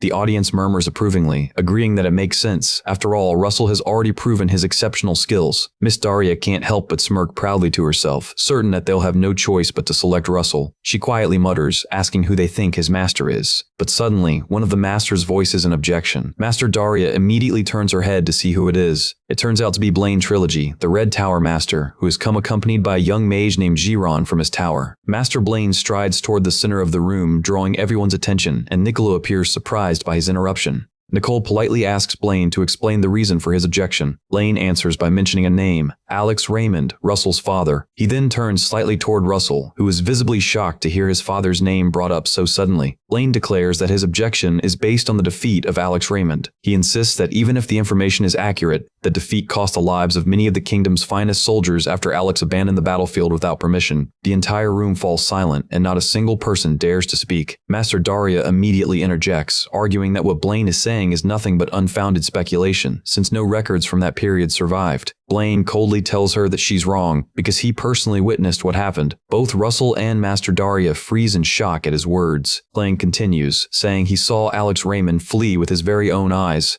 Russell listens in disbelief, horrified that anyone would claim his father ran from battle. He remembers that everyone knows his father perished in the war, and he wonders why this man is spreading such lies now. Blaine turns back to the other masters and proclaims that the Raymond family owes a great debt to the kingdom, one that must be repaid. He adds that the kingdom's youth would feel deeply betrayed if someone from that disgraced bloodline were entrusted with such an important mission. Blaine declares that the Red Tower will refuse to participate in the expedition if Russell is chosen to lead the guard. The room fills with uneasy murmurs as the masters weigh their options. Russell's reputation as the rising divinity is impressive, but excluding the Red Tower's support would be a major setback. Nicolay watches the situation unfold and realizes that Blaine has skillfully swayed the crowd with just a few manipulative words. He thinks to himself that this kind of maneuvering is typical of the Red Tower, and that Blaine must have come fully prepared for this confrontation. Nicolay's mind drifts to the name of a powerful figure, Archduke Bismarck. He recalls that Blaine is under the patronage of the Archduke, who is both the king's uncle and one of the most influential men in the realm. Nicolay understands that opposing Blaine here would be the same as defying the Archduke's faction, which few would dare to do. He notes silently that the only masters who treat Blaine without caution are Daria and Melville, both known for their fearlessness. Meanwhile, Melville scoffs at Blaine's claims, saying they're utterly ridiculous. Daria senses the anger rising within Russell and warns him not to get involved, promising that she'll handle it herself. Suddenly, Russell steps forward and addresses the Red Tower Master directly, saying he has a question, ignoring his master's warning. Blaine turns his gaze toward him, curious. Russell asks if he's prepared to take full responsibility for the words he just spoke. Blaine narrows his eyes and asks what he means by responsibility. Russell responds with a firm voice, asking if he's ready to take responsibility for insulting the House of Raymond. Master Daria quickly intervenes, urging Russell to stand down and reminding him that this isn't the right time. But Blaine only scoffs arrogantly, saying the honor of a fallen, lowly family means nothing to him. He tells Russell to be thankful that Daria is his master, because if she weren't, he would have torn out his tongue and made him an example for every other arrogant mage. Suddenly, a voice rings out from the entrance, mocking Blaine and saying he's acting more and more like royalty each time she sees him. Everyone in the hall turns to look, stunned by the interruption. Standing before them is none other than Hecate Rathmos, the princess of the kingdom herself. The masters immediately bow deeply in respect, and even Blaine lowers his head while wondering why the princess would appear here unannounced. Princess Hecate walks in gracefully, explaining that she had been listening from outside and admits that, to a degree, Blaine does have a point. She says that if someone truly owes a debt, then that debt must indeed be repaid. Master Daria tries to interject, but the princess raises a hand and says there's an important but. Princess Hecate continues, saying that for someone to repay a debt, they must first be given the opportunity to do so. She then announces with authority that she's ordering the Spear Tower and the Flame Tower to act as guards together with the Red Tower. Blaine hears her decision and is momentarily speechless, taken aback by her interference. The princess gives him a confident smirk, enjoying his reaction. Blaine tries to recover and warns her that this isn't a matter to be treated so lightly, but Princess Hecate turns to Niccolo and calls his name. She calmly asks him who the primary sponsor of this excavation is. Niccolo bows and replies that the greatest sponsor is none other than Her Highness herself.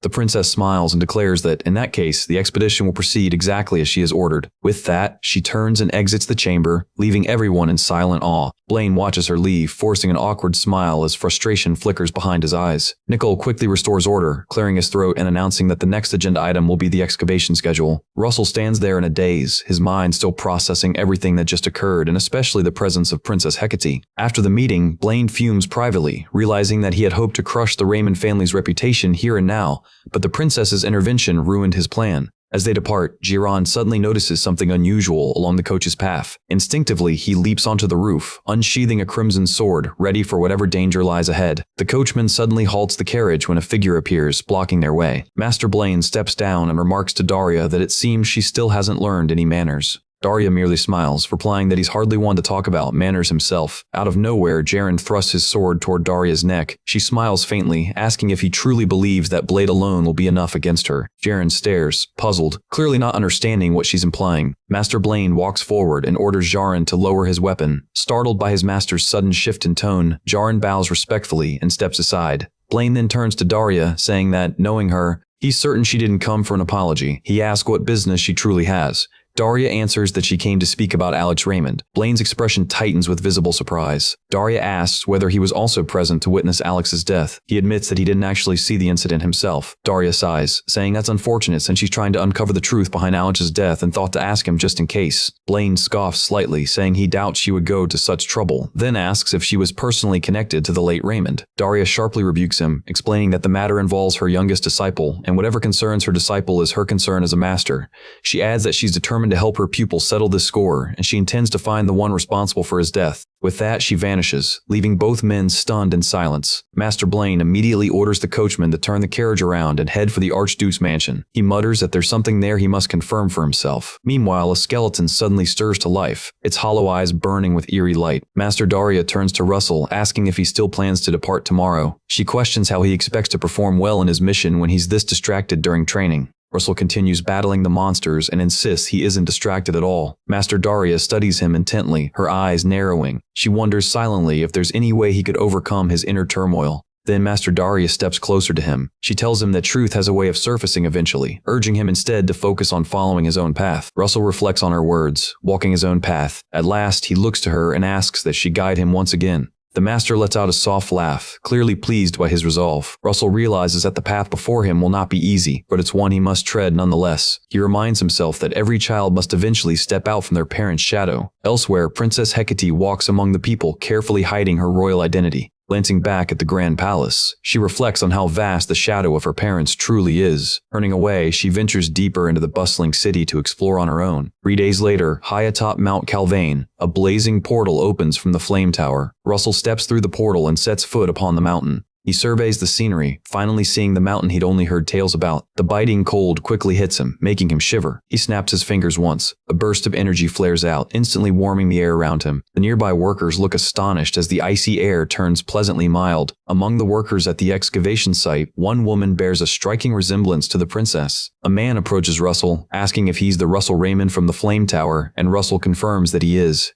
The man nods, saying they've been expecting him, and leads the way forward. As Russell follows, he notices several flags fluttering in the wind, one representing the Everall Yellow Tower, and another bearing the insignia of the Akaoth. He realizes that every major Earth-type magic expert has gathered here for this project. The guide asks if Russell finds the scale of the work impressive. He adds that even the entire structure was constructed purely from magic crystals. Russell observes the walls glimmering and remarks that they look just like mirrors. The man nods, explaining that's precisely why these ruins are called the Temple of Mirrors. Soon after, an elderly man greets Russell warmly, introducing himself as Spiegelman of the Yellow Tower, the one overseeing the entire expedition. Russell bows respectfully and introduces himself in return. He recognizes Spiegelman as a renowned figure who rose from humble beginnings to become an elder of the Royal Path's Yellow Tower, an archaeologist and adventurer who has unearthed more ruins than anyone else in the kingdom. Russell wonders if now would be the right time to ask him the questions that have long lingered in his mind. Suddenly, Alan arrives on the scene and acknowledges Russell's presence. The protagonist lights up at the sight of him, remarking that Alan came sooner than expected. The two shake hands, and Russell greets him with genuine warmth. Russell jokingly calls Alan a hard-working genius, teasing that it feels like cheating, but Alan simply laughs, saying he's only doing it to protect the mythic relic. Alan explains that they'll need to wait for the Red Tower's guardian to arrive before discussing shifts and joint missions.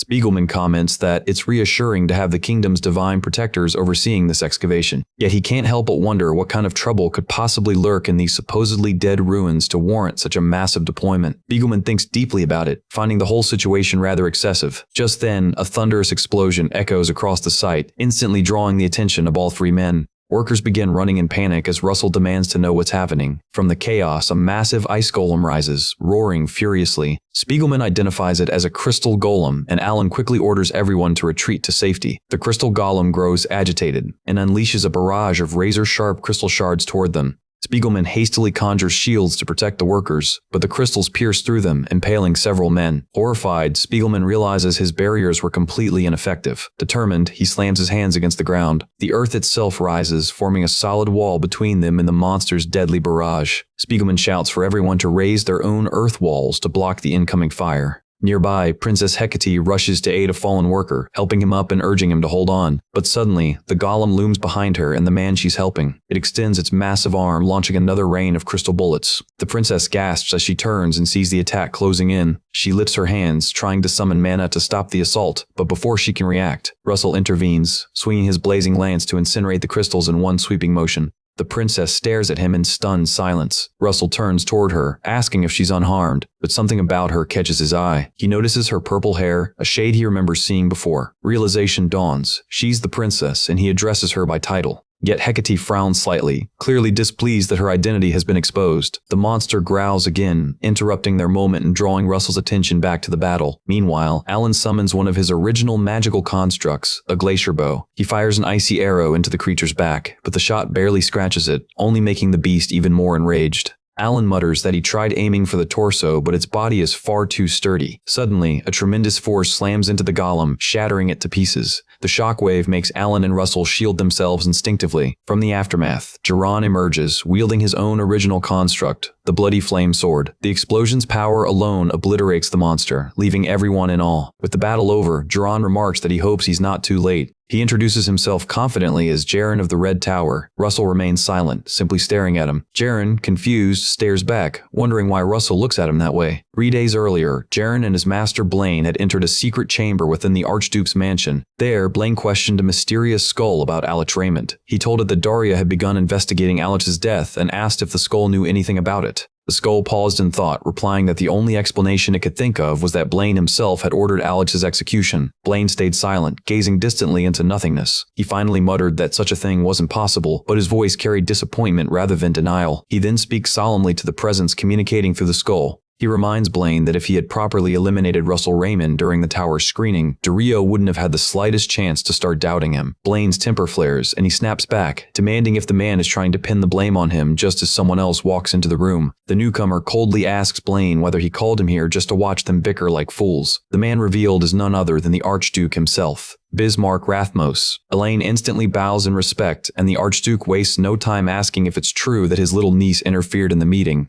With a faint smile, he notes how quickly time has passed. Blaine confirms the princess did indeed intervene and explains that they had initially planned to keep the guards at a minimum. The Archduke cuts him off, urging him to get straight to the point, demanding to know how exactly he plans to take control of the ruins. Lane answers that his disciple Jaron will be joining the guards as part of the operation. He adds that Jaron will create a fracture within the protective barrier established by the Yellow Tower. Once the barrier is compromised, the henchman of that insolent pagan will ambush the expedition team. The pagan, he mentions, is the one who speaks from behind the skull. The Archduke ponders the statement, his gaze turning sharp. He reminds everyone that for their scheme to succeed, they must first suppress the masters who currently serve as the king's greatest protectors. To sever those masters' influence, he explains, they need the artifact buried within the ruins. Producing a mysterious object, the Archduke asks whether they agree it wouldn't hurt to have a little insurance for the mission. Meanwhile, Princess Hecate drags Russell away to a secluded spot, and he tries to resist. He pleads with her to let go, but she refuses to listen. Turning to face him, the princess sternly orders him to be silent. She tells him that her arrival here is a top-secret matter and it must stay that way, even going forward. She instructs him to simply act as if she doesn't exist and continue on his own path, no matter how strange that may sound. Russell remarks that she must have quite the attachment to these ruins. He adds that if he were in her place, he too would be disappointed to miss seeing ruins from the mythological era. With a gentle smile, he reassures her that she has nothing to be concerned about. The princess replies that the king and his ministers are practically losing their minds trying to keep her confined, but he, on the other hand, doesn't seem particularly worried about her. Russell chuckles and explains that just before he came to her rescue, he caught a glimpse of her aura. Excitedly, he tells her that her power is monstrous, so overwhelming that most knights couldn't even withstand it, so there's really no need for concern. Startled by his choice of words, the princess frowns, channels mana into her hand, and lightly taps his head. Russell stands there with a lump forming on his head as she calmly says she'll be heading off and encourages him to give his best as well. As she walks away, she quietly thinks to herself that he's a decent person, but still just a naive kid. Meanwhile, Russell realizes he completely forgot to ask for the dragon heart the system had instructed him to obtain in exchange for turning a blind eye. He berates himself for being so forgetful and calls himself an idiot. At that moment, Elder Spiegelman leads the Earth Magicians as they work to dismantle the barrier blocking the entrance to the ruins. Russell arrives soon after, apologizing to Alan for showing up late. He observes the men struggling with the barrier and asks why none of their spells seem to have any effect. Alan explains that what they're dealing with is called a spatial disruption, one of the most formidable protective barriers in existence. The magicians groan in frustration as their efforts continue to fail. Elder Spiegelman curses bitterly, wondering why a spatial disruption has to appear now of all times, just when they finally located the gate to the ruins. All the while, Jaron stands back silently, saying nothing. Later, Elder Spiegelman's eyes widen when he learns that there might actually be a way to breach the barrier. Alan informs him that with the relic from the Age of the Gods currently in the Spear Tower's possession, they could pierce through the barrier safely. Elder Spiegelman doubts they would willingly hand over such a priceless relic, but Alan declares he'll personally go and request it. Grateful, Elder Spiegelman clasps Alan's hand firmly. He promises that if Alan can resolve this matter, he'll owe him a debt as a representative of the Yellow Tower. Alan just smiles and says he'll do his best to return soon. Alan gathers the mages and tells them that even though he doesn't wish to, he must rely on the others to cover for him while he's gone. Russell reassures him that it's fine and insists everything will be alright. Jaron remains silent, but inwardly notes that with Alan gone, there's only one Warmage left, and that's Russell. Russell then tells Jaron that he'd like to discuss the night duty rotation with him. Jaron smirks and replies that he'll take the first shift. Turning to the others, he announces that he's exhausted and will be heading off first. Russell watches him go, uneasy about the sinister smile lingering on his face. That night, several Yellow Tower magicians sit near the shield, keeping watch while warming themselves beside a small fire. As they rest, they suddenly notice intruders lurking beyond the barrier henchmen of the pagans. The magicians shout for them to halt, declaring that this area falls under the Yellow Tower's jurisdiction. In the next instant, crimson projectiles tear through their bodies, and their screams fill the night air. As the invaders step through, Jaron tells them that there's been a change of plans. He explains that Alan Page has headed to the Spear Tower to retrieve the artifact capable of breaking the barrier. A masked man among the group sniffs the burning corpses, murmuring with twisted delight that the scent is disgustingly wonderful. Jaren continues, saying that to blackmail Alan, all they have to do is take Elder Spiegelman hostage. The masked man mocks the idea, bringing up the one known as the divinity of the Flame Tower, and scoffs that kidnapping is a pathetic move. Jaren's expression darkens as he orders them to kill him instead, and warns that he won't tolerate another mistake like last time. A towering knight in heavy armor steps forward and retorts that it's a lot of nagging coming from someone just watching from the sidelines, referring to Juron. Jaren's fury rises, and it looks like the two are about to clash. The masked man quickly intervenes, reminding them they're allies and shouldn't be fighting among themselves. Jaren growls in frustration, his grip tightening on his sword. He lunges and drives his blade forward, but the masked man instantly conjures a portal before him, deflecting the strike. Gritting his teeth, Jaren demands to know what he just said, and the masked man chuckles, claiming it was only a joke. He lightly tells Juron to calm down and open up that cold heart of his. Meanwhile, the other henchmen complete a magic circle, chanting to invoke a dark pagan ritual. Moments later, grotesque monsters emerge from the circle, roaring with savage hunger. As they appear, the masked man casually tells Juron that if things go south, he'd better forget about using the object the Archduke gave him, though he doubts it'll come to that. Juron only stares at him silently, saying nothing. His mind drifts back to Master Blaine's warning that once this mission ends, he must live like a ghost until the day the Archduke claims the throne. Blaine had ordered that no one from the expedition should be left alive to return. Finally, Blaine had asked if Jaren didn't wish to earn his acknowledgement, telling him to carry out the mission flawlessly. He was instructed to ensure that nothing goes wrong, no matter the cost. Turning to the present, Juron watches the flaming beasts emerge and resolves to obey his master's will completely. He vows that once this mission is over, he'll fade away as a ghost. But not just any ghost, a phantom that spreads dread and despair. Meanwhile, Russell approaches Elder Spiegelman with a question. The Elder confirms if Russell's referring to a dragon with multiple horns. Curious, he asks why Russell suddenly wants to know about that. Russell explains that during his mission he saw such a dragon,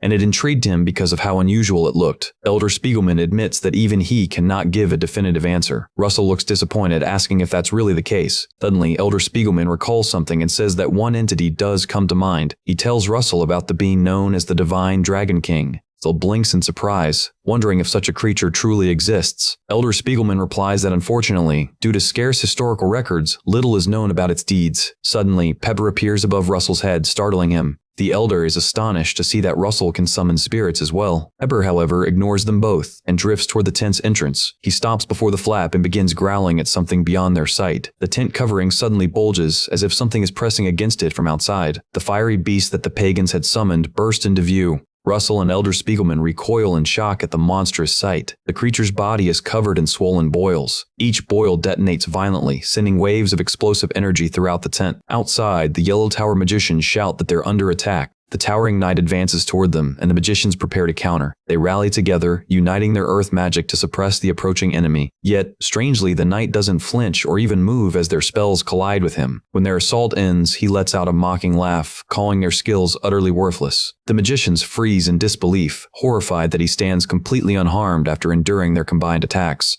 The towering brute decides it's time to return the favor and hefts his massive hammer with intent to retaliate. He slams the weapon into the ground, shattering the earth beneath his feet with a thunderous impact. From the hammer's surface bursts a dark purple light that crawls menacingly across the ground. The creeping energy engulfs the terrified men, their screams echoing as they're consumed by the darkness. Meanwhile, the masked man encounters a group of earth magicians from the Yellow Tower. He stands calmly, hands clasped behind his back as they frantically prepare to attack him. The magicians link hands, summoning arrows of hardened earth that fly toward him in unison. The masked man exhales in mild annoyance, remarking how irritating their magic is before conjuring several magic portals. Another portal then opens behind the unsuspecting magicians. Their cries of agony fill the air as their own attacks impale them, and the masked man walks past their fallen bodies, stepping into the camp without looking back. At the same time, Russell shields himself and Elder Spiegelman from a massive explosion using a barrier of magic. The furious Elder demands to know what kind of madman would dare to attack Endymion's excavation site. Russell dismisses the shield once the danger subsides. His eyes narrow as he recognizes the creature before them. It's an undead. He explains to Elder Spiegelman that those who wield the dead as weapons can only belong to one kind of group. The Elder hesitantly asks if they're cultists. Russell apologizes, telling the Elder he must leave to protect someone important.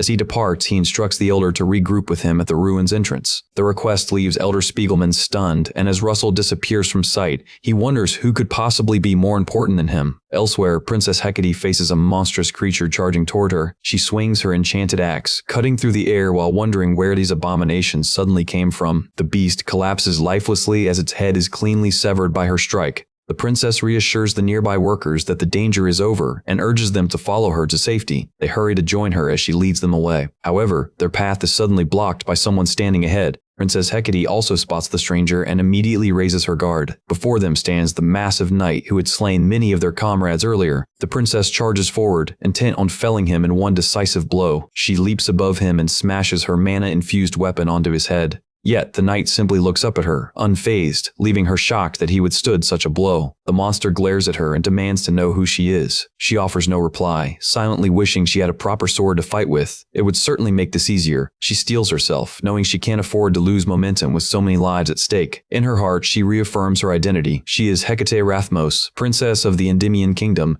and she will protect her people. A surge of mana bursts from her body as she prepares for the next clash. The hulking knight readies his weapon, intrigued, and declares that this battle might actually be entertaining. Suddenly, Russell appears, interrupting him, declaring that he'll make the fight even more enjoyable. Emerging in a blaze of flame, Russell drives a burning lance straight into the knight's chest. He glances back at the princess, asking if she's unharmed, though he accidentally calls her princess before hastily correcting himself to supply member to keep her identity secret. The princess shoots him a sharp glare for the slip, making Russell grimace awkwardly. From within the smoke, the large warrior's voice rumbles, muttering that he rises again, recognizing Russell as the Holy One of the Flame Tower. Russell tells Hecate to lead the survivors to the ruins entrance, explaining that the Elder plans to regroup there. Meanwhile, Elder Spiegelman rallies the remaining workers and attempts to guide them to safety. Princess Hecate hesitates, asking Russell if he's certain he can handle the foe alone. Russell turns back and reminds her of her earlier words. She promised to let him repay his debt. Hearing this, the princess can't help but smile. She gathers her people and assures him she'll leave the rest to him.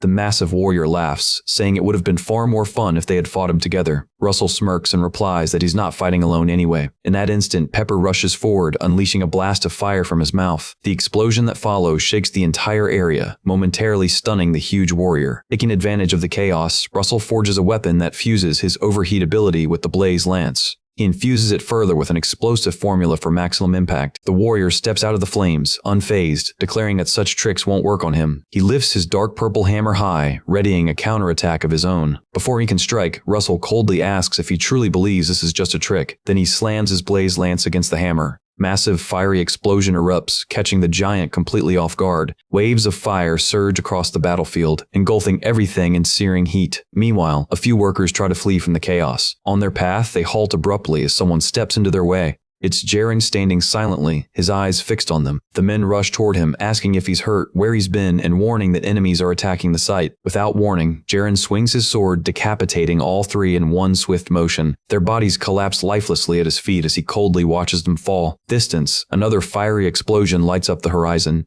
Jaren turns sharply toward the blast. He spots the enormous warrior still standing despite taking the full force of the explosion. But then the warrior's expression changes. Something shocks him deeply. Fragments of his armor begin to fall away, pieces of his arm breaking apart. The cursed, refined black iron shatters, revealing part of his scarred face beneath the ruined armor. Russell remarks that they finally get to see the proud warrior's face, asking mockingly why he looks so sour. The man snarls, calling Russell an arrogant fool. He roars furiously, commanding Russell not to underestimate him. Russell notices purple streaks of energy flaring around the man's body. He's stunned to realize the warrior is wielding aura like a true knight. Meanwhile, the brute thinks to himself that he must use the transplanted knight's heart within him. He possesses two hearts, his original and the one taken from a fallen knight. The massive warrior raises his weapon and vows to tear Russell apart. He lunges forward, swinging his hammer with deadly force. Russell swiftly dodges, surprised by how fast the man can move despite his size. The giant pivots in anger, chasing after him again. But Russell only grins in response. He recalls his previous fight with Spandom, reasoning that since Spandom was far quicker, this opponent poses no real threat. Darting past the warrior, Russell slashes him across the side before he can react. The warrior lifts his weapon, ready to strike back.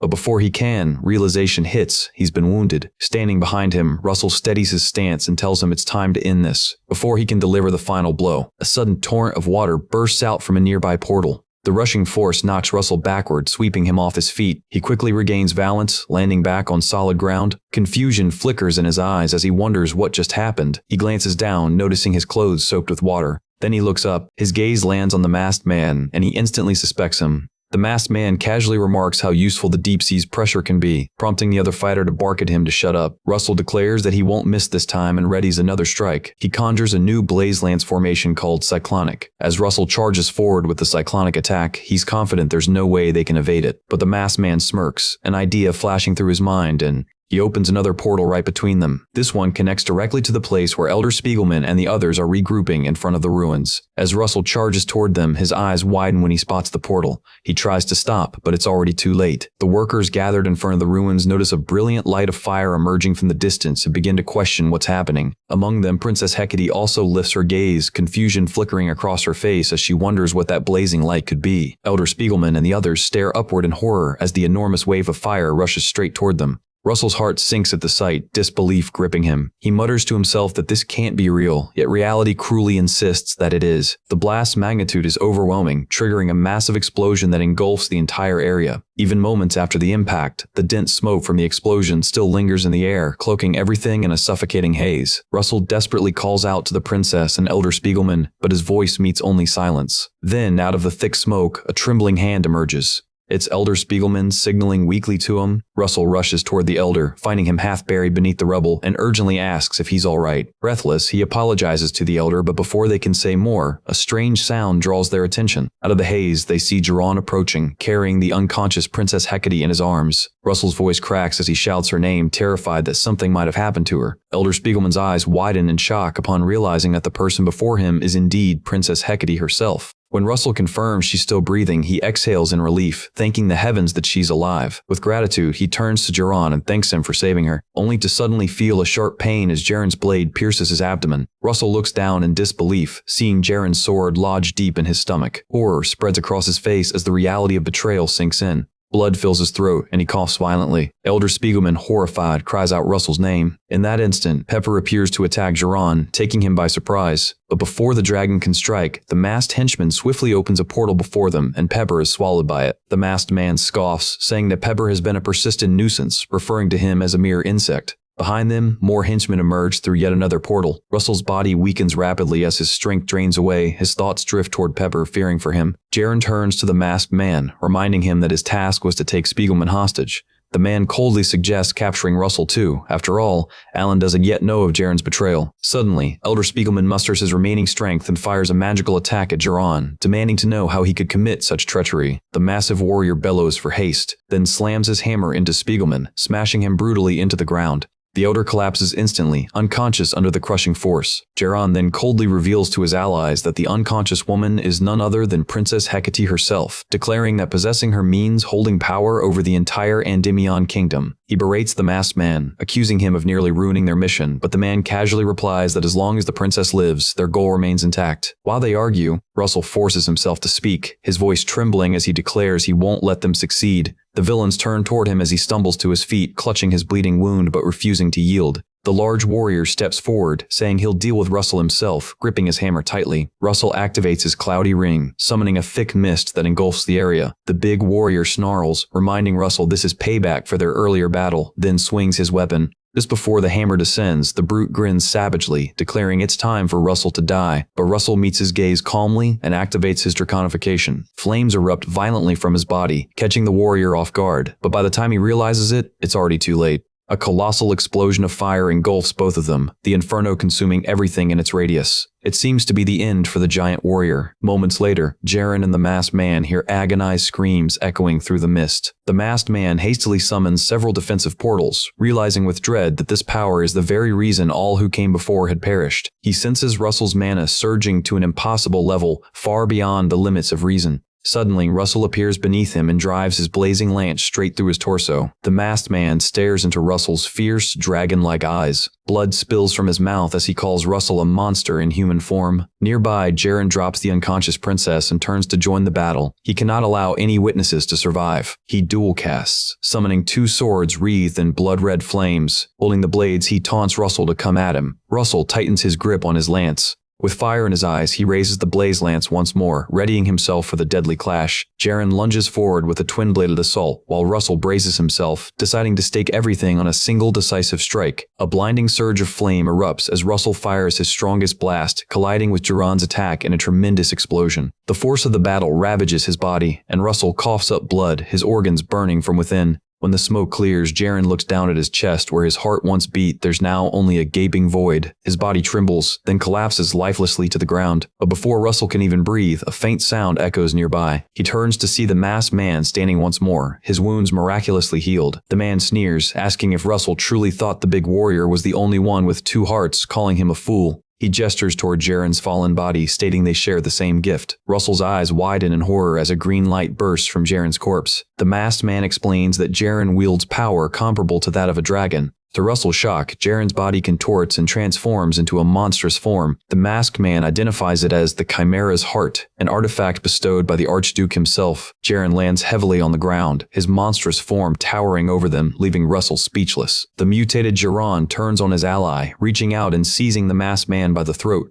He lifts him off the ground effortlessly, choking him with monstrous strength. Through gritted teeth, Jaren demands to know if the man had deliberately hidden his powers just to force him into using the heart. The masked man laughs through the pain, admitting he knew Jaren would eventually rely on it. He mocks him further, noting that the heart grants him a few extra circles of power. Then, smirking faintly, he reminds Jaron that he never pressured him into losing to Russell, so the blame isn't his to bear. Jaren drops him to the ground, agreeing coldly that he's right, but that he has someone else to deal with first. His monstrous gaze turns to Russell Raymond, and he declares that he'll finish him before anything else. A phantom hand manifests from his power, grabbing Russell and yanking him forward. Jaron's clawed hand grips Russell's throat as he mocks him, saying that he left quite the impression earlier. He sneers that, in the end, Russell failed to protect anyone, announcing that it's over. Then, channeling his strength, he smashes through the spatial disruption barrier behind them. The barrier shatters, revealing a narrow rift that leads into the depths of the ruins. The masked man watches in shock, realizing that Jaron managed to tear open space itself and that he's relishing the chaos. Russell, defiant even in pain, tells Jaren it's not over yet and blasts an overheat attack straight at his face. The flames barely leave a scratch, and Jaren grins, saying he's changed his mind. He hurls Russell aside with monstrous force, vowing to grant him the death he deserves.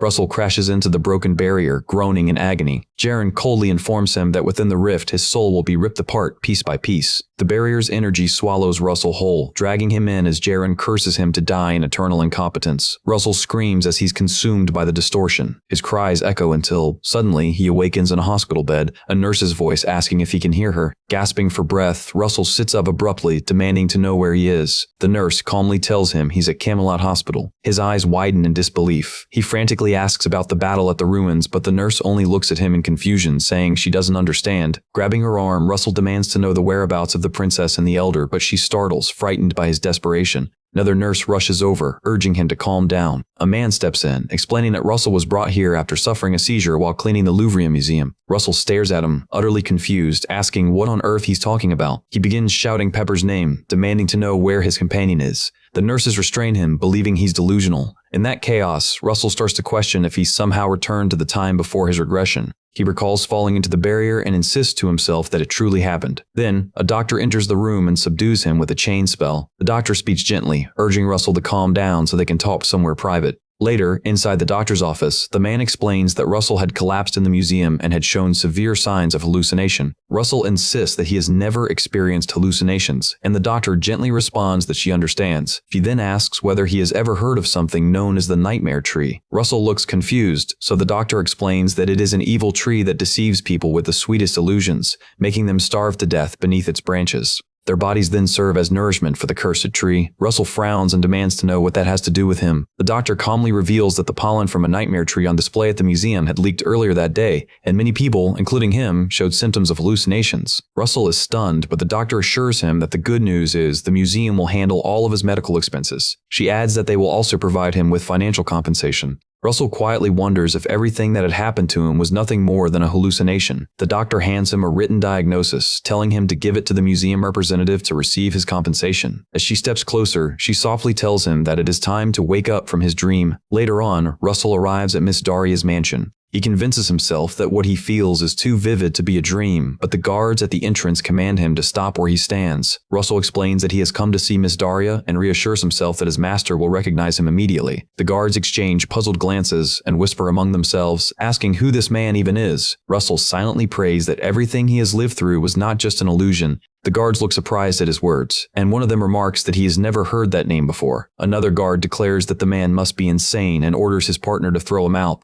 Enraged, Russell clenches his fists. He attempts to rush past them, desperately begging to be let inside for just a moment to see her one last time. One of the guards loses his patience and shoves him roughly to the ground. Just then, a carriage carrying Miss Daria stops nearby, and Russell catches sight of her. The master steps out and demands to know what is happening. One of the guards bows deeply and explains that the man keeps insisting he is her disciple. Miss Daria's eyes widen in surprise, and she turns her head to look at the stranger. She studies his face for a long moment, yet there is no sign of recognition in her expression. After a brief silence, she quietly asks him if she is supposed to know who he is. Russell freezes, horror washing over him. He stares at his master, unable to speak. She meets his gaze for a moment, her face unreadable. Then, without another word, she instructs the coachman to drive on, leaving Russell standing in the pouring rain. Later, Russell breaks into the Louvre Museum. He heads straight for the place where he once saw the dragon heart and wonders if everything that happened to him had truly been nothing but an illusion caused by the nightmare tree's pollen. In a burst of rage, he smashes his fist against the glass case that holds the dragon heart, shouting that it's all nonsense. The noise draws the attention of the guards, who quickly discover him. They restrain him, demanding to know who he is. The head guard orders the others to drag him out immediately, but Russell keeps shouting that none of this can be real.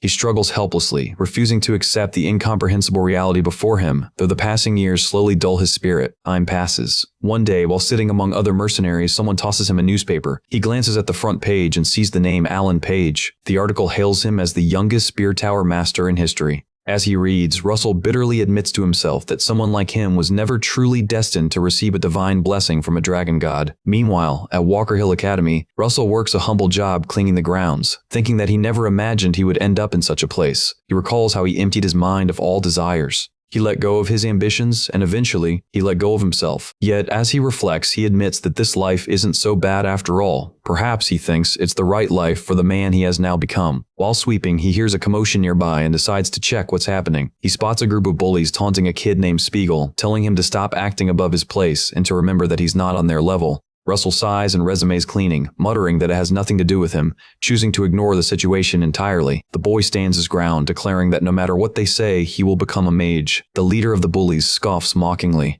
asking how someone suffering from mana vein narrowing could still talk so confidently. Russell, overhearing their words, stiffens in shock. The bully sneers at the boy, reminding him of the crimes committed by his family. He threatens to leave a scar on him that he'll never forget. When the boy finally opens his eyes again, he finds all the bullies lying unconscious on the ground. Not far away, Russell silently continues cleaning the area as if nothing unusual had happened. He mutters to himself, wondering why this particular spot is always so filthy. Spiegel realizes then that it must have been Russell who saved him. Later, Russell sits on a bench, unwrapping his lunch. He notices Spiegel sitting beside him and asks the boy why he's following him around. Spiegel gives a small smile, saying that he's simply reading his book and that the bench happens to be the perfect place for concentration. Meanwhile, the bullies who had been spying on them hide in a corner, whispering to each other. The man decides to break the silence and speaks to the young boy. He asks him directly about his mana vein narrowing. Russell explains that he once knew someone just like him who studied at this very academy, and Spiegel curiously asks what became of that person. Russell replies that the boy was expelled, unable to overcome his limits, treated like worthless trash destined to fail. He adds that for any mage, mana vein narrowing is no different from receiving a death sentence. Russell advises him that sometimes giving up can be a kind of courage, but Spiegel quickly shakes his head and says he can't do that. The boy stands up, his eyes burning with determination, and says that he refuses to give up. Russell watches him walk away quietly, lost in thought. Suddenly, his superior calls out to him. Russell reports to the chief, who warns him to be cautious about spending time with that boy. The man adds that if something goes wrong, Russell could end up in serious trouble, but Russell admits he doesn't quite understand. The chief reveals that Spiegel is the son of the traitor who was expelled by the Red Tower Master. Russell freezes, realizing that Spiegel is connected to a disgraced family. Elsewhere, a gathering of pagans stands before the same skeleton that Master Blaine once spoke to. The skull proclaims that the age of the Guardians is coming to an end. It commands its followers to march toward Walker Hill Academy, to declare to the world that their return has begun. Sometime later, Instead of releasing more mana, a crystal shatters in Spiegel's hand, leaving him straining in pain. Russell approaches and asks why the boy insists on clinging to the path of a mage. Spiegel turns around in shock. Russell presses him again, asking why he won't just give up. Spiegel answers quietly that he made a promise to his mother. Suddenly, they're ambushed by the bullies from school. The group carries weapons this time, gloating that they finally caught them off guard. They vow not to be careless again. Russell's eyes harden as he activates his aura, telling Spiegel to watch closely. He declares that this is the only way to become a true mage. Spiegel stares in disbelief at the aura surrounding him as they both prepare to fight. Russell channels his energy into his hands and unleashes a devastating strike, taking the bullies down with overwhelming force. Sometime later, during winter, Russell trains Spiegel to strengthen his body and learn Overload, the wizard's combat technique he once studied from ancient scrolls. Russell orders him to run faster, explaining that survival depends on keeping distance from the enemy. This form of magic replaces weak mana veins with a trained, resilient physique. He adds that, unlike adults with fully developed bodies, the effect is amplified for children still in their growth years. Later, Russell teaches Spiegel martial arts but sighs, thinking the boy's progress is painfully slow. He challenges him, asking if this is really all he can do after swearing on his mother's promise. Spiegel gasps for air, struggling to stand. Yet he rises again, begging for another round of training. Months later, when spring arrives, Spiegel competes in the Academy's practical combat exam against one of his old bullies. The young boy conjures an ice arrow and strikes his opponent, bringing him down. The professor announces Spiegel as the victor. The crowd bursts into excitement. One student exclaims in disbelief that a boy with mana vein narrowing actually won, while another marvels at the vast difference in skill. The defeated bully snarls in frustration, warning everyone that he'll be back for revenge. Spiegel beams with pride and glances toward Russell. He thinks to himself that thanks to his new mentor, he has now reached the second circle. From the shadows, Russell watches with a faint smile, proud of the boy's growth and quiet determination. Suddenly, someone shouts Russell's name, and he turns around to see who it is. The man sneers, saying it's been a long time, and mockingly calls him an insect. Russell looks closely and realizes, with disbelief, that it's his old high school bully, Coma Frederick. Later, Russell lies beaten and bruised by Coma's guards, gasping for breath as pain racks his body. The chief cleaner scolds him, reminding him that he warned him not to get involved with Spiegel. Coma glares down and tells Russell that because of him, his own son suffered countless humiliations. Crouching down, Coma coldly remarks that Russell doesn't seem to understand the situation he's in. He adds that with his influence, he could have Russell thrown out of the academy instantly. Russell glares back at him, then suddenly starts laughing, an unsettling sound that catches Coma completely off guard. The man asks if he really thinks he cares about that kid. Russell smirks and tells him he only provoked the boy because it amused him. He enjoyed toying with him, and Coma is left speechless. Later, Russell returns to his quarters to pack his belongings. He recalls Coma's words, ordering him to leave the academy immediately to avoid causing more trouble. As he walks out, his thoughts drift to Spiegel under the dark night sky. Just as Russell approaches the gate, Spiegel suddenly appears, blocking his path and demanding to know where he's going. Russell replies flatly that he's leaving the place, but Spiegel presses him for an explanation. Russell clenches his fist tightly, holding back his emotions. He picks up his case and rushes forward toward the exit. Spiegel darts ahead and cuts him off, shouting for him to stop right there. Spiegel's eyes widen as he sees Russell's condition. He asks what happened to his face, and Russell bitterly asks what else he expected from someone like him. Without another word, Russell brushes past him and forces his way through. Spiegel's voice trembles as tears begin to stream down his face. Meanwhile, Coma watches the entire exchange from his carriage nearby, grinning smugly. He mutters that this is exactly why he values money and power, because with them, one can erase any problem. He orders his coachman to leave the academy grounds, but the carriage suddenly halts. Coma looks up to see several pagan cultists standing in his path. He furiously demands how they dare to obstruct the way of the House of Frederick. In response, the pagans unleash a massive green explosion that engulfs the entire area. Russell spots the flash of green in the distance and immediately turns back. When he returns to the academy, he finds it consumed by flames. His eyes widen in disbelief as he wonders what catastrophe has struck the academy.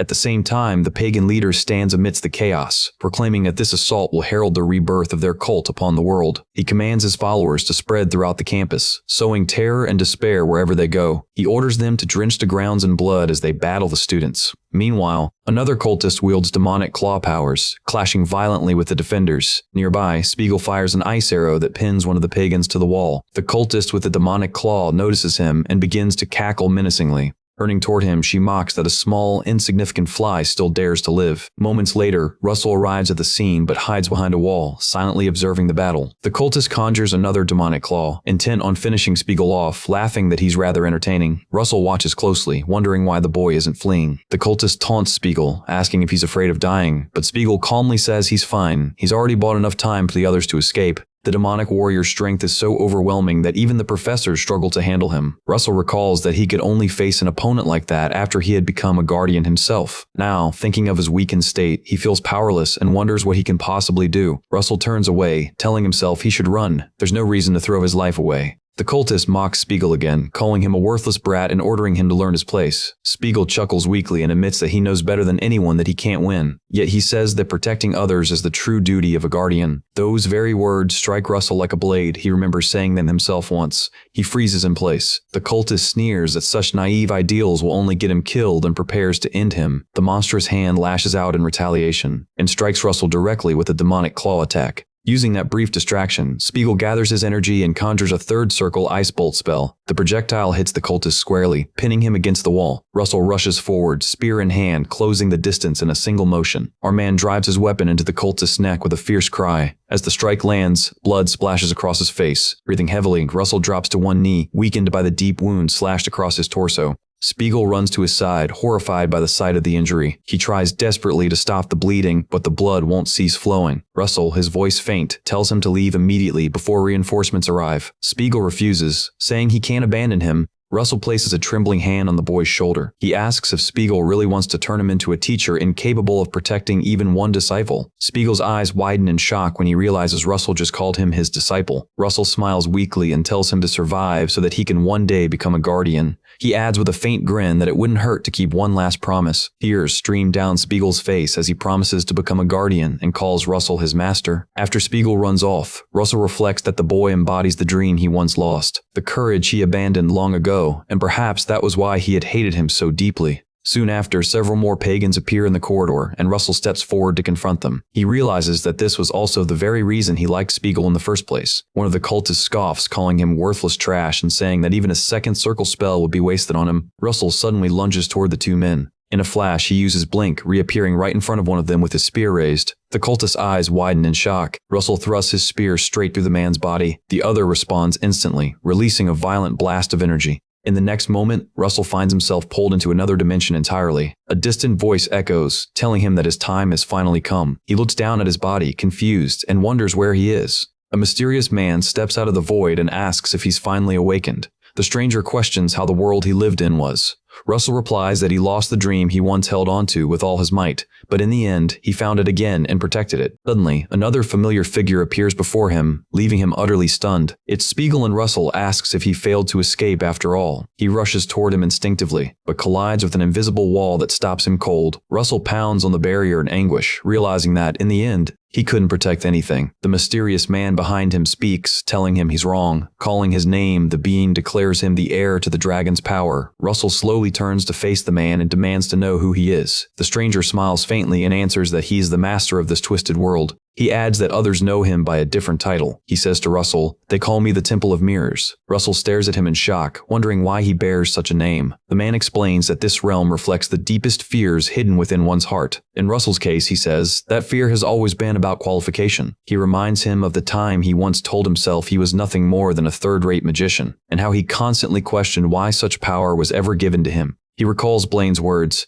how he said Russell's father had run away from the battlefield, and that ever since, Russell has doubted whether he deserved to wield power at all. The man explains that Russell once found his answer when he decided to grow stronger, not for glory, but to become a guardian and protect others. Russell sinks to his knees, trembling, and asks if this entire long ordeal had been a test. The entity nods and says yes. It was a trial, one that he has now surpassed by proving that even without power, he could still be a guardian through his will to protect a boy. Russell finds himself returning to his younger form, witnessing a vision of Spiegel smiling and promising never to forget their vow. The Temple of Mirrors tells him that the boy before him isn't an illusion, but the embodiment of his purest courage, the very thing he once safeguarded and must continue to protect. The mysterious being calls him successor and declares that the time has come to fulfill a long-standing oath. The man slowly removes his mask, his voice calm yet resolute, proclaiming that a new light will soon rise. As the mask comes off, a wave of power surges around him. He transforms into Spiegel and tells Russell that it's time to move forward. Suddenly, the atmosphere shifts. Meanwhile, Jaren turns to Alan, complimenting him on his impressive performance. Alan, gravely injured, apologizes to the princess for failing to protect her. The masked man remarks that he has often heard about Alan's genius, yet he acknowledges that Alan's quick grasp of the situation upon his return and his immediate response, even with limited information, was commendable. He admits he was surprised that Alan used the artifact as bait in an attempt to save the princess. Jaren dismisses it all, saying none of that matters because nothing has changed. The masked man grows impatient, demanding that Jiran stop wasting time and get to the real business. Jaren soars toward the barrier, holding the artifact that Alan had brought, intending to destroy it. The artifact glows brightly in his hand. A magical contraption materializes in the sky, designed to dismantle the barrier. Mr. Spiegelman immediately recognizes it as an artifact of the divines. The princess anxiously wonders if such a divine artifact can even be stopped. Jaren mutters to himself that once he obtains the item, he'll never hand it over to any of these scoundrels. Referring to the Archduke and the pagans, he declares that he'll prove to the world that he surpasses them all. With a fierce command, Jiran orders the artifact to shatter the barrier. The contraption fires a powerful shot, but the immense pressure from the rift's energy crushes the entire device in an instant. Jaren stares in disbelief as the contraption collapses. The onlookers gasp, stunned that even the artifact of the divines could be so easily blocked. Alan notices it too, and then, within the barrier, he sees someone emerging. Suddenly, Russell bursts forth from the barrier, the blaze lance gripped tightly in his hand. The masked man and Jaren both notice the mask upon his face. Russell charges toward the masked man, attacking without hesitation. The man swiftly conjures a portal to block the strike. Russell cuts through the portal effortlessly and sends the man crashing to the ground before disengaging. He jumps back to regain distance. Even Jaren is taken aback, shocked that anyone could slice through a portal. Russell rushes over to free Mr. Spiegelman and the princess, trying to communicate with them. When he unties them, Mr. Spiegelman asks what he said, unable to hear clearly through the mask. Russell removes it and says he's simply relieved that they're both safe. Mr. Spiegelman and the princess are stunned to see that it's Russell, asking how he managed to survive. Alan smiles faintly, remarking that it seems his master's bet won't be an easy one to win. The princess reaches for Russell, expressing how grateful she is that he's alive. Russell takes her hand and pauses. He spots Jaren advancing toward them. He tells her they'll talk later. He still has something to deal with. Jaren steps closer, calling Russell an inferior being and accusing him of becoming a nuisance. He declares that Russell's return changes nothing, promising to kill him and claim the artifact for himself.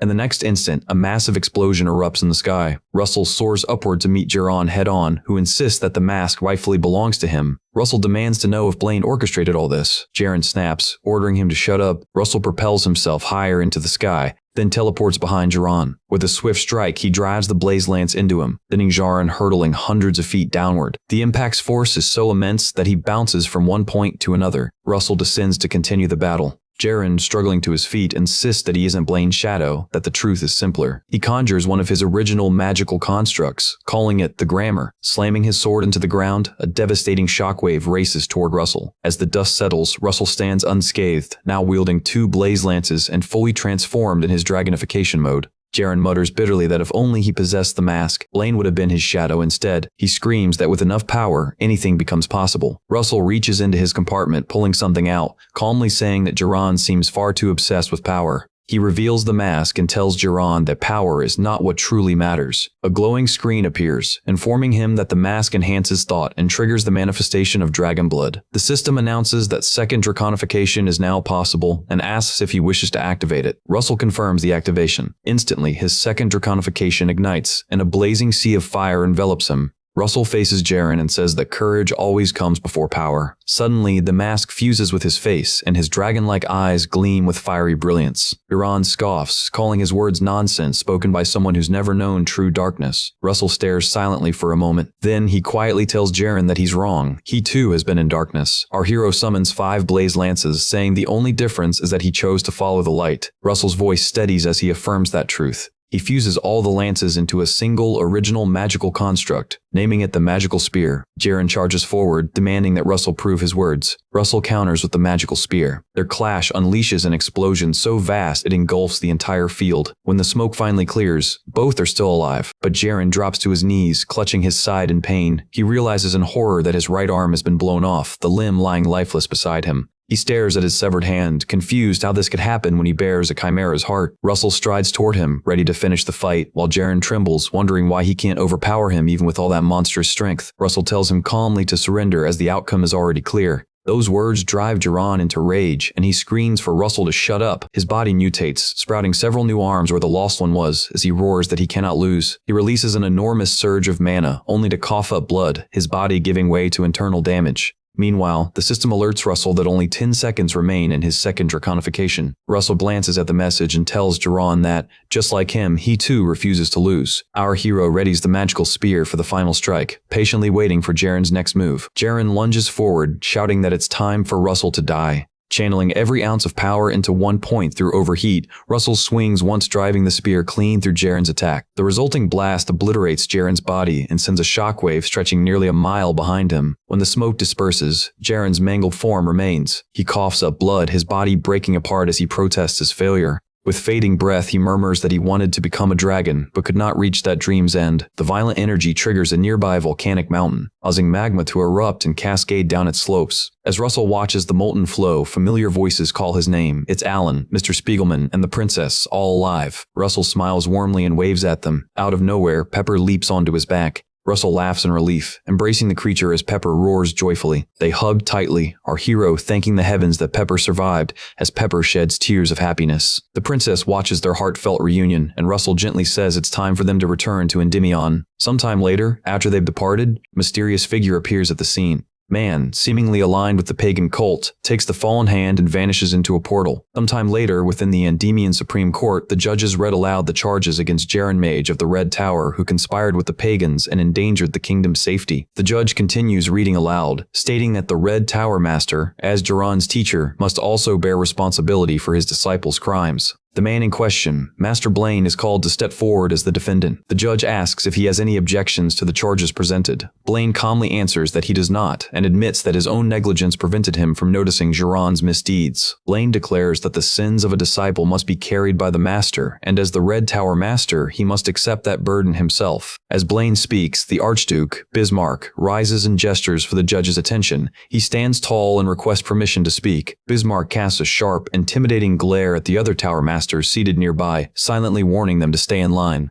He finally addresses the court, saying that Blaine is not wrong. The Archduke suggests that the matter be concluded with a mere 6 months of probation. The judge hesitates briefly, then nods in agreement. Master Daria, seated among them, reasons inwardly that they're all colluding, yet she holds her tongue. Her eyes drift upward toward the royal balcony, where the king watches the proceedings in silence. He thinks grimly that the Archduke will never stop challenging the authority of the royal family. She wonders what His Majesty is planning amidst all this manipulation. Meanwhile, within the palace, Russell changes into a fresh set of clothes. Mr. Spiegelman compliments his refined appearance while Alan stands beside them. The princess enters the room, pleasantly surprised to find them there. The three men quickly bow in respect. Princess Hecate asks them to rise, saying that she should be the one offering her gratitude. She bows gracefully and sincerely thanks them for saving her life. Her gaze lingers on Russell as she expresses particular thanks, catching him off guard. As she turns to leave, she winks playfully at him, promising that they will meet again. The door closes behind her with a soft thud. Russell stands frozen, his face turning red as the others try to snap him back to reality. He regains his composure, reminding himself to focus. He reasons that this moment is a perfect opportunity to solidify the Raymond family's name in the minds of the people. After the trial, the three men attend an audience with the king and his court before the gathered nobility. His Majesty states that today's ceremony is to honor the knights who safeguarded the kingdom. The king says that while individual contributions will be acknowledged later, he first wishes to celebrate their collective achievements. He commends Spiegelman for resisting the pagans who endangered the realm. The king decrees that Spiegelman will receive 200 gold coins and 2 mana-enhancing pills,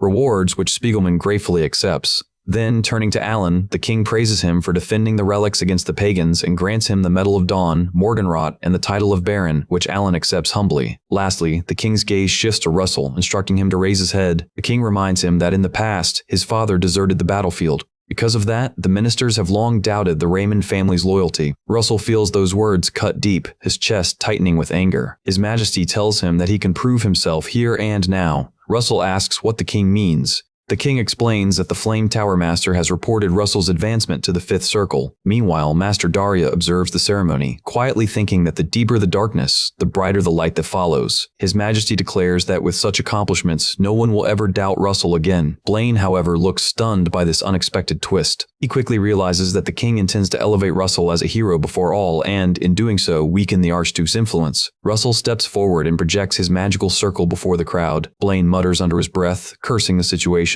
Yet for the common folk who know little about magic, the sight is nothing short of spectacular. The crowd watches in awe. Master Melville notices the projection clearly displaying all 5 circles. He remarks that Russell's growth is astonishing, truly explosive. Even Alan and Master Niccolo watch, impressed by his progress. When Russell concludes his display, he kneels once again, and the king smiles, saying he once thought Russell's father was a withered flower, but now he continues, it's clear that flower concealed a beautiful seed. Russell humbly responds that the king's praise is too generous. The king then announces to all present that in recognition of the Raymond family's case, Russell's noble rank will be elevated to count. Additionally, with third-class military merit, he grants him the right to levy taxes on 10,000 households in a neighboring city. Russell accepts the decree with solemn gratitude. When the king finishes speaking, he places a reassuring hand on Russell's shoulder and warmly invites him to stand. As Russell rises, the king personally thanks him for saving his daughter's life. Halifies that he speaks not as a king now, but as a father. He expresses his wish to repay him and asks what reward he desires. Russell takes a moment to think before respectfully telling the king what he wishes for. Later, back at his home, Russell reflects that he had worried about obtaining what he asked for, but everything seems to have turned out perfectly. On his desk lies the dragon heart he requested, dull and withered in appearance. Though it looks lifeless, he knows it will reveal its true power when infused with mana. Suddenly, something unexpected happens, causing Russell to shout in surprise. The dragon heart bursts apart, releasing a radiant blue light. From within that light, streaks of lightning arc outward. The shattered fragments of the dragon heart converge, forming a horn surrounded by crackling electricity. Russell watches in shock at the incredible transformation. A glowing system screen appears before him, declaring that the dragon heart has revealed its true form. He has obtained the Forgotten King's horn, infused with lightning essence. He braces for impact, closing his eyes, but instead of piercing him, the horn releases its essence directly into his body. Russell exhales, noting that this experience is far more bearable than before. His body begins to shine with lightning as he lets out a deep breath. He marvels at the immense thunderbolt energy coursing through him, astonished that even without full absorption, a third of his fifth circle has already filled. Another message appears, informing him that he has absorbed the Forgotten King's horn to his limit.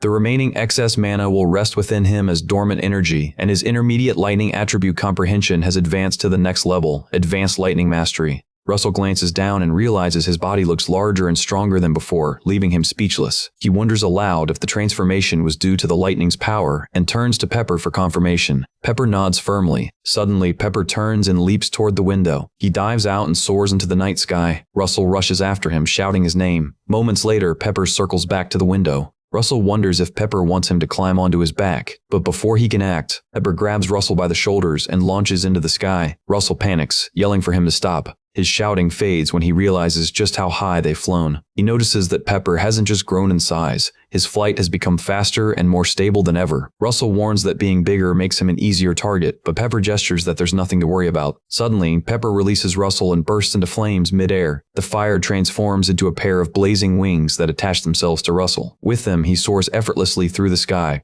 Our hero remarks that he now wields swift wings made of spirit flames, jokingly asking Pepper if he should call them spirit wings. Pepper lets out an enthusiastic roar in agreement.